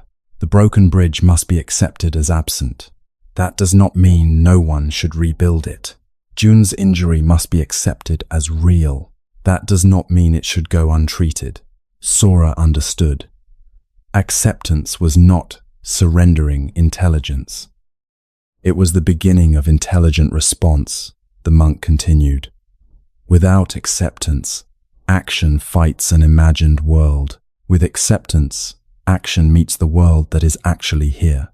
They resumed walking. Near evening, the group returned to Daichi's farm. Villagers had gathered. A woman who was Jun's aunt rushed forward and covered him with another blanket. Sora prepared a proper splint. He instructed Jun to rest, keep the ankle raised, and avoid placing weight upon it. Daichi remained nearby. He listened to every instruction. After the treatment, thunder sounded again. Water had begun entering one of the lower storage sheds. A neighbor ran toward them.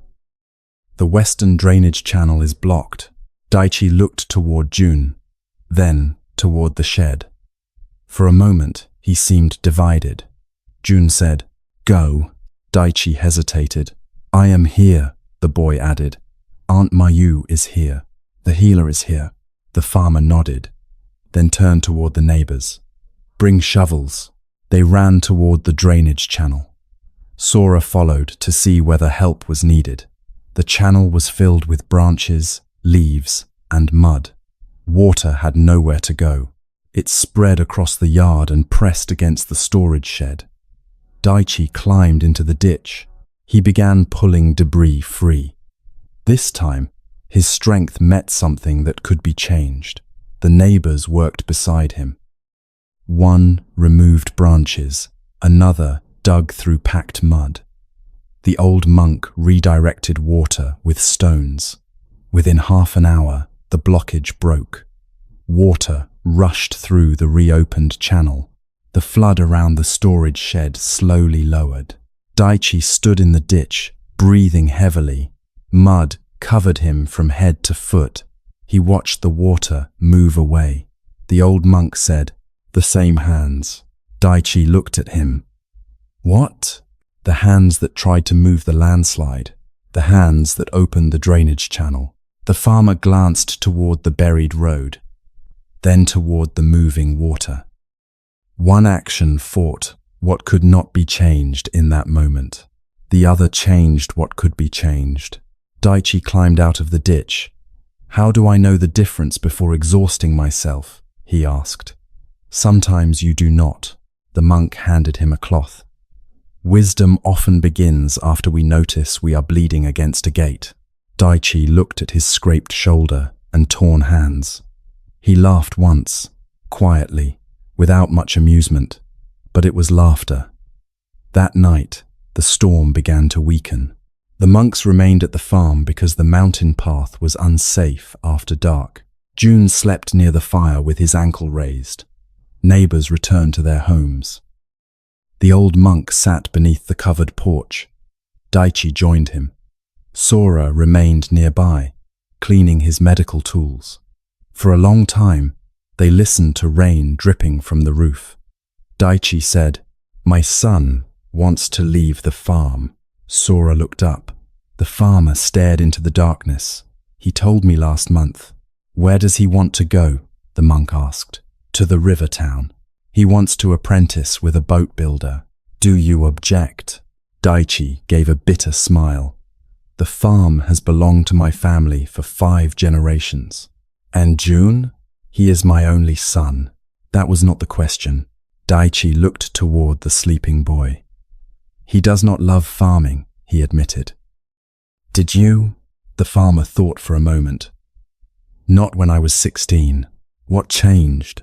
My father became ill. I stayed to help. Then he died. The farm became mine. And did you eventually love it?" "Yes." "Then you believe June will also love it if he stays?" "Yes." "Do you know?" "No." The monk nodded toward the gate. "Which way are you pushing?" Daichi's face tightened. "This is different." "Yes." All comparisons are incomplete. The farmer remained silent. "My wife wanted him to choose," he said eventually. Sora heard the grief beneath the statement. "She said a child is not a field to inherit." "What did you say?" "That she was making him weak." Daichi looked toward the fire inside the house. "When she died, I decided I would keep everything together. The farm, the house, June," the monk said softly. "A closed gate can keep danger out. It can also keep a life from leaving when it is time." Daichi's hands rested on his knees. "If he goes, I will be alone." There it was, the truth beneath the argument about family tradition. Not only responsibility, not only land, fear. The farmer's voice became quieter. "I buried my parents here, my wife, my brother. Everyone leaves." Sora stopped cleaning his instruments. The words felt familiar. Daichi continued. "I thought if Jun remained, the house would still be a family home." The monk looked toward the sleeping boy. "Will forcing him to stay make the house feel less empty?" Daichi did not answer. A drop of water fell from the roof into a clay basin. Then another. Sora thought of May. He had resisted her death because accepting it felt like accepting abandonment. He had believed that if he stopped fighting the reality of her absence, he would become truly alone. Instead, the fight had made every room lonelier. Daichi asked, "Should I simply let him leave?" The monk shook his head. "Speak with him. Ask about his plan. Consider what the farm needs. Decide whether he is prepared. Set conditions, if conditions are wise." The farmer looked surprised. "That sounds practical." The monk smiled faintly. Wisdom is sometimes disappointing, but do not decide only from fear, he continued. Fear will call every departure betrayal. Daichi looked into the darkness beyond the porch. If he leaves, my life will change. Yes, I do not want it to. Yes. The monk waited. The farmer breathed slowly. But wanting does not make the gate open in the other direction. No. For the first time, Daichi seemed to understand that accepting his son's desire did not require immediate agreement. It required seeing that the desire existed, that Jun was not the child he had been, that the future Daichi imagined was not guaranteed, that love could guide without owning. Inside the house, Jun shifted beneath the blanket. Daichi rose and walked toward him. He adjusted the blanket around the boy's shoulders, then sat beside the fire. Sora remained on the porch with the monk. Does every form of suffering come from resistance? He asked. No, pain can exist without it. Yes. Grief? Yes. Fear? Yes. Then why is resistance so important? The monk listened to the rain. Because resistance often turns pain into a war against existence. Sora thought of the sentence he had repeated since May died. This should not have happened. Was it true? In one sense, yes. He wished she had lived. He wished illness had not entered their home. He wished the medicine had worked. But beneath the wish had grown a demand. The past must become different before he could live again. It was like pushing against a gate in the wrong direction, like trying to clear an entire landslide with bleeding hands. What would accepting May's death mean? Sora asked. The old monk did not answer quickly. What do you fear it would mean? He asked instead. That I agree with it. No, that I believe it was fair. No, that I stop missing her. No, that I no longer wish I had saved her. No. Sora looked toward the rain. Then what does it mean? It means allowing the sentence, May died, to be true, without immediately adding, therefore, my life must also end. Sora's breathing became shallow. The monk continued gently. It means you stop asking each morning whether the past has changed. You stop measuring the present against the life that did not happen. You stop standing before the closed gate demanding that love reopen it. Tears gathered in Sora's eyes. But if I move forward, she remains dead. Yes, the answer hurt. It was not softened, not hidden. Sora lowered his head. The monk remained beside him. After a long time, Sora whispered, I hate that this is true. Yes, I do not accept it. The monk looked toward him. Part of you already has. Sora shook his head. You buried her, the monk said. You left the house. You walked to the mountain. You speak of her in the past. Your life has been responding to the truth, even while your mind argues with it. Sora felt the accuracy of the words. Acceptance was not a single peaceful feeling. It was not approval. It was not the disappearance of protest. Sometimes it began as the exhausted recognition that reality had not changed despite all the arguing. The monk said, You may need to accept the same truth many times. In the morning, at the sight of flowers, during winter, when you return home, when you reach for a second cup of tea and remember there is no one to receive it. Sora closed his eyes. Acceptance is not a gate you walk through once, the monk continued. It is a gate that appears again whenever the heart meets what cannot be undone. The rain fell more softly. Sora asked, And each time, look at which way it opens. They sat in silence until the fire inside the house became low. Before sleeping, Sora checked Jun's ankle once more. The swelling had not worsened. The boy was awake. Does it hurt? Sora asked. A little. Your father said you want to build boats. June looked toward the place where Daichi slept. He told you? He told the monk. June's face became guarded. He thinks I will change my mind. Perhaps you will. I will not. Sora almost smiled. The future dislikes being spoken for. June frowned. You also sound like the monk. That is becoming a serious problem. The boy looked at his wrapped ankle. Do you think my father will let me go? I do not know. June sighed. No one here knows anything. Knowing less may help you speak more honestly. The boy thought about that. Sora continued. Your father is afraid. Of losing the farm? Of losing you. June's expression softened. I am not dying, he said. No, but leaving may feel like another loss to him. June looked toward his father's sleeping form. I do not want to hurt him. Then do not pretend you want the farm. The boy looked surprised. Sora sat beside him. A false life offered out of guilt may become resentment. Resentment also hurts. What should I do? Tell the truth with kindness. Listen to his fears. Make a real plan. Do not demand that he become ready immediately. June nodded slowly. Acceptance works both ways, Sora said. You want him to accept that you may leave. You may need to accept that his fear will not disappear in one conversation. The boy looked toward the fire. I thought acceptance meant giving up. So did I. What does it mean?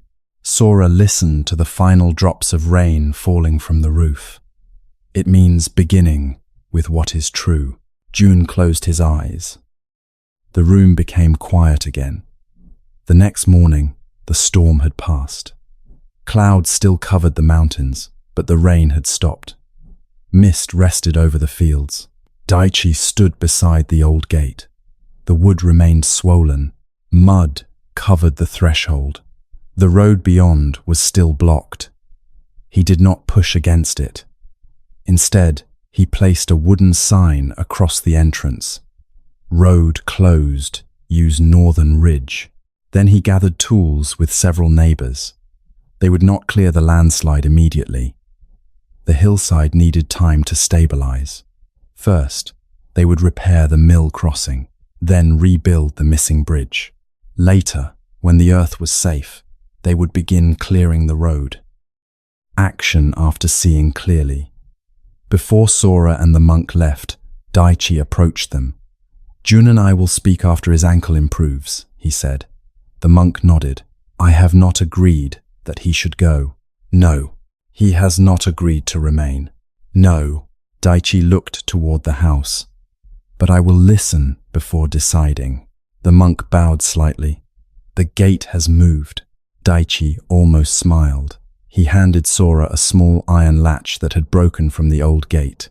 One side was bent from years of use.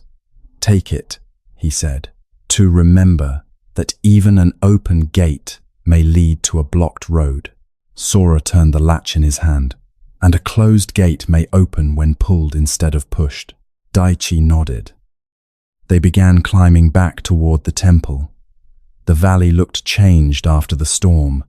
Water glittered across the fields. Branches covered the ground. Part of the eastern hillside had been torn away. Nothing looked as it had the day before. Yet people were already moving, checking roofs, clearing channels, repairing paths, feeding animals, preparing meals. They were not pretending the storm had not happened. They were beginning from the world it had left behind. At the foot of the mountain, Sora stopped and looked back. The old gate stood open. The sign remained across the road. He placed the broken latch inside his pocket, beside the arrowhead, the rope, and the fragment of blue cup. The old monk asked, "What will it remind you?" Sora thought for a moment. That reality does not become kinder, because I fight what has already happened. The monk waited. And acceptance does not mean doing nothing. The monk smiled. It means seeing clearly enough to act where action is possible. They continued walking. By midday, sunlight began breaking through the clouds. It touched the wet leaves. The temple roof appeared above the cedar trees. Sora felt tired. His clothing was damp. Mud covered his sandals. May was still gone. The truth remained painful. Yet for the first time, he allowed the sentence to stand by itself. May died. No immediate punishment. No demand that he follow her. No argument that peace would become betrayal. Only grief. Deep, real, present. And beside it, a path that still existed. Tonight, perhaps there is a locked gate somewhere inside your life. A reality you have been pushing against. A loss that has already happened. A relationship that has changed. A body that no longer moves as it once did. A decision someone else has made. A season that ended before you were ready. A future that did not arrive. The heart may say, "This cannot be true. This must change before I can continue. Life must return to the way it was." These responses are human. Resistance often rises before acceptance because the mind is trying to protect us. It believes that, if it argues strongly enough, replays the moment often enough, blames someone completely enough, reality may open in the direction we want. But some gates do not open that way. Acceptance does not mean saying, "This is good." It does not mean, "This was fair." It does not mean, "I am no longer sad." It does not mean remaining in harmful circumstances. It does not mean refusing to seek justice, treatment, repair, or change. Acceptance means beginning with the truth of what is present. The road is blocked. The bridge is gone. The ankle is injured. The relationship has ended. The person has died. The past cannot be changed. Only after seeing this clearly can we ask, what path remains? What can be repaired? What boundary is needed? What help can I seek? What must be grieved? What can still be built? Without acceptance, we may spend all our strength trying to move a landslide with bare hands. With acceptance, we may discover the longer path, the safer crossing, the drainage channel that can be opened, the conversation that can begin. Tonight, notice whether your body is still pushing against a gate, the jaw tight, the shoulders raised, the hands closed, the mind repeating, "No, no, no." You do not have to force yourself into peace. Simply notice the resistance. Breathe gently. You may say, "I do not like that this is true," and then, "But this is what is here right now." Both sentences may exist together. I wish it had been different, and this is what happened. I wish they had stayed, and they are gone. I wish my body had not changed, and this is the body breathing tonight. I wish the road were open, and another path must be found. Acceptance may arrive for only one breath. Then resistance may return. That does not mean you have failed. Some truths must be accepted many times. At dawn, at anniversaries, in empty rooms, during familiar songs, when the hand reaches toward a place where someone once stood, each time. Look at the gate again. Which way does it open? What are you pushing against? What becomes possible when you stop demanding that the present become the past? Perhaps there is still action to take. Take it carefully. Perhaps there is nothing to do tonight. Then let the body rest. You do not need to clear the entire road before sleep. You do not need to rebuild every bridge in one night. For now, place a simple sign beside the blocked path. This road is closed. Not forever, perhaps, but for this moment. Then turn gently toward the path that remains. One breath, one step, one honest truth. The storm has passed. Water still moves through the fields. The old gate stands open. The mountain has not returned to its former shape, and still, morning finds a way across it. Several days after the storm, the mountain became quiet again. The eastern road remained buried beneath earth and stone, but villagers had repaired the crossing near the old mill. Farmers moved between the fields. Children carried bundles of firewood along the northern path. Life had not returned to the way it was before. It had simply continued from where the storm had left it. At the temple, autumn sunlight filtered through red maple leaves. The monks carried their morning meal into the courtyard. Because the weather was clear, they sat beneath the trees.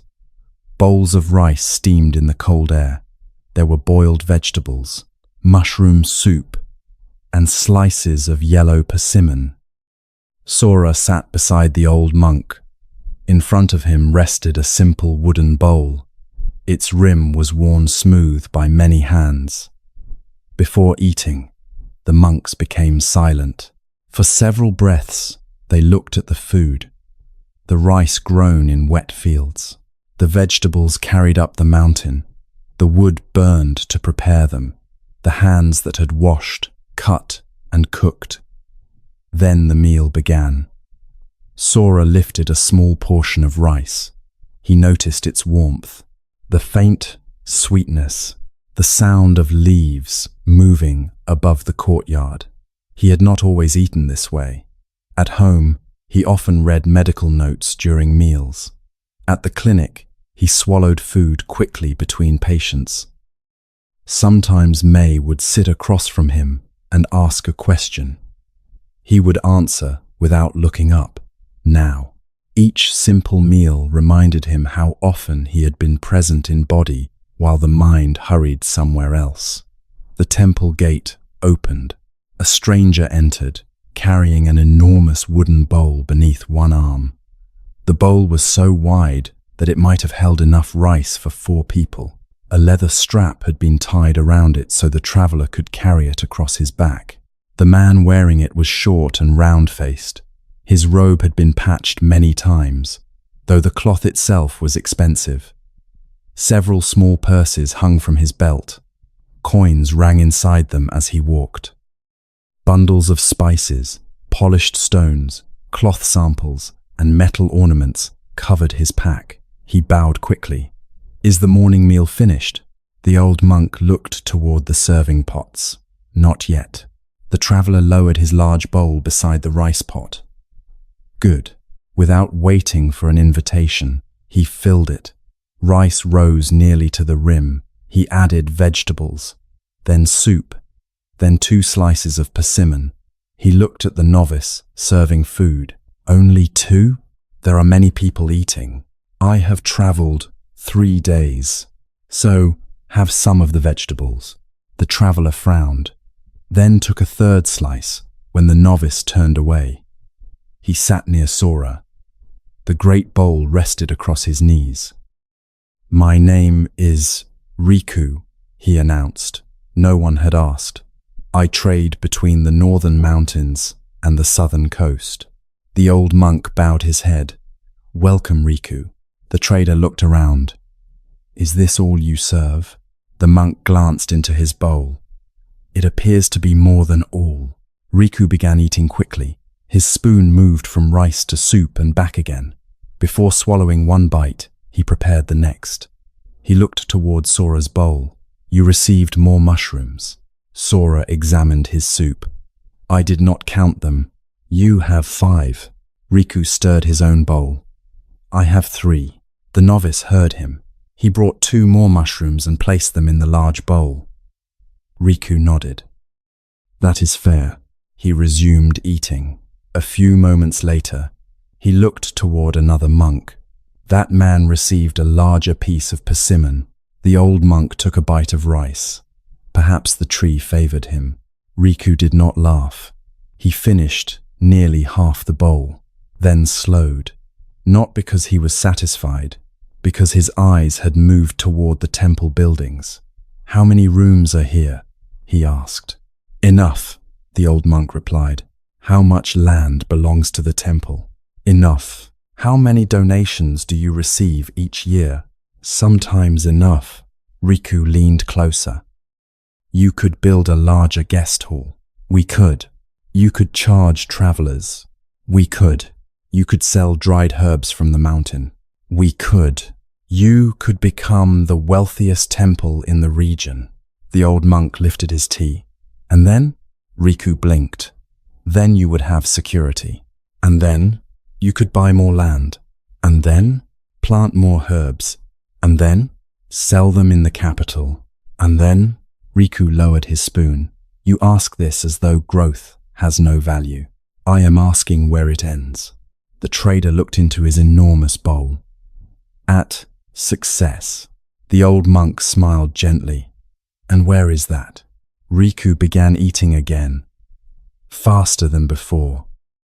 When the meal ended, food still remained at the bottom of his bowl. The rice had absorbed the soup.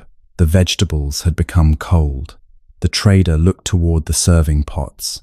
Is there more tea? A novice filled his cup. Riku drank half of it, then looked toward the gate. I heard another merchant arrived yesterday. No, Sora said. A man with pack horses? He delivered salt. How many horses? 2.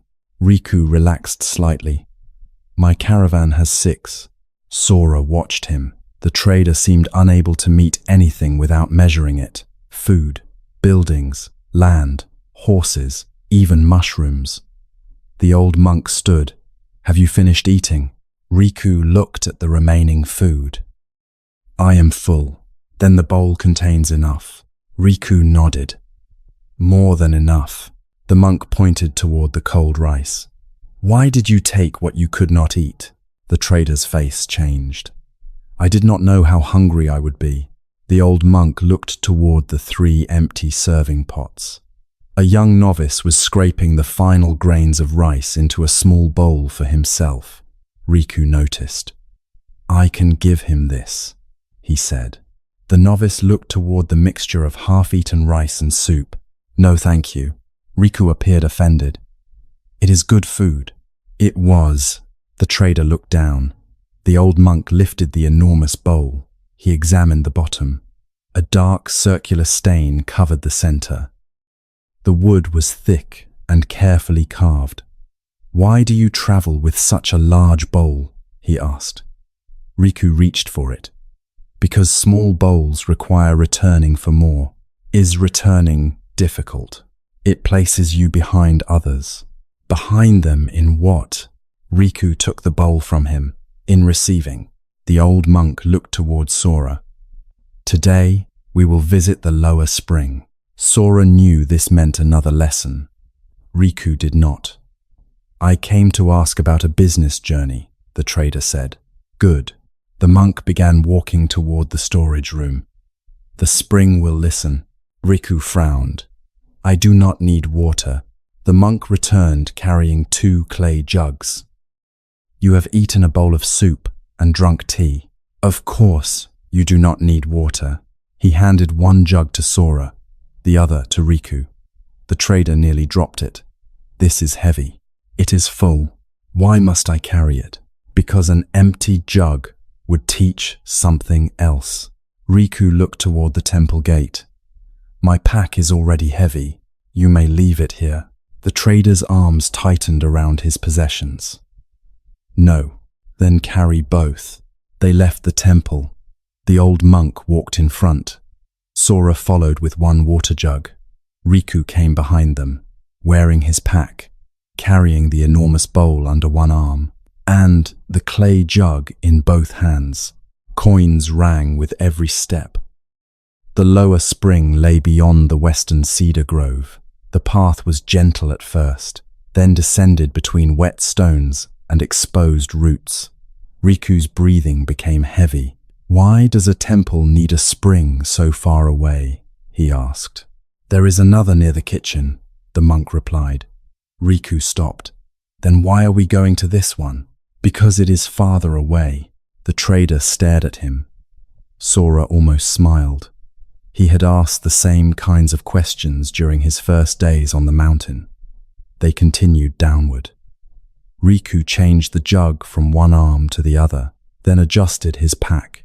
A small bronze ornament fell from one of the bundles. He placed the jug down immediately and searched among the leaves. Sora found the ornament near a root. It was shaped like a fish. "Is it valuable?" he asked.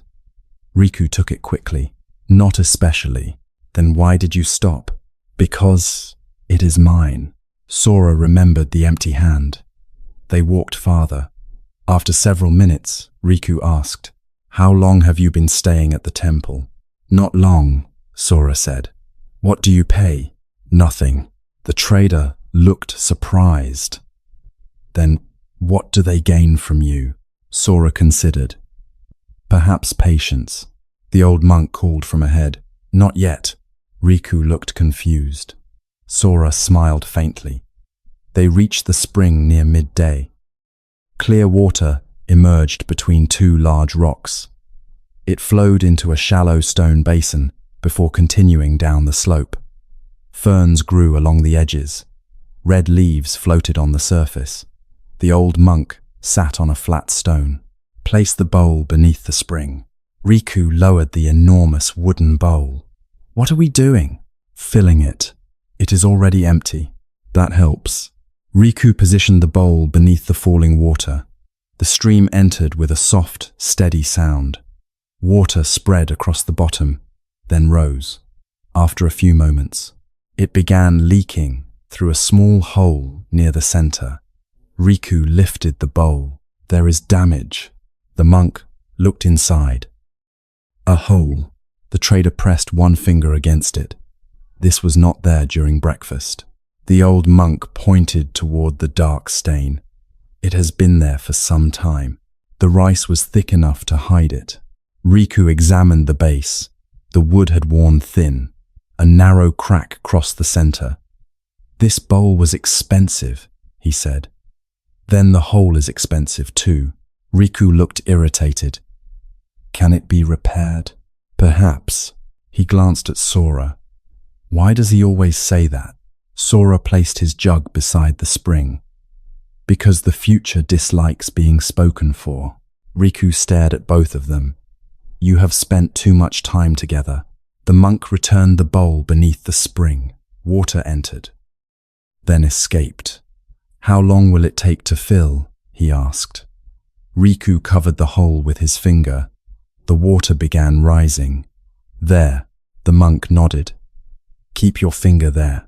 Riku crouched beside the bowl. The water rose toward the rim. "Now what?" he asked. "Carry it back to the temple." Riku looked up. "With my finger covering the hole?" "Yes."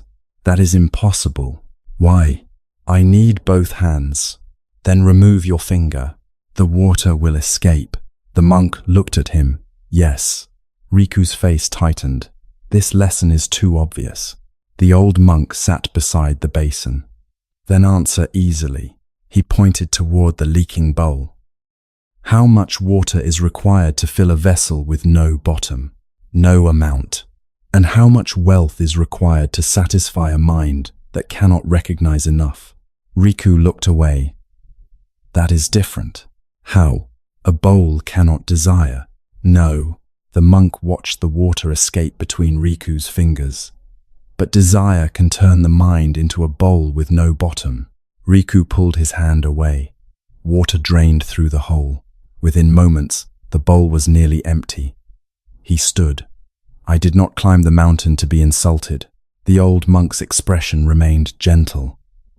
"What did you climb the mountain to receive?" "Advice." "About what?"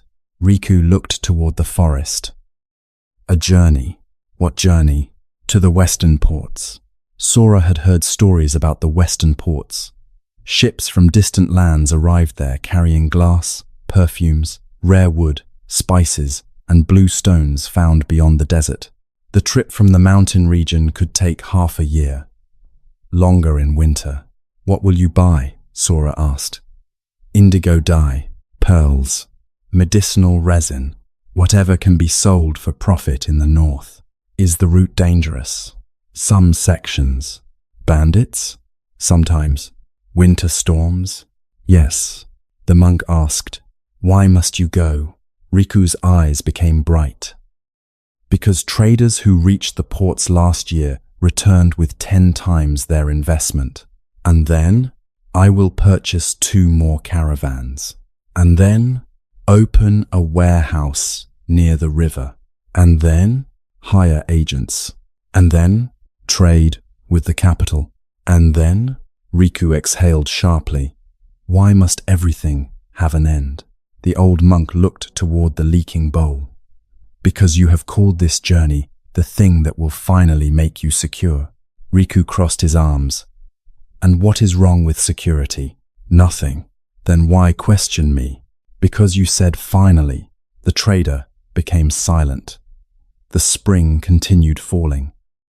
A clear stream entered the bowl and disappeared through the crack. Sora asked, "How many journeys have you called the final one?" Riku looked at him. Sora continued, "The final journey before you rest. The final sail before you have enough. The final season before you return home." Riku's face changed. "Who told you that?" "No one." Sora looked at the enormous bowl. "I used to tell myself I would rest after the next patient, after the next book, after I found the next medicine." He thought of May placing tea beside his work, of her asking him to walk by the river, of all the moments he postponed. The next task always created another, he said. Riku picked up the bowl. He turned it over. Water dripped from the crack. My work is different. Perhaps I have responsibilities. So did I. I provide for people. So did I. Riku looked toward the old monk. Why did you bring the healer? To make the lesson more expensive. Sora frowned. I am not sure whether that was praise. It was not. Riku placed the bowl on the ground. I grew up with nothing, he said. His voice had changed. The confidence remained. But beneath it, something older had appeared. My father repaired sandals. My mother washed clothing for wealthy families. Some winters, we ate once a day. The old monk listened. Riku continued. When merchants passed through our village, I watched their carts.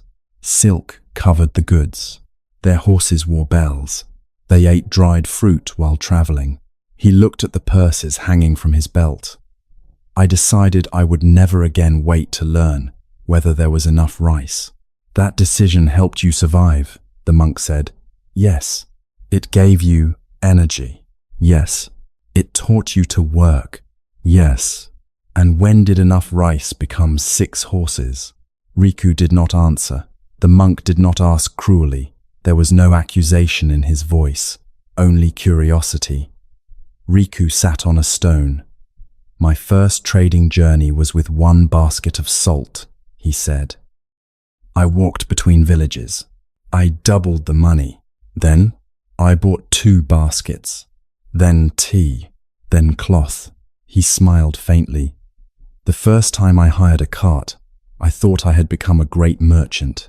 Were you satisfied? For a week. The old monk nodded toward the bowl. Water remained briefly. Riku looked at the crack again. Then I saw another trader with 2 carts. And your 1 cart became small. Yes. The trader picked up a red leaf from the spring. He turned it between his fingers. When I bought my first horse, I promised my wife I would stop traveling so often. Sora looked at him. You are married? For 22 years. Where does your wife live? In the northern town. And you? Riku looked toward his packs. On the road. The answer seemed to surprise even him. Do you have children? The monk asked. A daughter. How old? 19. Riku reached beneath his robe. He removed a folded letter wrapped in oilcloth. This arrived before I came to the mountain. He handed it to the monk. The old man did not open it. It is yours. Riku unfolded the letter himself. The writing was careful. He read silently for several moments. Sora noticed that his eyes stopped repeatedly at one line. "What does she say?" the monk asked. Riku folded the paper. "She is going to marry. Are you pleased?" "Yes." "When?" "In early spring." The old monk looked toward the yellowing leaves. Winter was approaching. A journey to the western ports could keep Riku away until summer down the sea. "Will you attend?" Riku's jaw tightened. "That is why I came. To decide between the journey and the wedding?" "Yes." Sora looked at him. "You were considering missing your daughter's wedding." Riku became defensive. "It is not only a ceremony. If I complete the journey, I can give them a house, land, a strong beginning." "Do they need a house?" the monk asked. "They will live in her husband's family home." "Do they need land?" "Everyone needs land." "Did she ask for it?" Riku looked at the letter. "No." "What did she ask for?" The trader did not answer. The monk waited. Riku opened the paper again. His voice became quieter as he read. "She asks me to return before the plum trees bloom." "Anything else?" "She says she wants to walk with me from our house to the wedding hall." The spring filled the silence. Riku folded the letter carefully. "I can provide more if I go west." Sora asked, "Can you walk beside her from the western ports?" Riku's face tightened. "You do not understand poverty," he said. Sora met his eyes. "No, I did not grow up as you did." Riku looked surprised by the admission. Sora continued, "But I understand believing that work is the only safe way to love someone." He thought of May. Every medicine he prepared had been love. Every hour reading had been love. Every refusal to rest had been love, mixed with fear. "I believed that if I stopped working, I would fail my sister," Sora said. "Even when she asked me only to sit beside her." Riku looked down at the letter. The old monk lifted the leaking bowl. "Perhaps the journey is wise." Riku looked up quickly. "You think I should go?" "I said, perhaps." The trader frowned again. "The profit may protect your family," the monk continued. "The goods may benefit many people. Travel is not wrong. Wealth is not wrong. Planning is not wrong.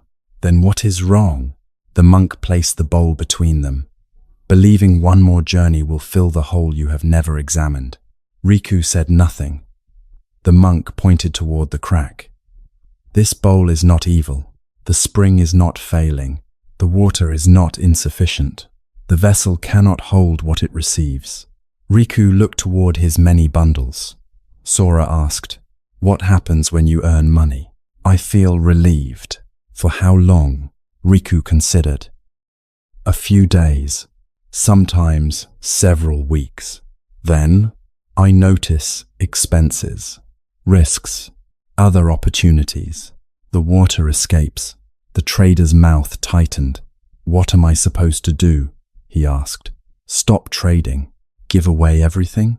Become a monk and eat 3 mushrooms?" The old monk smiled. "Ki. No."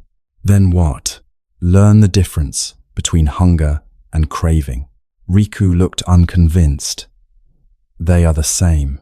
"No." The monk gestured toward his body. "Hunger asks for food. Craving asks food to solve loneliness, fear, status, memory, and death." He pointed toward the empty bowl. "Hunger can be satisfied for a time. Craving changes its demand whenever one desire is met." Sora thought of the house of mirrors. One warehouse became small when another appeared. One bowl of rice became insufficient when someone else had more mushrooms. Riku picked up the clay jug. "What is the difference between wanting a better life and craving?" The monk considered the question. "A wholesome intention moves towards something and can rest along the way. Craving says rest is forbidden until the world matches its demand." Riku looked toward the forest. Wanting can say, "I would like to build a home." Craving says, "Without the largest home, I am nothing. Wanting can say, I hope this journey succeeds. Craving says, success must make me permanently safe. Wanting can love the result. Craving makes peace a hostage to the result. Riku's fingers moved against the clay jug, counting again. Sora asked, what does your daughter want most from you? The trader's face softened. She says, I am never fully home. The words came quietly. When I return, I inspect goods, speak with agents, count money, plan the next route. He looked toward the spring. She once hid my travel boots. How old was she? The monk asked. 8. What did you do? I became angry. Did you ask why? Riku lowered his eyes. She said she wanted me to forget how to leave. The red leaf slipped from his fingers. The water carried it toward the edge of the basin. For several moments, no one spoke. Then footsteps sounded on the path above. A young novice appeared carrying a basket. He bowed. The kitchen sent lunch. Inside were 3 rice cakes, a small jar of pickled vegetables, and 3 persimmons. Riku looked into the basket. Only 3 rice cakes. He stopped himself. The old monk glanced at him. Riku exhaled. 1 for each person. The novice smiled. Exactly. They sat beside the spring. Riku lifted 1 rice cake. He took a bite, then immediately reached toward the pickled vegetables. The monk touched his wrist lightly. Is the first bite finished? Riku looked confused. Chew. The trader did. The rice cake was filled with sesame and crushed beans. A little sweetness appeared after several moments. Riku's expression changed. I did not know these contained beans. You were eating too quickly this morning, Sora said. Riku looked offended, then laughed once. He chewed more slowly. When he finished the rice cake, the old monk asked, Are you still hungry? Riku placed 1 hand against his stomach. A little, then eat more. The trader took some vegetables. He chewed, waited, then ate half a persimmon. Its juice ran across his thumb. He looked at the remaining half, then at the other 2 fruits in the basket. His hand moved toward a second persimmon. Stopped, he asked himself again. Am I hungry? The old monk said nothing. Riku lowered his hand. No. He looked at the half piece of fruit. But I want more. The monk nodded. What should I do? First, notice the wanting. And then, do not rush to remove it. Riku frowned. Why not? Because you have obeyed it for so long that you have never learned its shape. The trader closed his eyes. What does it feel like? Sora asked. Riku sat quietly. Restless, he said. Where? In my chest.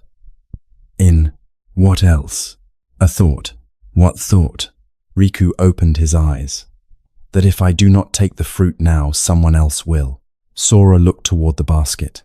There were 2 full persimmons and 1 half. No one was reaching for them. The rope in the dark. A feared future treated as present truth. The monk asked, And if someone else eats it? Riku's answer came automatically. Then I have less. Less than what? The trader looked again at the food. His stomach was full. His hands were not empty. The tree would produce other fruit in another season. Less than I could have had, he said. The monk nodded. Craving often measures life against the greatest amount imagination can create. Riku remained still. The desire for the fruit rose, stayed, then slowly changed. It did not disappear completely, but it became less urgent. He looked surprised. I did nothing. You did not feed it. It became smaller. Most waves do. Riku picked up the remaining half of his first persimmon. He ate it slowly, then pushed the basket toward the novice. Take 1 back to the kitchen. The novice bowed. Riku watched the fruit leave. His expression contained discomfort, but also curiosity. I still know it is gone, he said. The monk smiled. Awareness has not made you unconscious. They finished lunch. The old monk cleaned the leaking bowl at the spring. Then he removed a small knife from his robe. He scraped away the damaged wood around the crack. The hole became larger. Riku stared. What are you doing? Preparing it for repair. You are making it worse. The weak wood must be removed. Riku reached for the bowl. The monk held it away. Do you want the hole hidden or repaired? Riku's hand stopped. What will repair it? Another piece of wood. Resin. Time to dry. Can it become exactly as it was? No. The cup already broken. The locked gate. The empty hand. The same lessons appearing inside a different object. The monk continued scraping. Riku watched. Where is the hole inside a person? The old monk placed the knife down. There may be many. Fear, loneliness, shame, the belief that worth must be earned repeatedly, the belief that safety can become permanent. He looked toward Riku. Sometimes the hole began during real hunger. The trader's expression softened. A child who did not receive enough may become an adult who cannot believe enough will remain. Riku looked toward the food basket. My mother used to divide one bowl among 4 people, he said. She always said she had eaten earlier. Had she? No. Riku looked at his own large bowl. I promised that when I had money, she would eat first. Did she? For several years. What happened? She became ill. The trader's voice grew quieter. I took her to physicians, bought medicine, bought better food, paid for prayers. Sora listened closely. She died anyway. The spring continued flowing. Riku touched the edge of the bowl. Afterward, I worked more. Why? Sora asked. I do not know. The old monk waited. Riku's face tightened. Because the money had not been enough. To save her? Yes. So you decided you needed more. The trader closed his eyes. Another healer, another medicine, a larger house, more food, more control. Sora felt the familiar pain. Riku's craving was not merely greed. It was grief trying to become protection. The same impossible bargain Sora had made with knowledge. If he learned enough, no one would die. If Riku earned enough, no one he loved would ever go hungry or become unreachable again. The bottomless bowl had been carved around a wound. Riku whispered, I thought wealth would prove that her suffering had not been meaningless. The old monk replied gently, Did your mother ask you to spend the rest of your life outrunning hunger? No. What did she ask? Riku looked toward the water. She wanted me to come home before winter. Did you? Not that year. The answer barely carried beyond the spring. I was trading salt in the east. She wrote that she felt weak. I believed I had time. He looked at Sora. By the time I returned, she had been buried. Sora's chest tightened. Riku's hand closed around the rim of the bowl. I decided I would never again be unable to provide what someone needed. The old monk nodded. And has the promise brought you peace? No. Has it allowed you to remain with the people you love? Riku thought of his daughter, the hidden boots, the wedding letter, the request to walk beside her. No. He opened his hand. What do I do with the fear? He asked. The monk looked toward the spring. Do not try to fill it with everything you can carry. Then how is it healed? Sometimes it is not filled. Riku looked at him. Sometimes the hole is repaired by grieving what entered through it. The trader's eyes filled. For years, you have responded to the hungry child inside you by adding more rice to the adult's bowl. The monk touched the bowl's damaged base. But the child may not need another warehouse. What does he need? To hear that the hunger ended. Riku's face broke. He lowered his head. The old monk remained beside him. Sora did not look away. After a long silence, Riku whispered, "There is food at home." "Yes. My daughter is not starving." "No. I have enough money for many years." "Yes. My mother is still dead." "Yes." The final truth carried the greatest weight. Riku began to cry, not loudly. The tears moved quietly across his face. His entire life had become a caravan built to outrun that sentence. More goods, more roots, more coins, more bowls. But no amount of abundance could enter the past and feed the mother who had already gone. Sora sat near him. "My sister is still dead," he said softly. Riku looked toward him. "I thought knowledge could change that." "Did it?" "No." The two men sat beside the spring. A healer who had tried to fill grief with remedies. A trader who had tried to fill grief with wealth. The old monk held the cracked bowl between them. "Perhaps," he said, "the emptiness is not asking to be filled." "What is it asking?" Riku whispered. "To be known without immediately being escaped." The trader touched the hole. They remained beside the spring until the afternoon light began to change. The old monk cut a small piece from a fallen cedar branch. He shaped it carefully with the knife, then fitted it into the hole. It did not match the bowl. The wood was lighter. The grain ran in another direction. He sealed the edges with resin from the repair kit. "It must dry," he said. Riku examined it. "The repair is obvious." "Yes." "Could you stain it?" "Yes." "Will you?" "No." "Why?" "So the bowl does not have to pretend it was never damaged." Riku looked at the pale wooden patch. "Will it hold water?" "Perhaps." The trader laughed through the last of his tears. They began returning to the temple. Riku's pack remained heavy, but the repaired bowl had to be carried carefully. He could not attach it carelessly to the leather strap while the resin dried. After several minutes, he stopped. He removed one bundle from his pack. Inside were small bronze bells. He looked at them, then placed the bundle beside the path. Sora frowned. "Are you leaving your goods in the forest?" Riku shook his head. He untied another bundle containing colored stones, then a third holding carved combs. "What are you doing?" the monk asked. "I do not need to carry all of this to the temple. Will you return for it?" "Perhaps." The old monk smiled. Riku divided the goods into two piles. Items he needed to protect from rain remained with him. The rest he wrapped beneath an overhanging rock and marked the place with a branch. The pack became lighter. They continued climbing. Riku's steps became easier. Halfway to the temple, they met an elderly woman walking down the path with a basket of herbs. She rested against a tree. Riku looked at her load. "Are you going to the lower village?" "Yes." "That is far. My grandson is ill." Sora examined the woman. She was tired but not sick.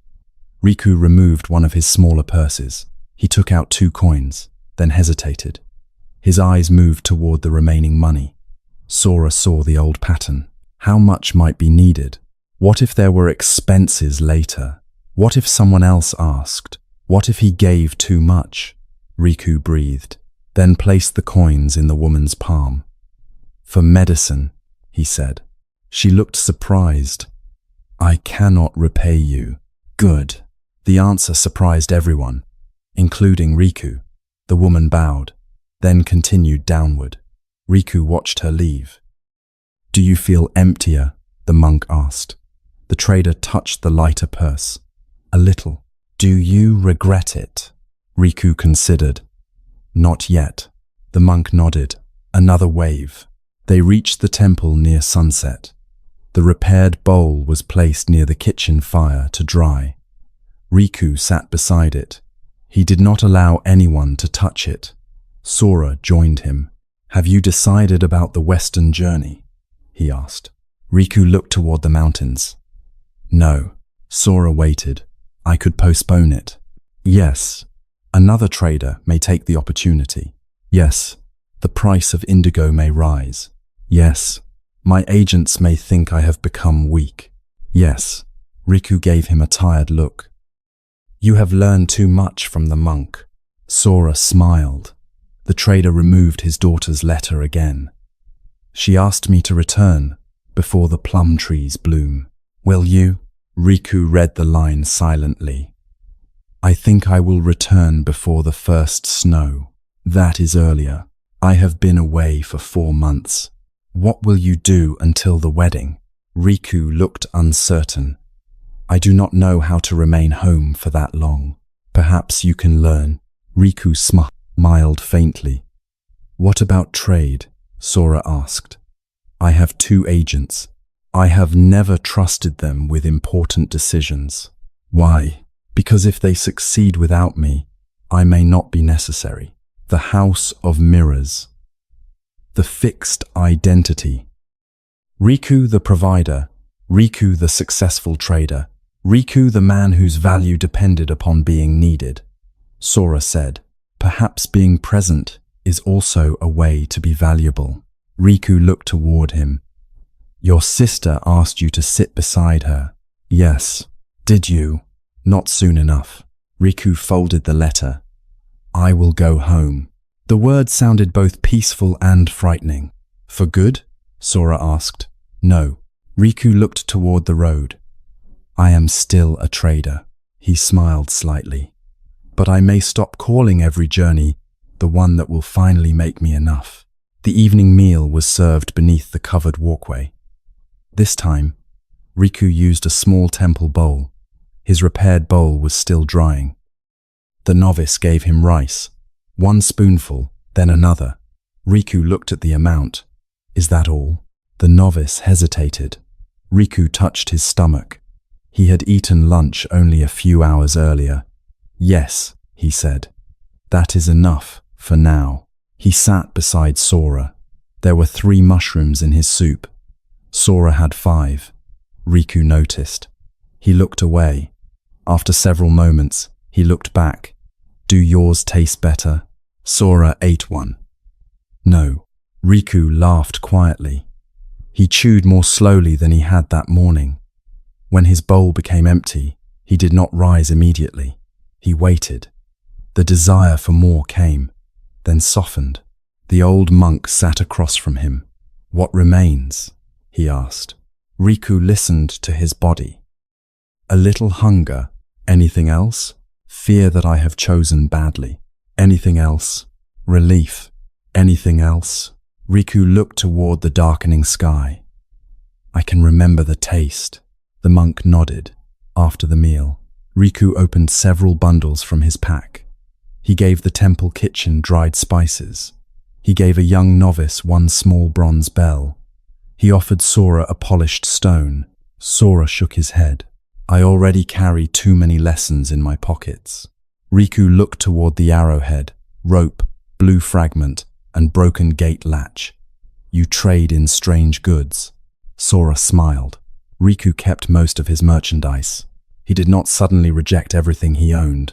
He counted the purses, checked the knots, protected the cloth from moisture, but his movements were less frantic.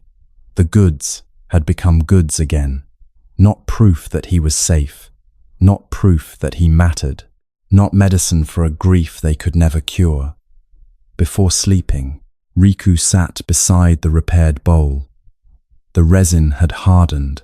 The old monk poured water into it. Everyone watched. The water rose. A single drop appeared along the edge of the pale wooden patch. It trembled, then stopped. The bowl held. Riku smiled. It is repaired. For now, the monk said. The trader lifted it carefully.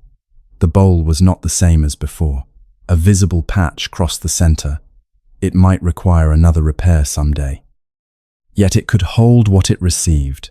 Riku drank, not because he was thirsty, only to feel the cool water. Then he poured the rest into the temple garden. Why did you do that? Sora asked. Riku looked toward the dark earth. The bowl does not need to remain full to prove that it can hold water. The old monk bowed his head.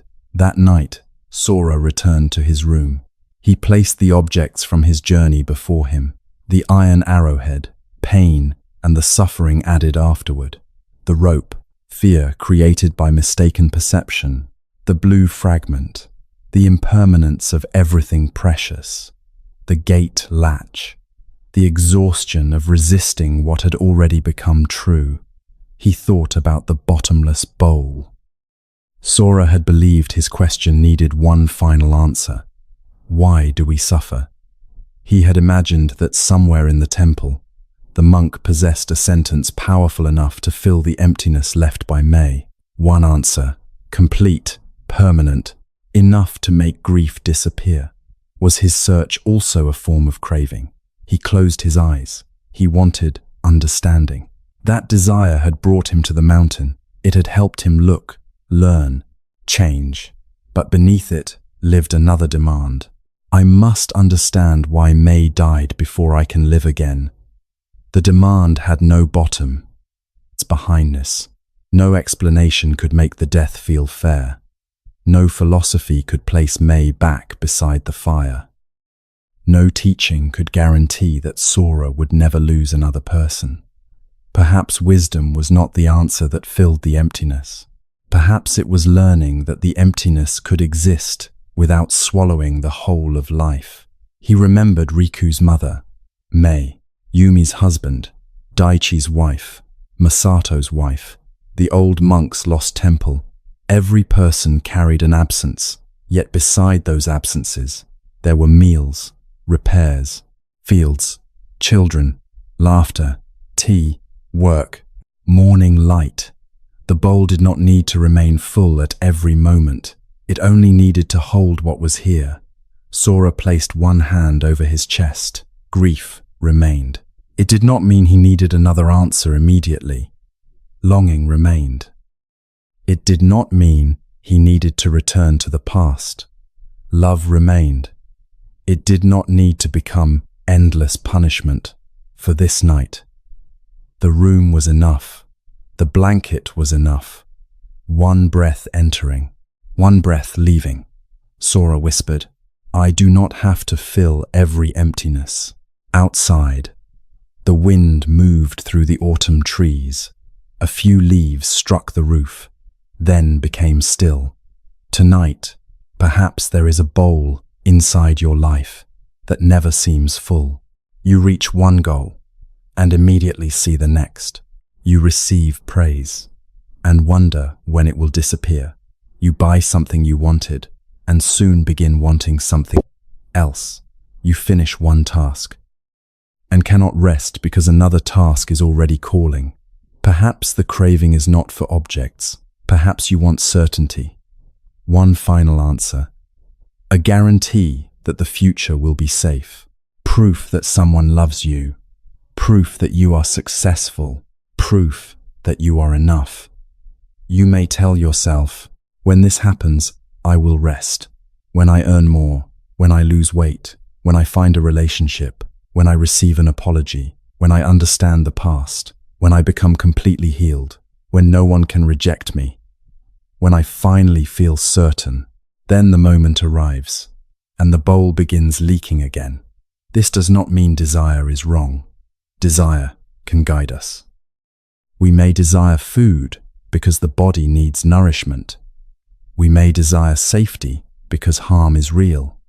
We may desire meaningful work, companionship, healing, justice, a home, a better future. The question is not whether desire exists. The question is whether peace has been made dependent upon its complete satisfaction. Craving whispers, I cannot be whole until I receive this, and when it receives one thing, it quickly chooses another. The ancient Buddhist teachings describe craving as a thirst that keeps reaching, for pleasure, for becoming someone, for escaping what is present. Sometimes craving grows from simple enjoyment. Sometimes it grows from a wound. A child who once lacked food may fear every empty cupboard. A person who was abandoned may seek endless reassurance. A person who felt powerless may chase control. A person who lost someone may search for an answer strong enough to defeat death. Do not judge the bowl. It may have been shaped during a time when wanting more helped you survive. Perhaps striving gave you strength. Planning protected you. Achievement created opportunities. Possessions brought real comfort. But a strategy that once helped may continue long after the danger has changed. You may now have food and still feel the old hunger. You may now be loved and still wait for abandonment. You may now be safe and still count every possible threat. Tonight, do not try to fill the bowl immediately. Sit beside it. Look at the opening. Notice what enters. Notice what escapes. Ask gently, what do I believe the next thing will give me? Not only the object, not only the achievement, the feeling beneath it. Safety, worth, belonging, freedom, relief. Then ask, can any temporary thing provide that feeling permanently? The answer may be uncomfortable. A meal satisfies hunger, but another hunger comes tomorrow. Praise feels warm, but no one can praise us every hour. Money provides choices, but cannot prevent every loss. Love offers deep connection, but cannot promise that no one will change or leave.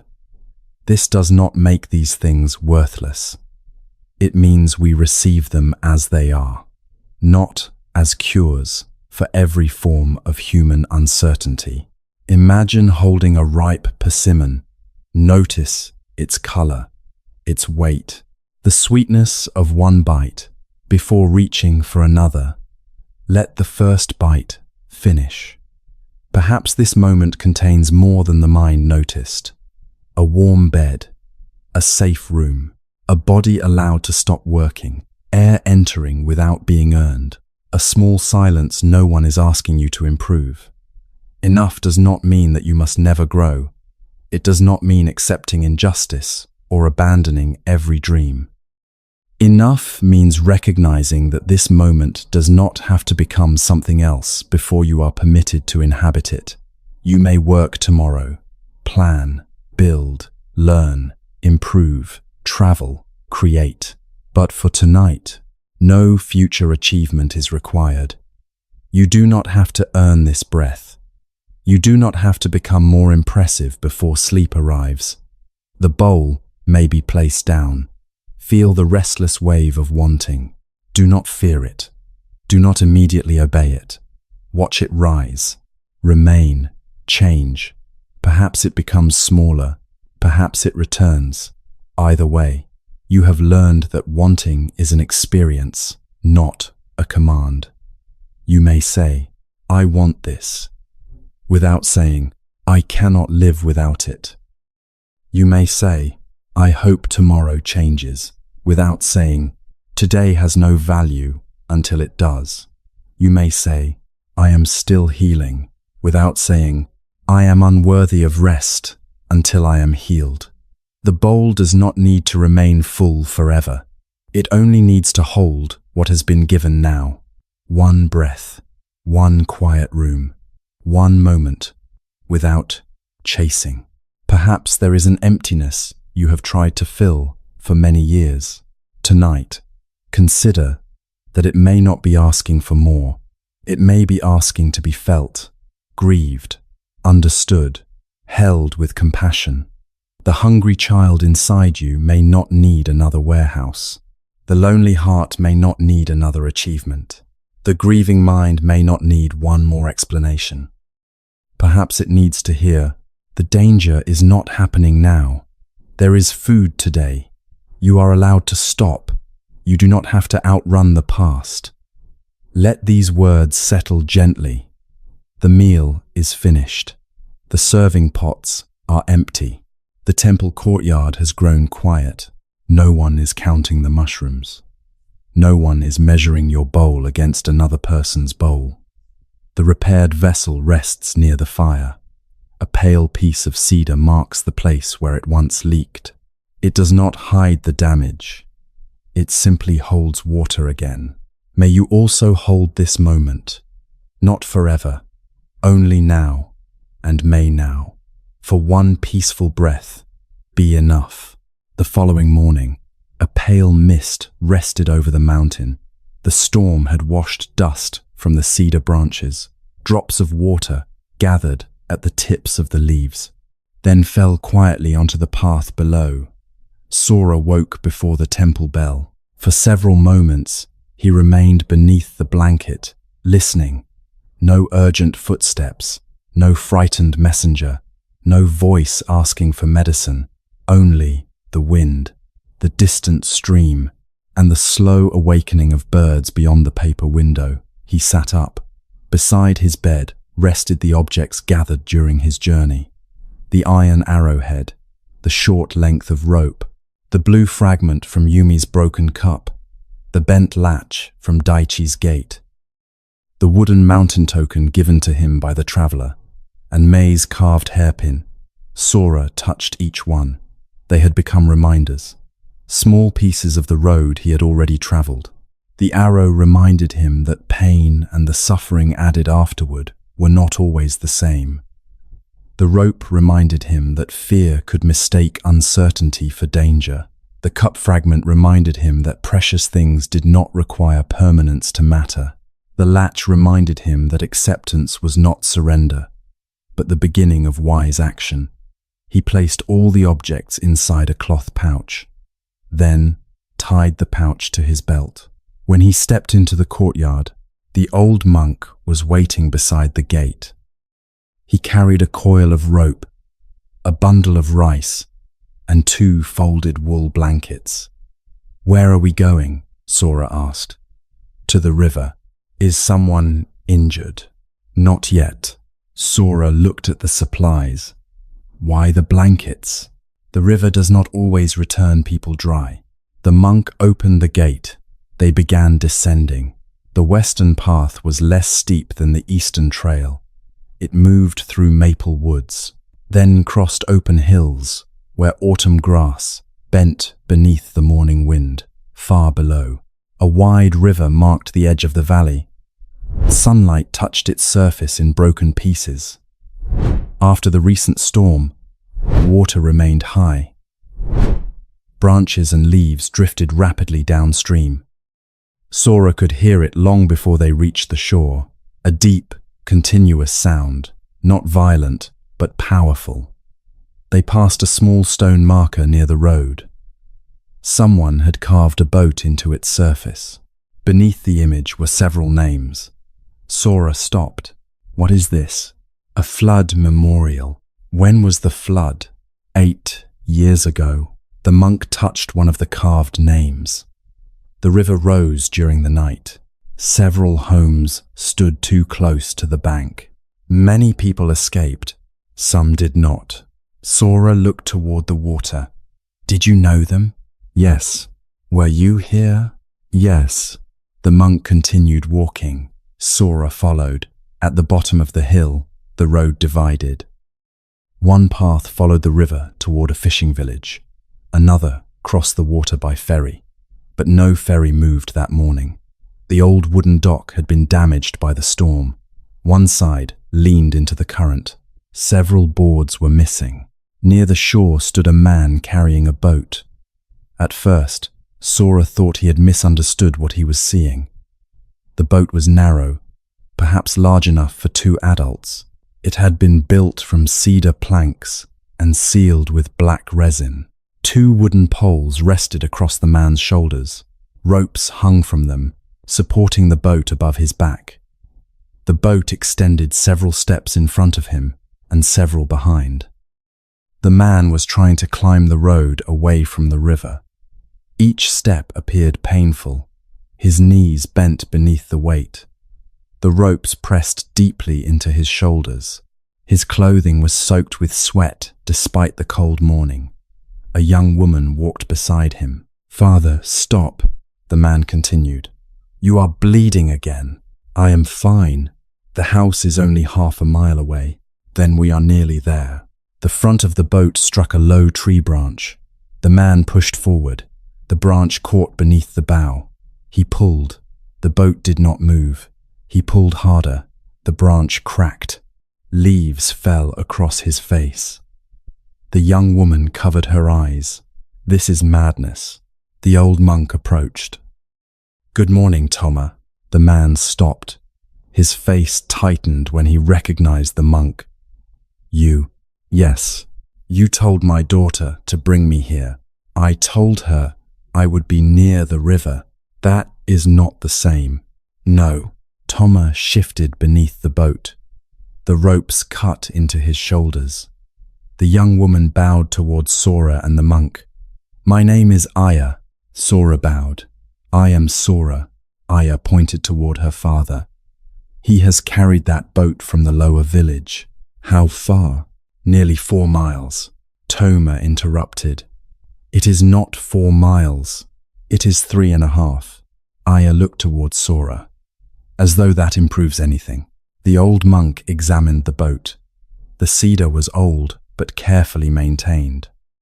The surface had been polished. New resin covered several repaired cracks. A faded red line ran along the side. "It has survived another storm," the monk said.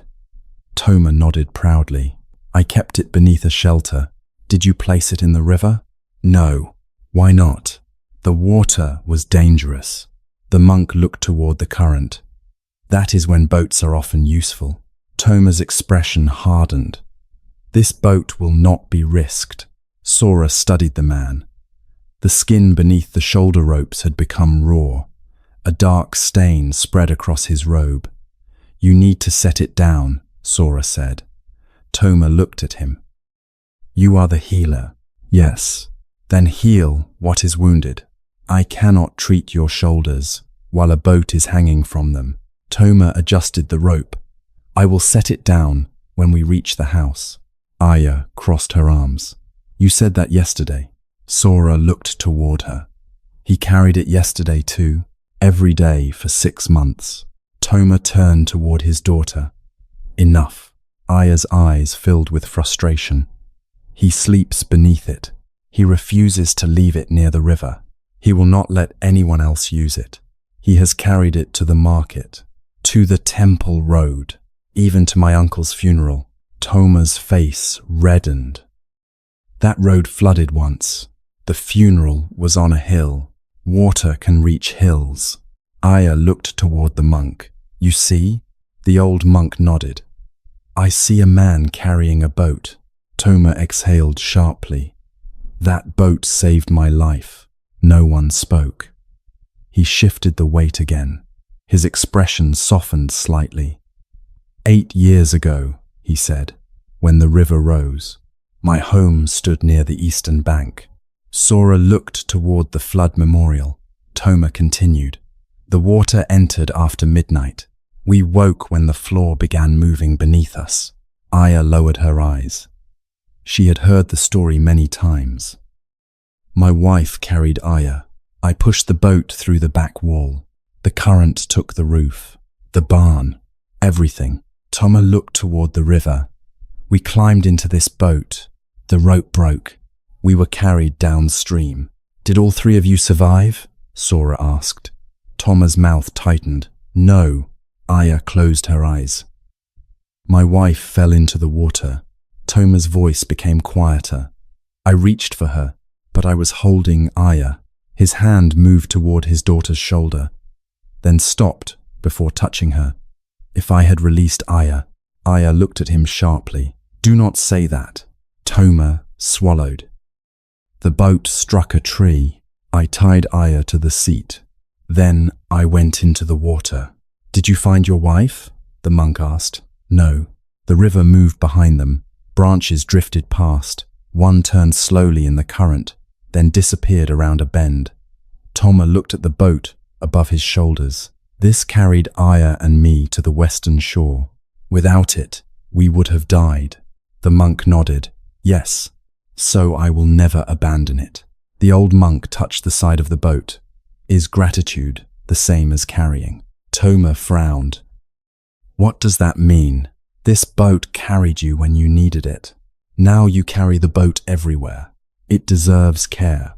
Yes, it deserves respect. Yes, it deserves to remain with me." The monk looked toward Aya. Does it? Toma's anger returned. You did not live through that night. No. You did not watch the river take your wife. No. You did not wake for years, hearing the roof break again. No. Then do not tell me what this boat means. The old monk bowed his head. You are right. Toma seemed surprised. He had prepared himself for an argument. None came. The monk stepped back. You may carry it. Aya looked at him. Is that all you are going to say? For now, Toma began walking again. The boat caught another branch. He pulled it free. The road narrowed as it climbed. A rock wall rose on one side. A steep slope fell toward the river on the other. Sora walked beside Aya. The monk followed behind Toma. How long has he been like this? Sora asked quietly. Aya watched her father struggle. Since the last spring flood. Did something happen? The water rose near the new village. It never reached the houses. But father brought the boat inside. Inside the house? He removed part of the doorway. Sora looked ahead. Toma's shoulders shook beneath the weight. Aya continued. He began sleeping beside it. He stopped repairing fishing nets. He sold 2 goats to buy cedar resin. He says another flood will come. It may, Sora said. Aya looked at him. You agree with him? A flood may come. That does not mean carrying the boat up every hill will protect him. Aya looked toward the water. My father was once the strongest ferryman in the valley, she said. He knew every current. He could cross in winter fog. He taught children to swim. And now, he refuses to enter the river. Sora looked at the boat again, a tool made for water, carried only on land. Ahead, the path reached a narrow wooden bridge, crossing a deep drainage ravine. The bridge was wide enough for one person, but not wide enough for the boat. Toma stopped. Aya sighed. This is what I told you. Toma examined the bridge, then the boat, then the steep ravine below. We can turn the boat sideways, he said. It is longer than the bridge is wide, Aya replied. I know its length. Toma began turning. The bow struck the rock wall. The rear swung toward the ravine. Sora stepped forward. Stop. I have crossed narrower places. With the boat? No.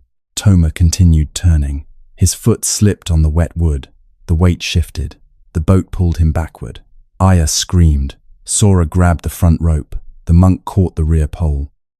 Toma's knee struck the bridge. One leg slipped between 2 boards. For several seconds. The 4 of them struggled against the weight.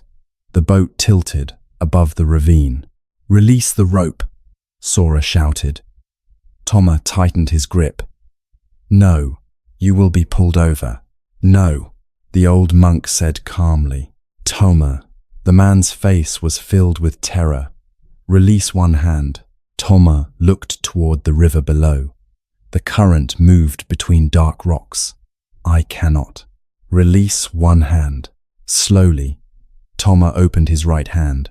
The monk took the rope. Now the other. Toma hesitated, then released it. Sora and the monk lowered the boat carefully onto the bridge. Toma pulled his leg free. The boat rested across the path, blocking the crossing completely. Toma sat against the railing. His face had become pale. Sora examined his knee. The joint was bruised but stable. His shoulders were worse. The skin beneath both ropes had broken open. Blood mixed with sweat and resin dust. You cannot carry it farther today, Sora said. Toma looked toward the boat. I must. Your shoulders need to be cleaned and bandaged. Then bandage them. You must remove the weight first. Toma stared at the boat. The monk sat beside him. The bridge is answering. Toma gave him a bitter look. Another lesson? No. The monk looked toward the blocked path. Only wood. Wait. A narrow crossing. Toma lowered his head. Aya knelt beside him. Father. He did not look at her. I cannot leave it here. No one is asking you to abandon it forever, Aya said. That is how it begins. What begins? You leave something once, then again, then one day, you realize you did not need it. Aya's voice softened. And that frightens you? Toma closed his eyes. The monk looked toward the boat. Perhaps you believe that if you no longer need it, then the night it saved you will no longer matter. Toma opened his eyes sharply. The monk continued. You believe putting down the boat means putting down your wife. The river sounded far below. Toma's lips trembled. I could not save her. Sora felt the familiar sentence, the same wound, wearing different clothing. Toma pressed both hands against his face. I saved the boat. Aya looked toward him. After the flood, I found it 3 miles downstream, he continued. It was trapped between rocks. One side was broken. I repaired every plank, every nail, every crack. His voice broke. I could repair the boat. No one spoke. But I could not bring your mother back. Aya moved closer. Toma looked toward the cedar hull. All these years, I thought if I kept it safe, if I never lost it, then I had not failed completely. Sora sat beside him. He thought of his medical books, the bottles, the notes from May's illness, the remedies he had preserved even after she died. I kept every medicine I used during my sister's final days, Sora said. Toma looked toward him. I kept the bowls, the cloths, the written dosages. Why? Because I believed that if I understood them well enough, I might discover the moment when I could have changed the ending. Did you? No. Sora looked toward the boat. I was not carrying a boat, but I was carrying the same night everywhere. Toma's shoulders lowered. The old monk rose. He examined the path on both sides of the bridge. There is a place beneath the hill where the boat can return to water, he said. Toma looked suspicious. Why? Because the dock is damaged. A family on the western bank has been waiting for medicine and food since the storm. Sora looked toward the monk's supplies. The rope, rice, blankets. That is why we came. Yes. Aya looked down toward the river. The western bank has no road? Not until the water falls. The monk touched the boat's bow. This vessel could carry the supplies. Toma stood quickly. No, the movement made him wince. The current is too strong. You once knew the current. That was before. Before what? Toma looked away. Before I understood what the river can take. The monk nodded. The river always possessed that power. I will not risk the boat. Aya stared at him. It was built to cross water. It has already done enough. The old monk asked. Then why carry it? Toma's mouth tightened. If it cannot enter water, if it cannot carry another person, if it cannot be damaged, what remains of the boat? Toma looked toward the vessel. A memory, Sora said quietly. The monk nodded. And memories do not always need ropes. Toma turned away. Below the bridge, a narrow trail descended toward a small gravel shore. The river moved quickly there, but the bank curved inward, creating a calmer channel near the rocks. The boat could be lowered with ropes. Toma looked toward the river for a long time. His breathing became uneven. Aya touched his arm. You do not have to cross. He looked at her. I can go with the monk, she said. Toma shook his head immediately. No, you taught me to row, not in this water. You taught me to read currents. You do not know this river as I do. Aya held his gaze. Then teach me again. Toma looked toward the boat. Then toward his daughter. The same river that had taken his wife had also carried the child now standing before him. He breathed slowly. Lower the boat, he said. They removed the carrying poles. Toma's body seemed smaller without them. The ropes had left dark marks across his robe. Sora cleaned the wounds on his shoulders.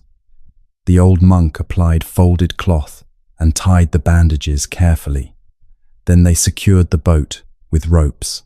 One end was tied around a cedar trunk. The other passed through the old monk's hands. Slowly, they lowered it down the slope. The hull scraped against wet earth. Branches cracked. Small stones rolled toward the river. When the boat reached the shore, Toma stood above it. He did not move. The vessel rested half on land, half in water. The current touched its side. The cedar shifted gently. Toma descended. Each step appeared difficult, for reasons that had nothing to do with his injured knee. He reached the boat, placed one hand on the bow. The water moved around his sandals. For a moment, he seemed to be standing again inside the flood, the night, the breaking house. His wife's hand disappearing beneath dark water. Aya remained near him. "Father," he closed his eyes. "I hear her every time I stand here," he whispered. "What does she say?" Aya asked. Toma's face tightened. "That I chose wrong." Aya's eyes filled. "You held me. I know. If you had released me, I know. I would have died." Toma covered his face. Aya continued gently. "Mother would never have asked you to choose the river over me. You do not know that." "No." She took his hand. "But I know she loved me." Toma looked toward his daughter. "And I know she loved you," Aya said. The river moved past them. It did not stop to confirm or deny anything. The old monk stood a few steps away. "The mind can turn survival into a lifelong trial," he said. "It asks the same question again and again. Who should have lived? Who should have been saved? What should I have done?" Toma looked toward him. Sometimes there was no action without loss. The monk's voice remained gentle. "That does not make the survivor guilty of the river." Toma's shoulders shook. "I carried Aya. Yes. I lost my wife. Yes. Both are true. Yes." Toma looked at the boat. The cedar hull moved against the gravel, a soft knocking sound, wood against stone. He took a long breath, then pushed the boat fully into the water. It floated, for the first time in many months. The boat rested where it had been built to rest. Toma ran one hand along the side. He examined the current. "The eastern channel is too fast," he said. "The center is deep. We stay near the bend." The old knowledge returned to his voice. Not fear, attention. He placed the supplies inside. Rice, blankets, medicine. Aya stepped into the boat. Sora followed. The old monk remained on shore. "You are not coming?" Sora asked. "The boat carries 3 safely." Toma looked toward him. "You knew that." "Yes." "You planned to remain." "Yes." Toma narrowed his eyes. "You are more troublesome on land." The monk smiled. "I have been told." Toma pushed away from the shore, then climbed inside. The current caught the bow. Aya gripped the side. Sora felt his stomach tighten. Toma took the long steering pole for several breaths. His face filled with fear. Then his body remembered. He placed the pole against the riverbed, turned the bow slightly, allowed the current to carry them toward the calmer channel. "Do not fight the whole river," he told Aya. "Guide the angle." The boat moved downstream, then across. Water struck the hull. The old planks creaked. Toma listened. "That board needs resin," he said. Aya almost laughed. "You said no one could use it." "I said it needed resin." She smiled. They passed through the center channel. The current became stronger. Toma lowered his body. "Sit still." Sora obeyed. A branch moved toward them. Toma pushed it away with the pole. The boat tilted, then steadied. His breathing was heavy, but his hands remained controlled. fire in the furnace, fear guided by wisdom. Within minutes, they reached the western bank. A woman and 2 children waited near a small hut. The youngest child was wrapped in a thin blanket. A red rash covered part of his face. Sora stepped onto the shore. He carried his medical case toward them. The child had developed a fever after being caught in the storm. He was weak, but alert. Sora examined him, listened to his breathing, checked his throat, measured his pulse. The illness appeared mild. The family needed clean water, warmth, and rest. Sora prepared medicine from willow bark and dried herbs. He explained how much to give. Toma and Aya carried rice and blankets into the hut. The woman bowed repeatedly. "We thought no one could cross." Toma looked toward his boat. "It still knows the way," he said. The child watched through the doorway. "Is that your boat?" Toma nodded. "Is it special?" Toma considered the question. "It is useful." The child frowned. "That is not the same." "No," Toma said, "it is not." They remained until the child's fever began to settle. Then the woman gave them a basket of dried apples. Aya tried to refuse, but the woman insisted. Toma placed the basket in the boat. Before leaving, the woman asked, "How will we cross if the child becomes worse?" Toma looked toward the damaged dock, then toward his boat. He did not answer immediately. Finally, he said, "I will leave the boat tied at the eastern bend. There is a horn beneath the shelter. Sound it 3 times. I will come." Aya looked at her father. The woman bowed. They returned across the river. This time, Toma allowed Aya to hold the steering pole for part of the crossing. "Not against the current," he instructed. "Let it move the bow." Aya adjusted. The boat turned too sharply. Gently, she tried again. The boat entered the calm channel. Toma's face held worry, but also pride. When they reached the eastern shore, the old monk waited beneath a cedar tree. Toma stepped onto the gravel. He pulled the boat partly out of the water, then stopped. The road toward his new home climbed above them. For months, he had carried the boat up that road each evening. The carrying poles rested where they had left them. Aya looked at him. Toma looked toward the poles, then toward the river. His hands trembled. The old monk asked, "Where does the boat serve best?" Toma answered without looking away, "At the shore." "And where do you serve best?" Toma looked toward his daughter. "I do not know." The monk smiled faintly. "That may be a lighter answer." Toma tied the boat to a strong cedar post. He tested the knot twice, then a third time. Aya waited. Toma took 1 step toward the road, then returned to the boat. He ran his hand along the bow. "Thank you," he whispered. Sora heard him. Toma stepped away. He did not lift the carrying poles. They began walking uphill after several steps. Toma turned back. The boat remained beside the river, moving gently in the current. He stopped. Aya took his hand. They continued. Halfway up the road, Toma looked back again. The old monk said nothing. By the time they reached the narrow bridge, the boat was no longer visible. Toma crossed easily. Without the vessel across his shoulders, the bridge seemed wide. On the other side, he stood quietly. "I thought I would feel as though I had abandoned her," he said. Aya looked toward him. "Do you?" Toma placed one hand over his chest. "I feel afraid." "Anything else?" He listened inwardly. "Lighter." The old monk nodded. Toma looked toward the empty road behind him. "Will I carry it again tomorrow?" "Perhaps," the monk said. Toma laughed softly. They reached Toma's house near midday. It stood high above the river, built upon stone foundations.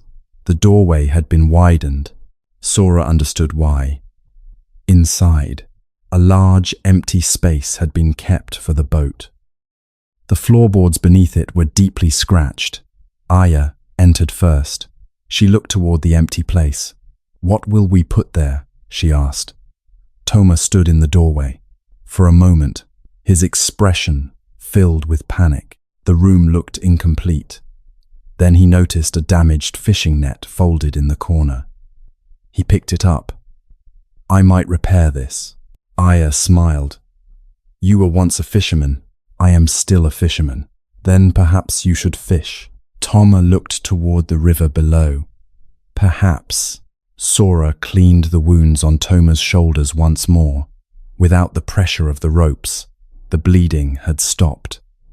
"You must allow these to heal," he said. Toma looked at the bandages. "I did this to myself. You were carrying something heavy. I could have put it down." "Yes." Toma's face tightened with shame.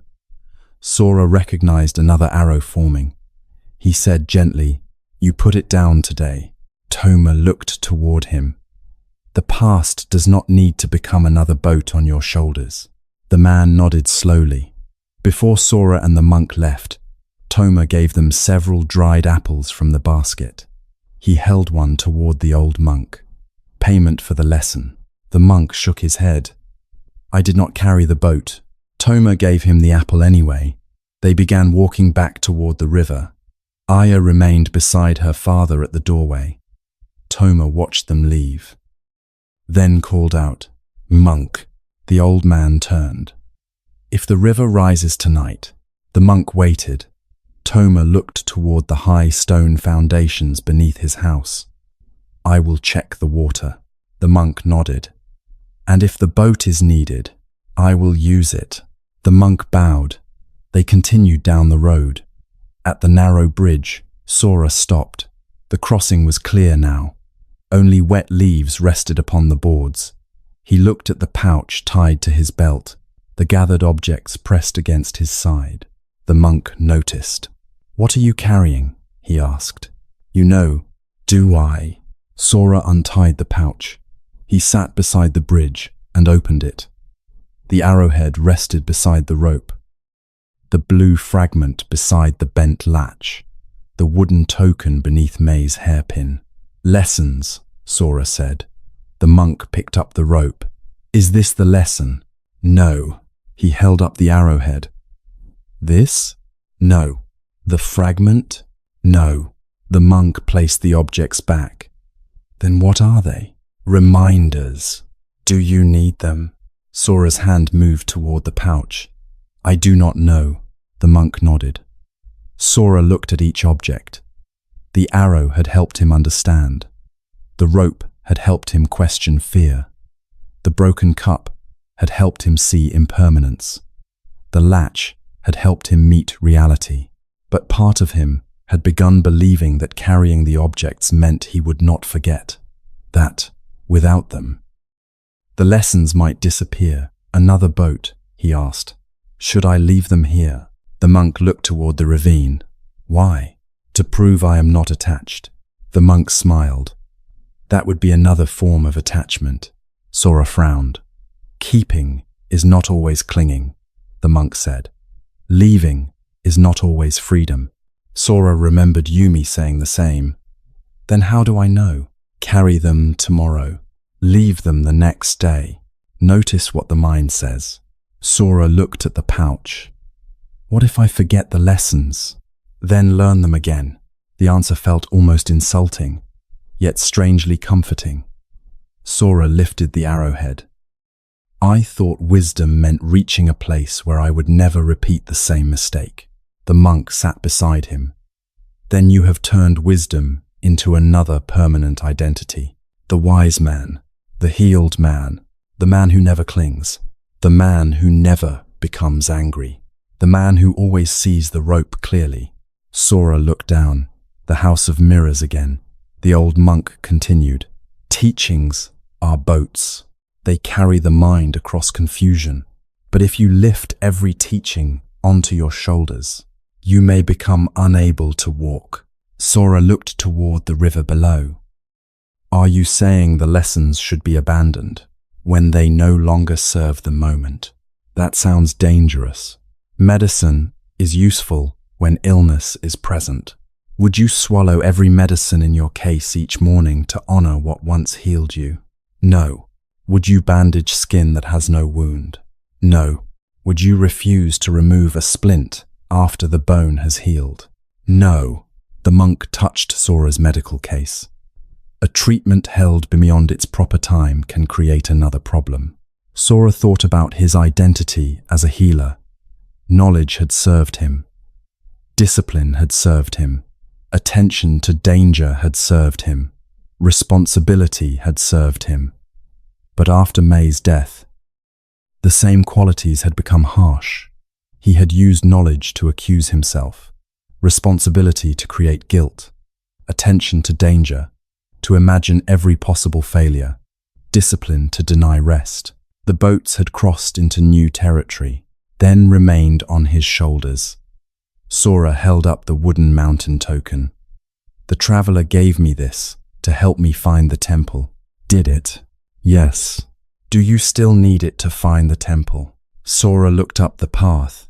He knew the way now. No. Then what does it mean today? Sora turned the token between his fingers. It reminds me that I chose to come. Is that useful? Yes. Then carry it lightly. Sora looked at May's hairpin. And this? The monk did not answer. Sora already knew the question belonged to him. The hairpin did not teach a Buddhist lesson. It did not guide a path. It carried memory, love, grief. He held it in his open palm. Keeping this does not bring her back, he said. No. Leaving it does not release my grief. No. Then perhaps it can simply be a hairpin. The monk smiled. Sora returned it to the pouch. He removed the arrowhead, the rope, the blue fragment, and the bent latch. One by one, he placed them on a flat stone beside the bridge. Are you leaving them? The monk asked. For today. Sora tied the pouch again, with only the wooden token and May's hairpin inside. What if someone takes the others? Then perhaps they need a lesson. The monk laughed softly. They crossed the bridge. Without the metal and stone pieces, the pouch felt almost weightless. Yet Sora still remembered. The arrow, the rope, the cup, the gate, the lessons had crossed into him. They reached the river again. Toma's boat moved gently beside the shore. A young fisherman had arrived. He was examining the damaged dock. Toma was not there, but the boat was. Available, not imprisoned inside a house, not tied to a man's shoulders. The fisherman noticed the note secured beneath the seat. He read it aloud. For crossings when the river allows, use carefully. Return to the cedar post. No name had been written. The old monk smiled. Sora looked toward the opposite bank. The family's hut stood among the trees. A thin trail of smoke rose from the roof. The child will recover? The monk asked. Most likely. Most likely? Sora smiled faintly. The future dislikes being spoken for.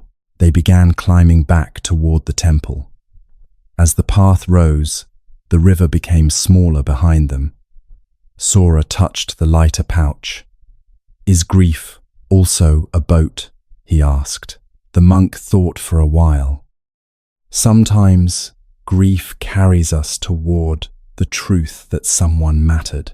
And then, if we make grief our only loyalty, it may become something we carry long after it has stopped carrying us. Sora's expression tightened. How do I know when grief has stopped carrying me? You may not know clearly. What signs should I notice? When suffering becomes the only way you permit yourself to remember. When joy feels like betrayal. When the dead are asked to control every choice of the living.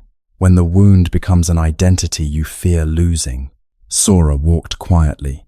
Then, should grief be put down, not forced down? The monk looked toward him.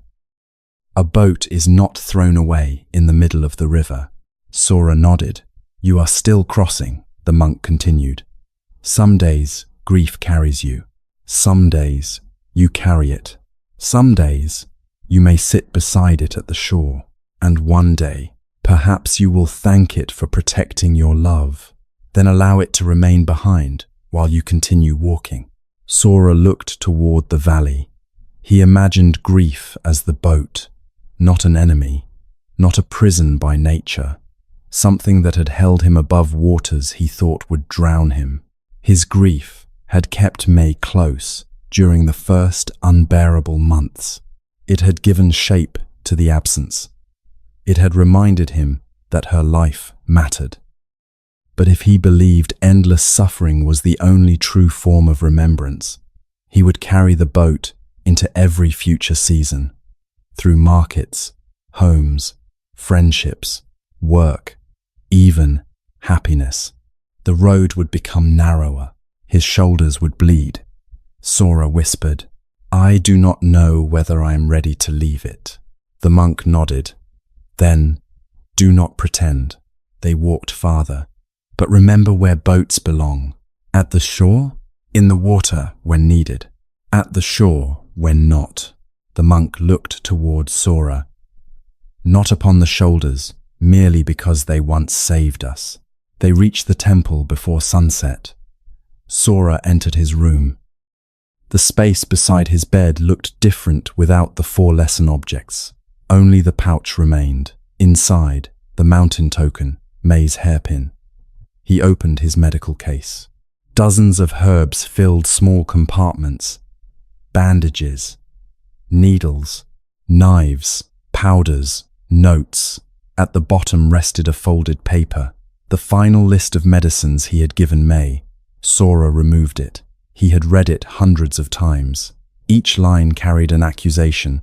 Too much, too little, too early, too late, wrong route, wrong temperature, wrong decision. The paper had once served a purpose. It had recorded treatment. It could have helped another healer understand the illness.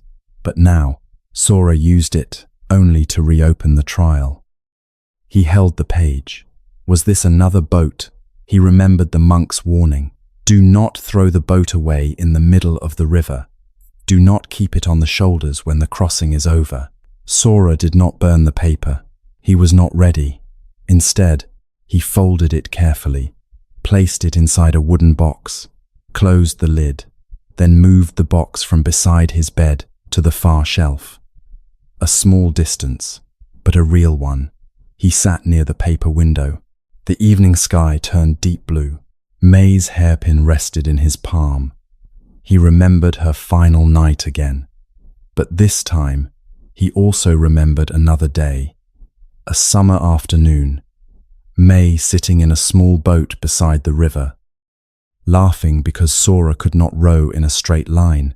She had taken the pole from him. "Do not fight the water," she had said. "Use it." The memory surprised him. He had forgotten it for years. He smiled, then cried. Both were allowed. The temple bell rang. One deep sound moved through the mountain air. Sora did not try to hold it. The sound crossed the valley, then faded. He placed the hairpin beside the window, not as a burden, not as a promise, never to change, simply as something that had touched the life of someone he loved. Tonight, consider the boats you may be carrying. Perhaps something once protected you, a belief, a habit, a role, a way of thinking, a wall around the heart. A need to control every detail, a refusal to trust, a constant readiness for danger. Perhaps that boat truly saved you. Suspicion may have protected you after betrayal. Working constantly may have helped your family survive. Perfectionism may have earned praise when love felt uncertain. Emotional distance may have kept you safe inside a painful home. Anger may have given you strength when you had no one else to defend you.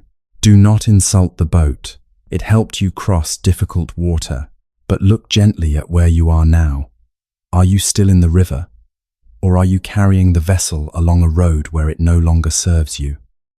A protection can become a burden when it is used beyond the place where it was needed. The wall that once kept danger out may now keep love outside.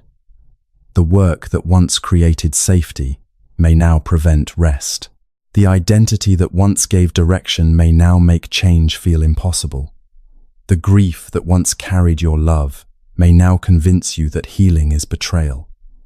Ask quietly, what once helped me survive? Then ask, is it helping me live now? There is no need to answer quickly. Perhaps you are still crossing. Perhaps the boat remains necessary. Perhaps the water is genuinely dangerous. Do not abandon a useful protection merely because someone tells you to let go. A boundary may still be needed. Treatment may still be needed. Distance may still be wise. Caution may still protect you. But let the protection remain a tool, not an identity, not a shrine, not a weight that must be carried forever. Imagine standing at the riverbank. Behind you is the water you crossed. Before you is a mountain road. The boat rests beside the shore. It has carried you farther than you once believed possible. You place one hand upon the wood. You do not hate it. You do not deny what it did. You do not pretend the river was easy.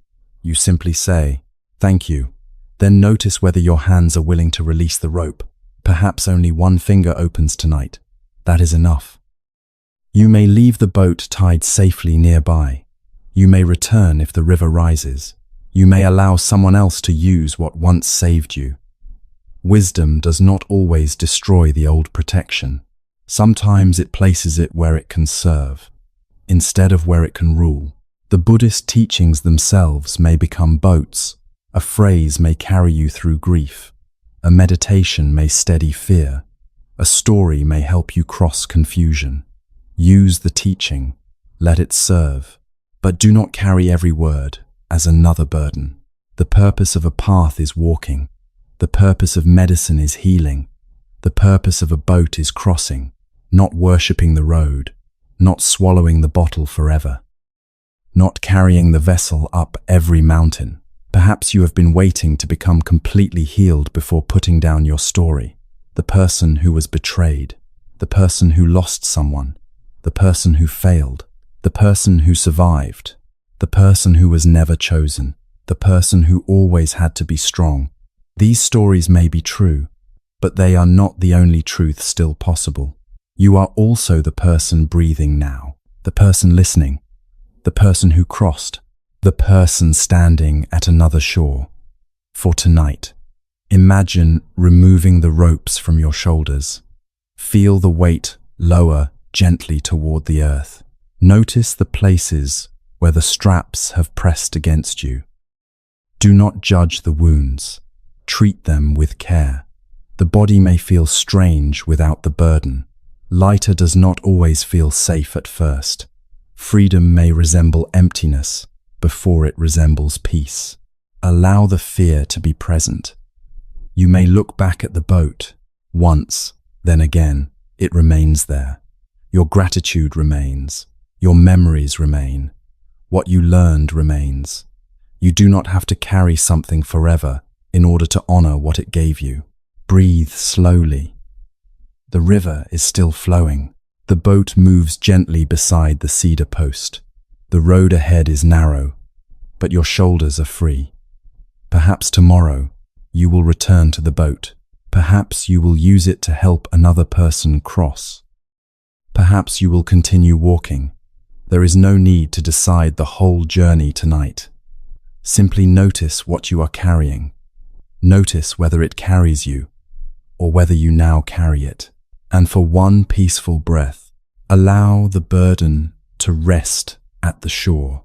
The following morning, Sora and the old monk left the temple before sunrise. Mist rested over the western path. The mountains were quiet beneath a pale grey sky. The monk carried a bundle of rice, dried herbs, and clean cloth. Sora carried his medical case. The pouch at his belt felt lighter now. Inside were only the wooden mountain token and maize-carved hairpin. They followed the river downstream. At first, the water moved between high stone banks. Then, the land slowly flattened.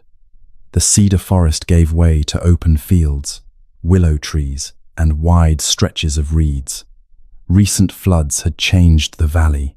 Several fields remained beneath shallow water. Broken fences leaned against piles of mud. Branches had gathered around bridge posts. The remains of a small farming shed rested upside down near the riverbank. Villagers were already working. Some cleared drainage channels. Others carried wet grain into the sunlight. Children collected firewood that had washed onto the road. No one worked quickly. The flood had left too much for haste to solve. Sora looked across the damaged fields. Does this happen often? Small floods come every few years, the monk replied. And large ones? More often than the villagers wish. They continued along a raised path. Mud covered both sides. The air smelled of wet earth, grass, and river water. After nearly an hour, they reached a low pond connected to the flooded fields. Its water was dark. Broken reeds floated near the shore. Thick mud surrounded the banks. At the center of the pond, a single lotus flower had opened. Its petals were pale pink. The morning light had not yet reached them fully. Drops of water rested along their edges. Sora stopped. Everything around the flower appeared damaged. The fields, the fences, the road. Yet the lotus rose above the dark surface, untouched by the mud visible beneath it. The old monk looked toward the flower. Beautiful. Sora nodded. It seems impossible that it grows there. A woman's voice came from behind them. It would be impossible without what lies beneath. Sora turned. A woman stood on the path carrying a basket of wet cloth. She appeared to be in her early 50s. Silver strands ran through her black hair. Her robe had been repaired at the shoulders and elbows. Mud covered her sandals. She placed the basket down and bowed toward the old monk. You came. You asked. The monk introduced her. This is Nao. The woman looked toward Sora. The healer from the mountain. Yes, good. She lifted the basket again. We need your hands. She did not ask whether he was tired. She did not explain where they were going. She simply began walking toward a cluster of buildings beyond the reeds. Sora looked at the monk. The old man followed, so Sora followed too. The buildings had once belonged to a rice-growing estate. The largest barn had become a temporary shelter. Its doors stood open. Blankets had been hung between wooden posts to create small sleeping areas. Cooking pots rested over several fires outside. Wet clothing covered every available rope. Dozens of people had gathered there, families whose homes had flooded, farmers who had lost stored grain, elderly villagers waiting for roads to reopen, children wrapped in blankets. Nao placed the basket beside a washing basin, then pointed toward the far end of the barn. A child has had a fever since last night. Sora opened his medical case. How old? 7. Any coughing? A little. Vomiting? No. Has he been drinking? Not enough. They walked between the sleeping areas. People bowed to Nao as she passed. She seemed to know each person's name. Did your roof hold? She asked one elderly man. Barely. Eat before you return to repair it. She turned toward a young mother. Your blankets are drying near the eastern wall. Then toward a boy carrying a water bucket. Only fill it halfway. You will spill less and make 2 journeys. The boy nodded. At the back of the barn, a child lay beneath 2 blankets. His mother sat beside him. Her face was pale with exhaustion. This is Kenta, Nao said. Sora knelt. He touched the boy's forehead. Warm, but not dangerously hot. Kenta opened his eyes. Are you a doctor? A healer? Is that better? Sometimes. The child closed his eyes again. Sora listened to his breathing. The lungs sounded clear. His throat was red. His pulse was rapid but steady. "Has he eaten?" Sora asked. "Almost nothing," his mother replied. "And water?" "He says it hurts to swallow." Sora prepared a mild herbal drink. He added a little honey from Now's supplies. Kenta took one sip, then turned his face away. "It tastes terrible." "It does," Sora agreed. The child opened one eye. "You are supposed to say, 'It will make me strong.' I am supposed to tell the truth." Kenta looked toward his mother. "I like this healer." Sora almost smiled. He gave the boy a little water at a time, then instructed the mother to continue throughout the day. "The fever may rise again tonight," he said. "Keep him warm, but not overheated. If his breathing changes or he becomes difficult to wake, send for me immediately." "Will he recover?" she asked. The question carried the same fear Sora had heard from hundreds of families. Once, he would have offered reassurance quickly, not because he knew, but because uncertainty made everyone uncomfortable. Now he answered carefully, "Most likely." The mother's eyes filled. "Most likely?" Sora remained beside her. "His breathing is clear. His pulse is strong. I see no sign of serious danger now." He placed the cup in her hands. "But I will continue checking him." The woman nodded. Her fear did not disappear.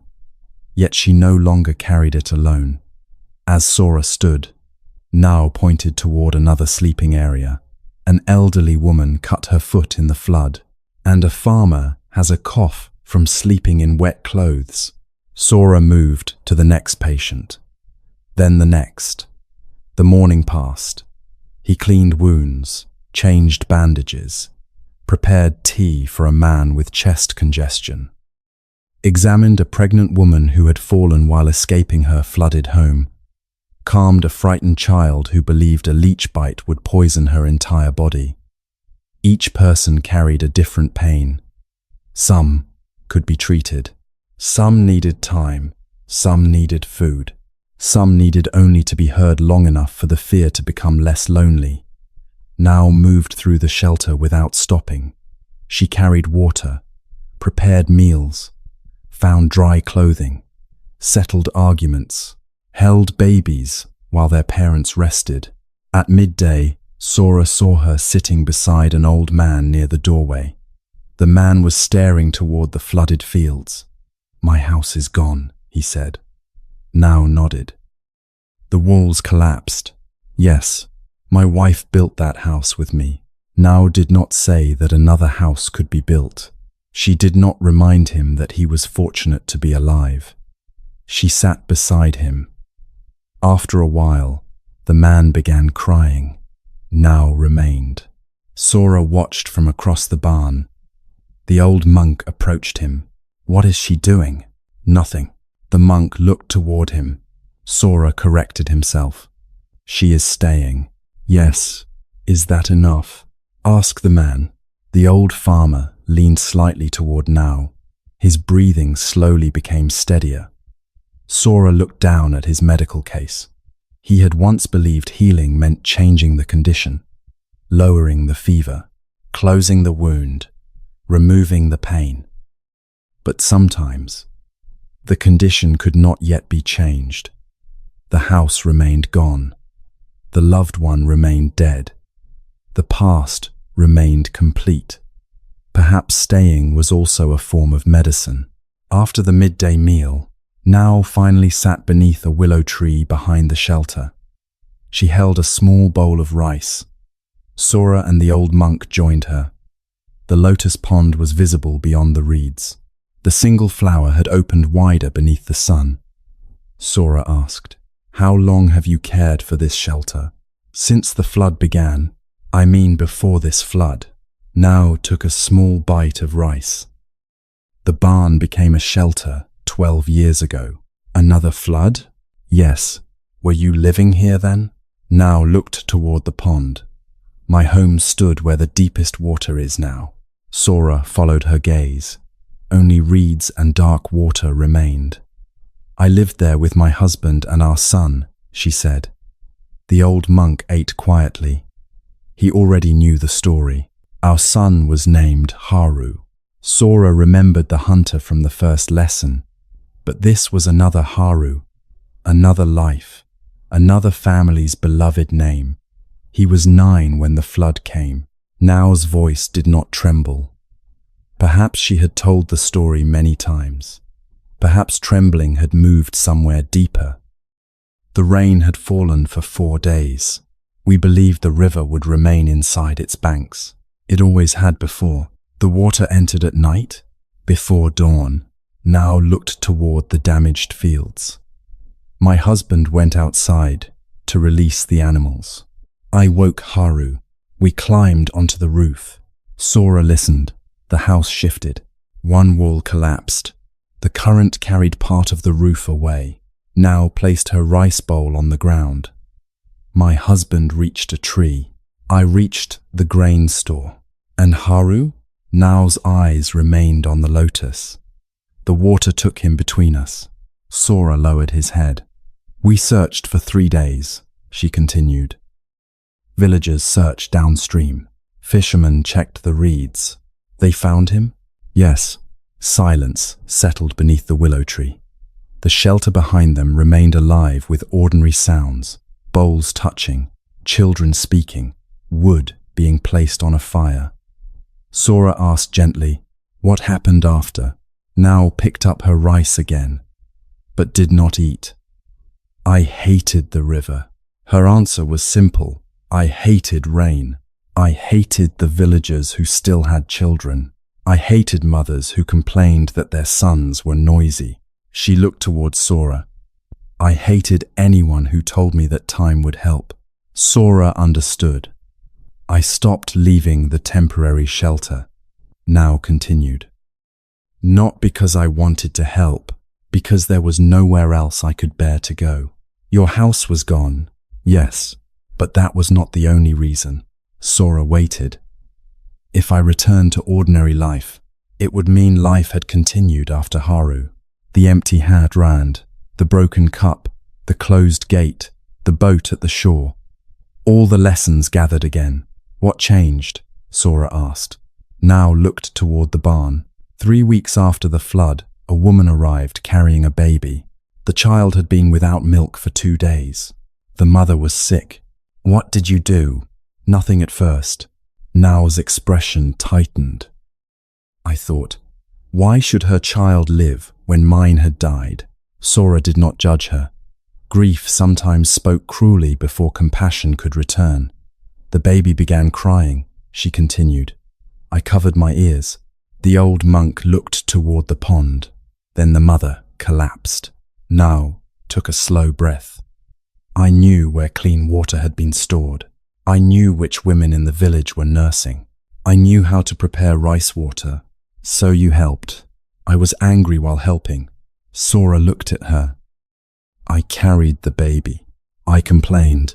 I cursed the rain. I told myself I did not care whether the mother thanked me. Did she recover? Yes. And the child? She is the young woman cooking soup beside the western fire. Sora looked toward the shelter. A woman in her early 20s was stirring a large pot while a toddler clung to her robe. Nao's expression softened. She visits me every spring. Did helping her remove your grief? No. Did it give Haru's death meaning? Nao's eyes moved sharply toward him. No. Her answer was firm. My son did not die so that I could become compassionate. The flood was not a lesson sent for my improvement. I would give every good deed I have done to hold him again.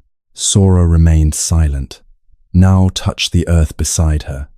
The ground was still damp.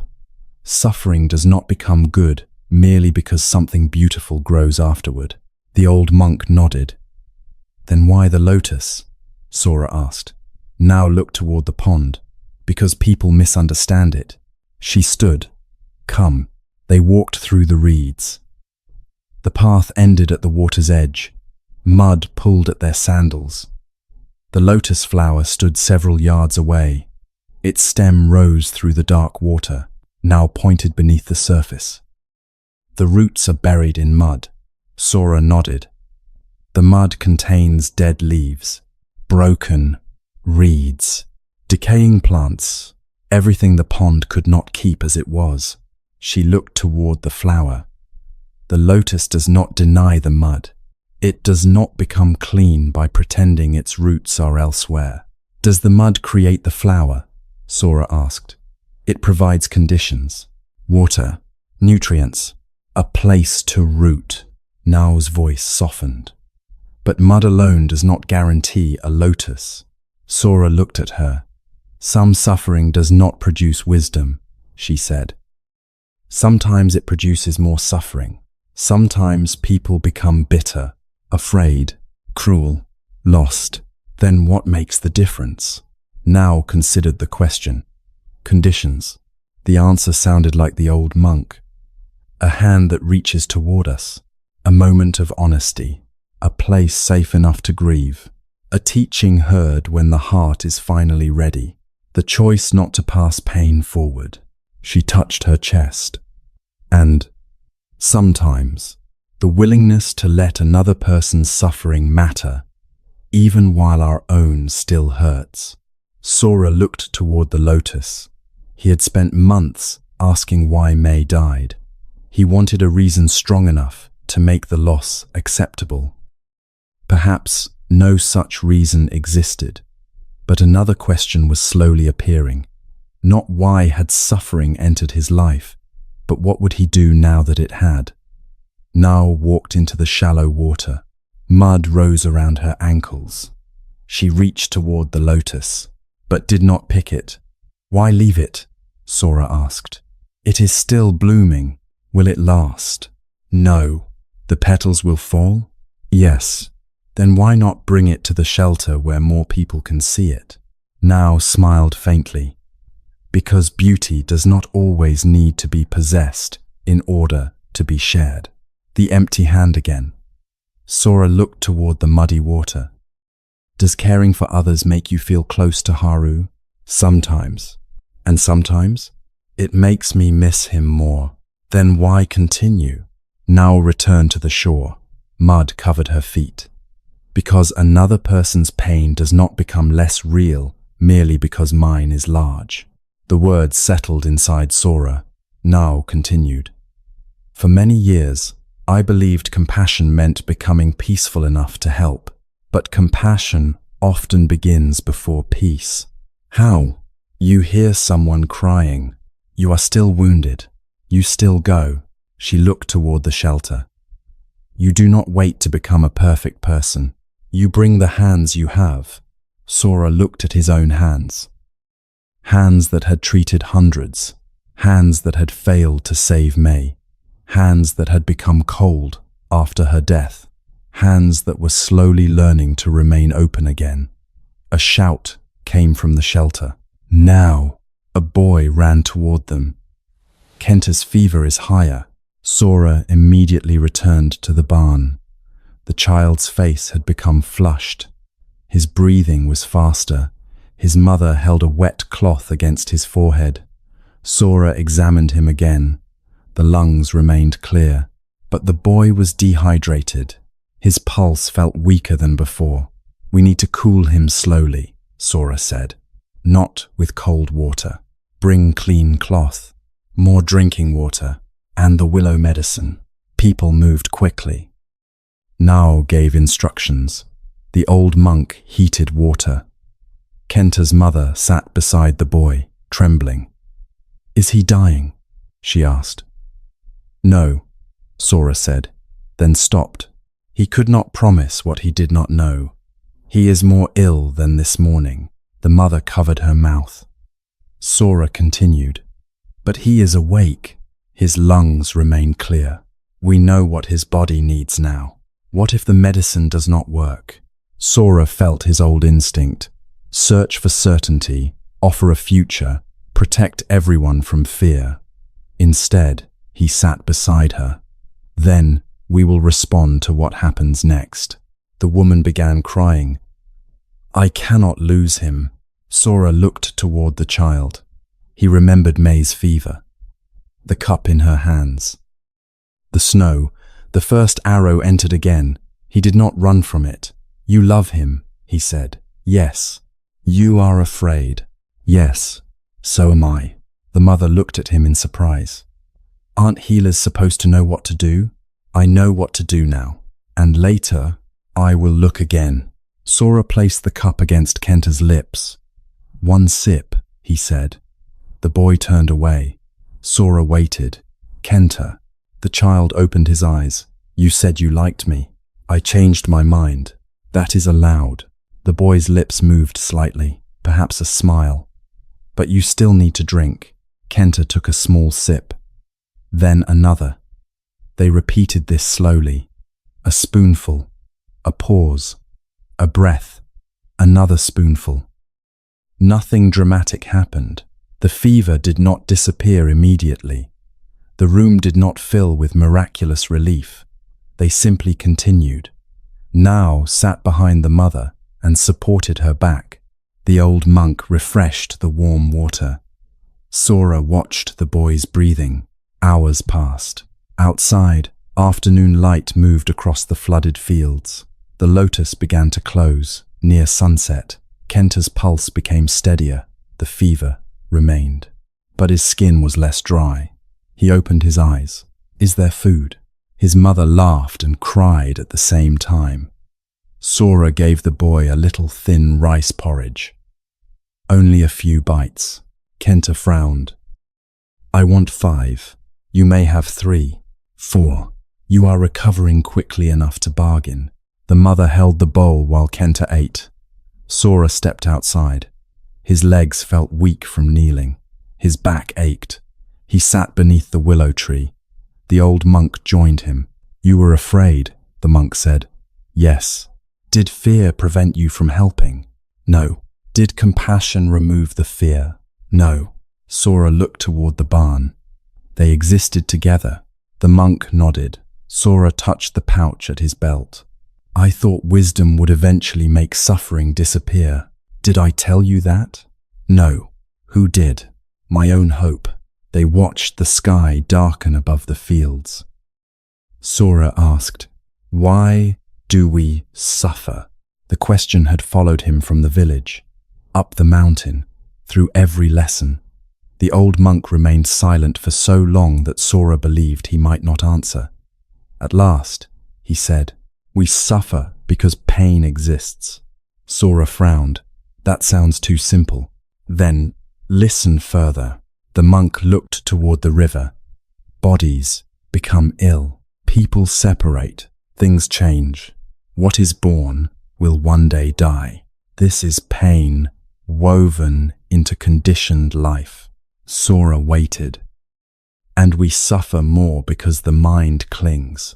It demands permanence from what changes, certainty from what cannot be guaranteed, control over what does not obey us. The second arrow. Yes. The closed hand. Yes. The rope in the dark. Yes. The broken cup. Yes. The monk continued.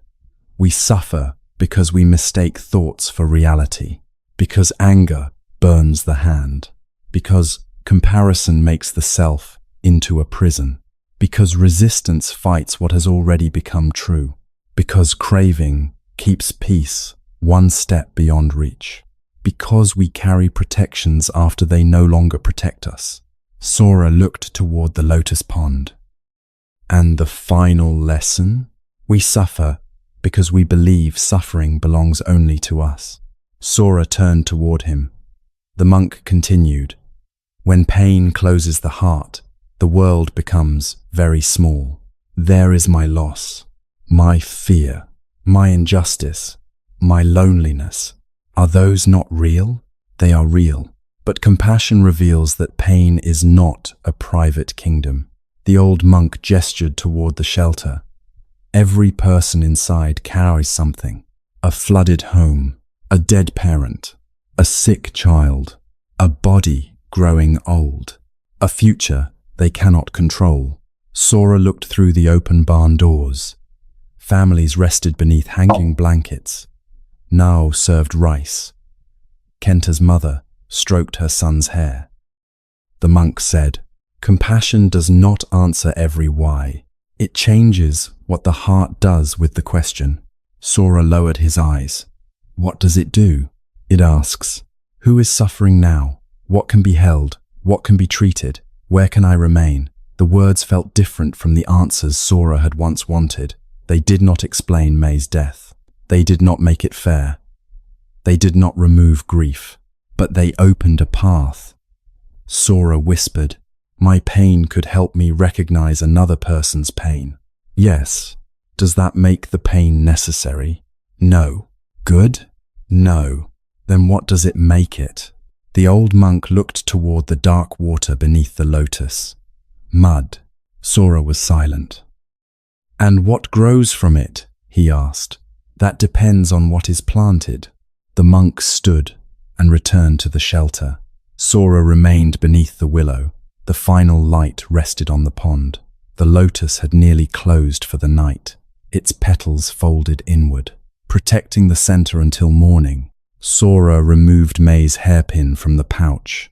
The small carved bird lay across his palm. He remembered her laughter, her tea, the wild flowers, the final night. For months, he had asked the grief to explain itself. Why her? Why then? Why could knowledge not save her? The grief had no answer. Perhaps it never would. Sora looked toward the shelter. A child needed medicine. A mother needed someone to remain steady. An old man needed permission to mourn his house. Naul needed hands to carry water. Sora still missed May, and he could still serve life. The two truths did not cancel each other. He whispered, I could not save you. The sentence hurt. He breathed. But I can stay beside someone else. Tears moved down his face. He did not hide them. Now approached quietly and sat beside him. For a while, they looked toward the pond. Sora showed her the hairpin. My sister wore this. Now examined the carved bird. She must have loved beautiful things. She filled our home with flowers. Do you? No. Sora thought of the empty vase. Not yet. Naul returned the hairpin. Will you? Sora looked at the closed lotus. Yes. The answer arrived quietly, without drama, without certainty that it would be easy. Yes, he repeated. I think I will. Night settled over the flooded valley. Lanterns were lit inside the shelter. Sora checked Kenta once more. The boy was sleeping. His fever had lowered slightly. His mother rested beside him. Naul brought Sora a blanket. You should sleep. There are still patients. There will still be patience after you rest. May had once said the same in different words. This time, Sora listened. He lay near the barn doorway. The old monk rested several feet away. Naul continued moving quietly through the shelter. Outside, frogs called from the flooded fields. Water moved through reeds. The river carried moonlight beyond the village. Sora thought of the lotus, its roots buried in darkness, its stem rising through water, its petals opening toward light. It simply grew from the conditions that remained. Sora placed May's hairpin beside his head. He no longer held it as a promise never to heal. He held it as part of the life that had shaped him. Pain had entered him. So had love. So had regret. So had wisdom. And, perhaps, compassion could grow among them. Tonight, imagine a quiet pond after a storm. The water is dark. Mud rests beneath the surface. Broken reeds gather near the shore. At the center, a lotus begins to open. The flower does not pretend the mud is clean. It does not deny where its roots are planted. It does not ask the pond to become clear before it blooms. Yet the lotus is not proof that suffering is good.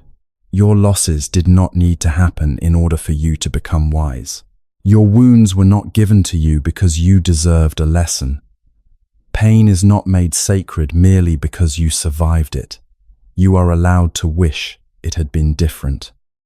You are allowed to say, I would give back every lesson to have what I lost returned. Compassion does not require gratitude for harm.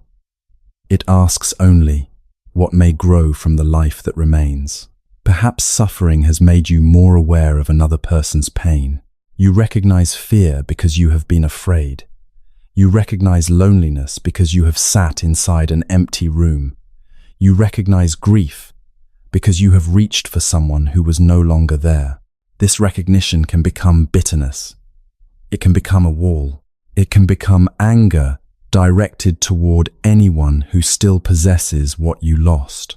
Or, with time, support, truth, and care, it may become compassion.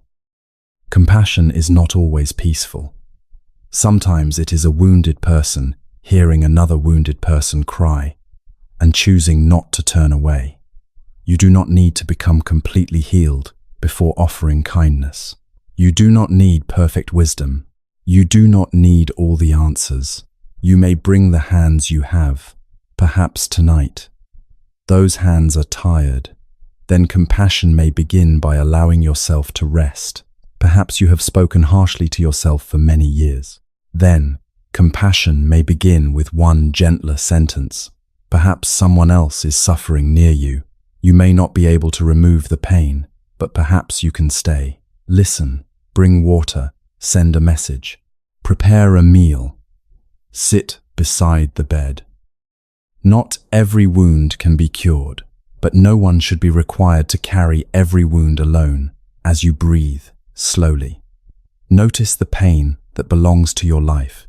Do not push it beneath the water. Do not call it beautiful before you are ready. Simply acknowledge the mud. This happened. This hurt. This changed me. This still lives somewhere inside me. Then notice what else is present. Patience that did not exist before. A deeper understanding of fragility. A desire not to pass harm forward. The ability to recognize fear in another person's eyes. The willingness to remain when there is nothing clever to say. These may be the first roots of compassion. The lotus does not bloom by escaping the mud. It sends roots into what has broken down, then reaches toward light. You may do the same without praising what harmed you. Your suffering is not your only identity. You are not merely the person who was wounded. You are also the person who can choose what happens next. The first arrow may have entered. The hand may have closed. The rope may have looked like a snake. The cup may have broken. The coal may have burned. The mirrors may have multiplied. The gate may have refused to open. The bowl may have leaked. The boat may have become heavy. And still, a lotus may rise. Not because the journey was easy. Not because every question was answered. Not because grief disappeared. Because life continued offering conditions for another response. One breath, one honest moment, one hand reaching toward another. Tonight, you do not need to transform all your suffering. You do not need to make something meaningful from every wound. Simply rest in the possibility. That pain does not have to become the final thing you give to the world.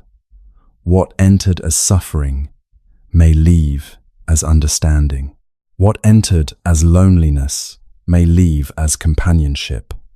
What entered as grief may leave as tenderness. What entered as fear may leave as protection offered wisely. The mud remains beneath the water. The flower remains connected to it, yet the petals open above the surface. Receiving moonlight. Let your heart open only as much as it can tonight. Perhaps one petal, perhaps none. The roots are still alive. The shelter is quiet.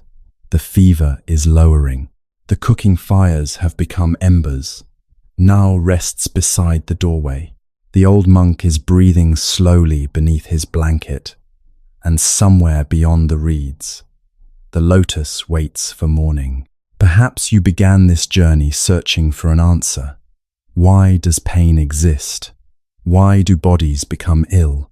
Why do people leave? Why does love expose us to loss? Why does the world allow kind people to suffer? Why do careful plans fail? Why can knowledge, devotion, and effort still be insufficient? Some questions do not become smaller when answered quickly. Sometimes an easy answer only places a thin cloth over a deep wound. Sora climbed the mountain believing wisdom would explain why May had died. The mountain did not return his sister.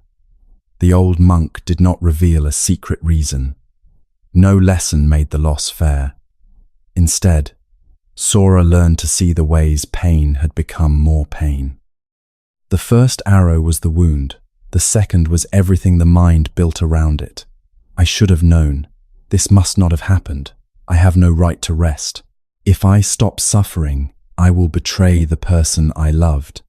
The first arrow could not always be removed, but the second did not need to be driven deeper each night. He learned that attachment was not the same as love. Love opens its hand. Attachment demands, remain. Do not change. Do not leave me inside a world I cannot control. The hand may close because the heart cares deeply, yet a closed hand cannot receive what is arriving now. He learned that fear can turn a rope into a snake.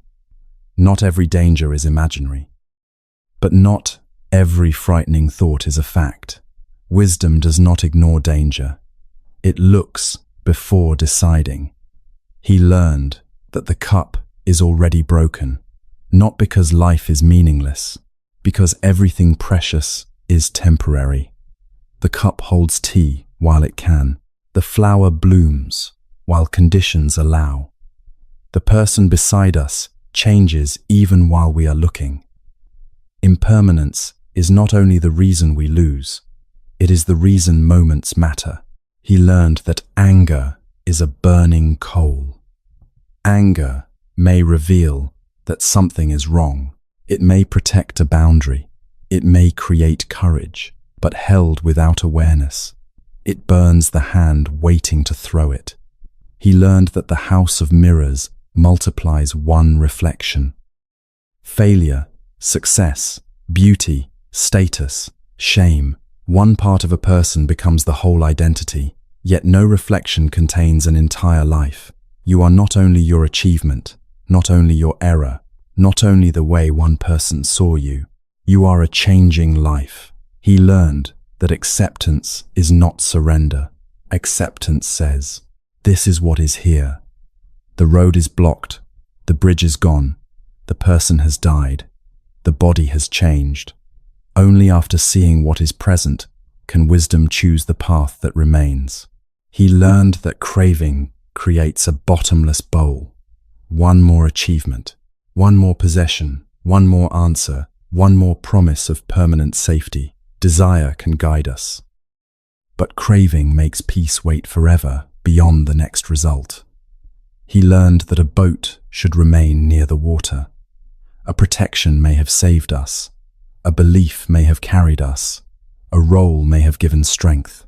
But what once carried us can become a burden when lifted onto the shoulders forever. Gratitude does not require endless carrying. He learned that the lotus does not deny the mud. Suffering does not become good because wisdom sometimes grows from it. The person who hurt you did not need to hurt you. The loss did not need to happen. The wound was not secretly a gift. Yet pain does not have to become the final thing you give to the world. It may become understanding, care, a refuge for someone else. And finally, Sora learned to stay. When no cure remained, there was still water, truth, a hand, a story, a person beside the bed. Presence did not defeat death, but it prevented loneliness from being the only companion at the end. These lessons did not turn Sora into a man without suffering. They turned him into someone who could recognize suffering more clearly. Sometimes, not always, he still forgot, clung, compared, feared, resisted. Then he began again.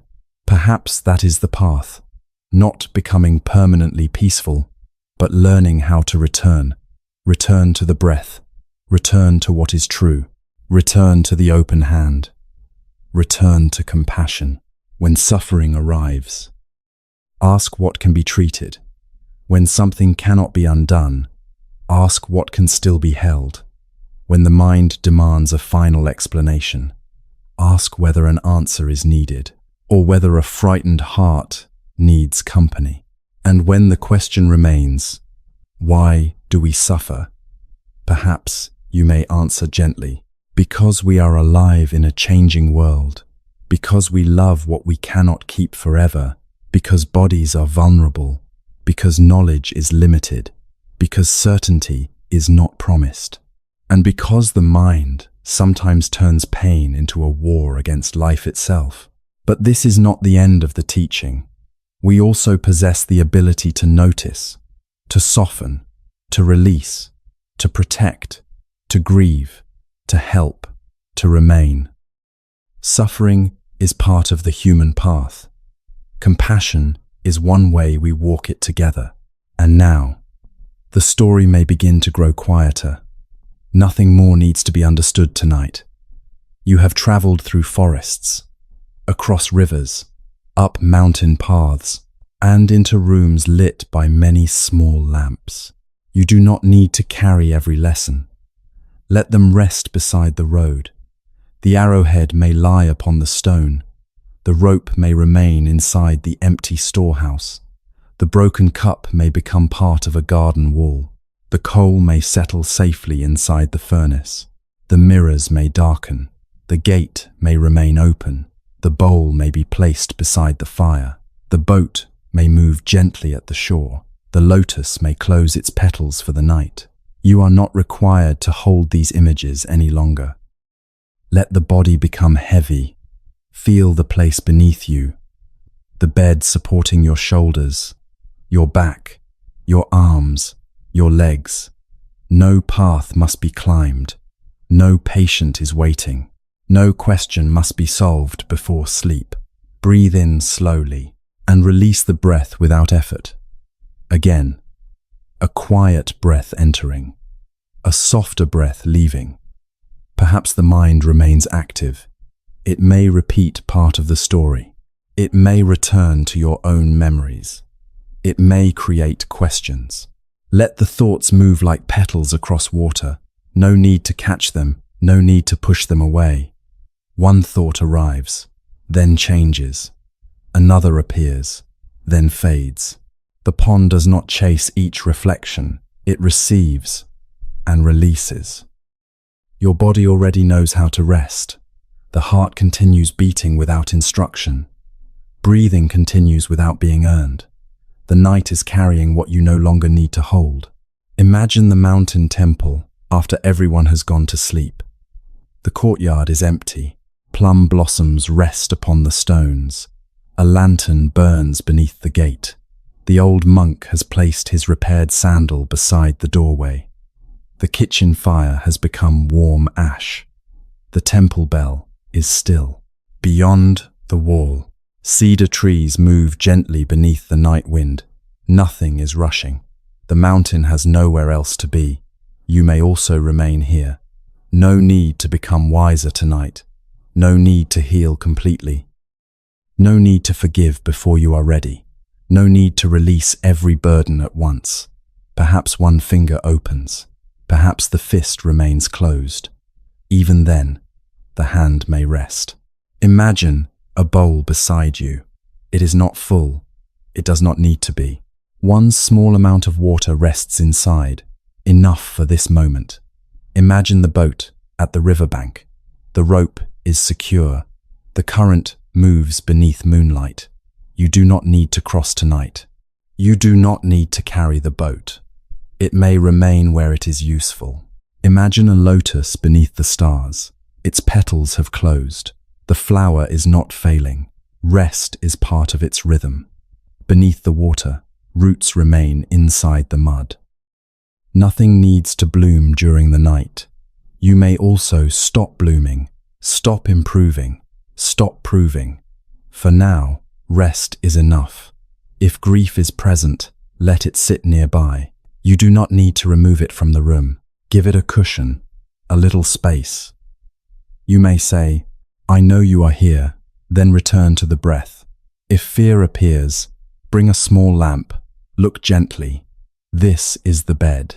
This is the room. This is the night. The imagined future is not happening now. You are here.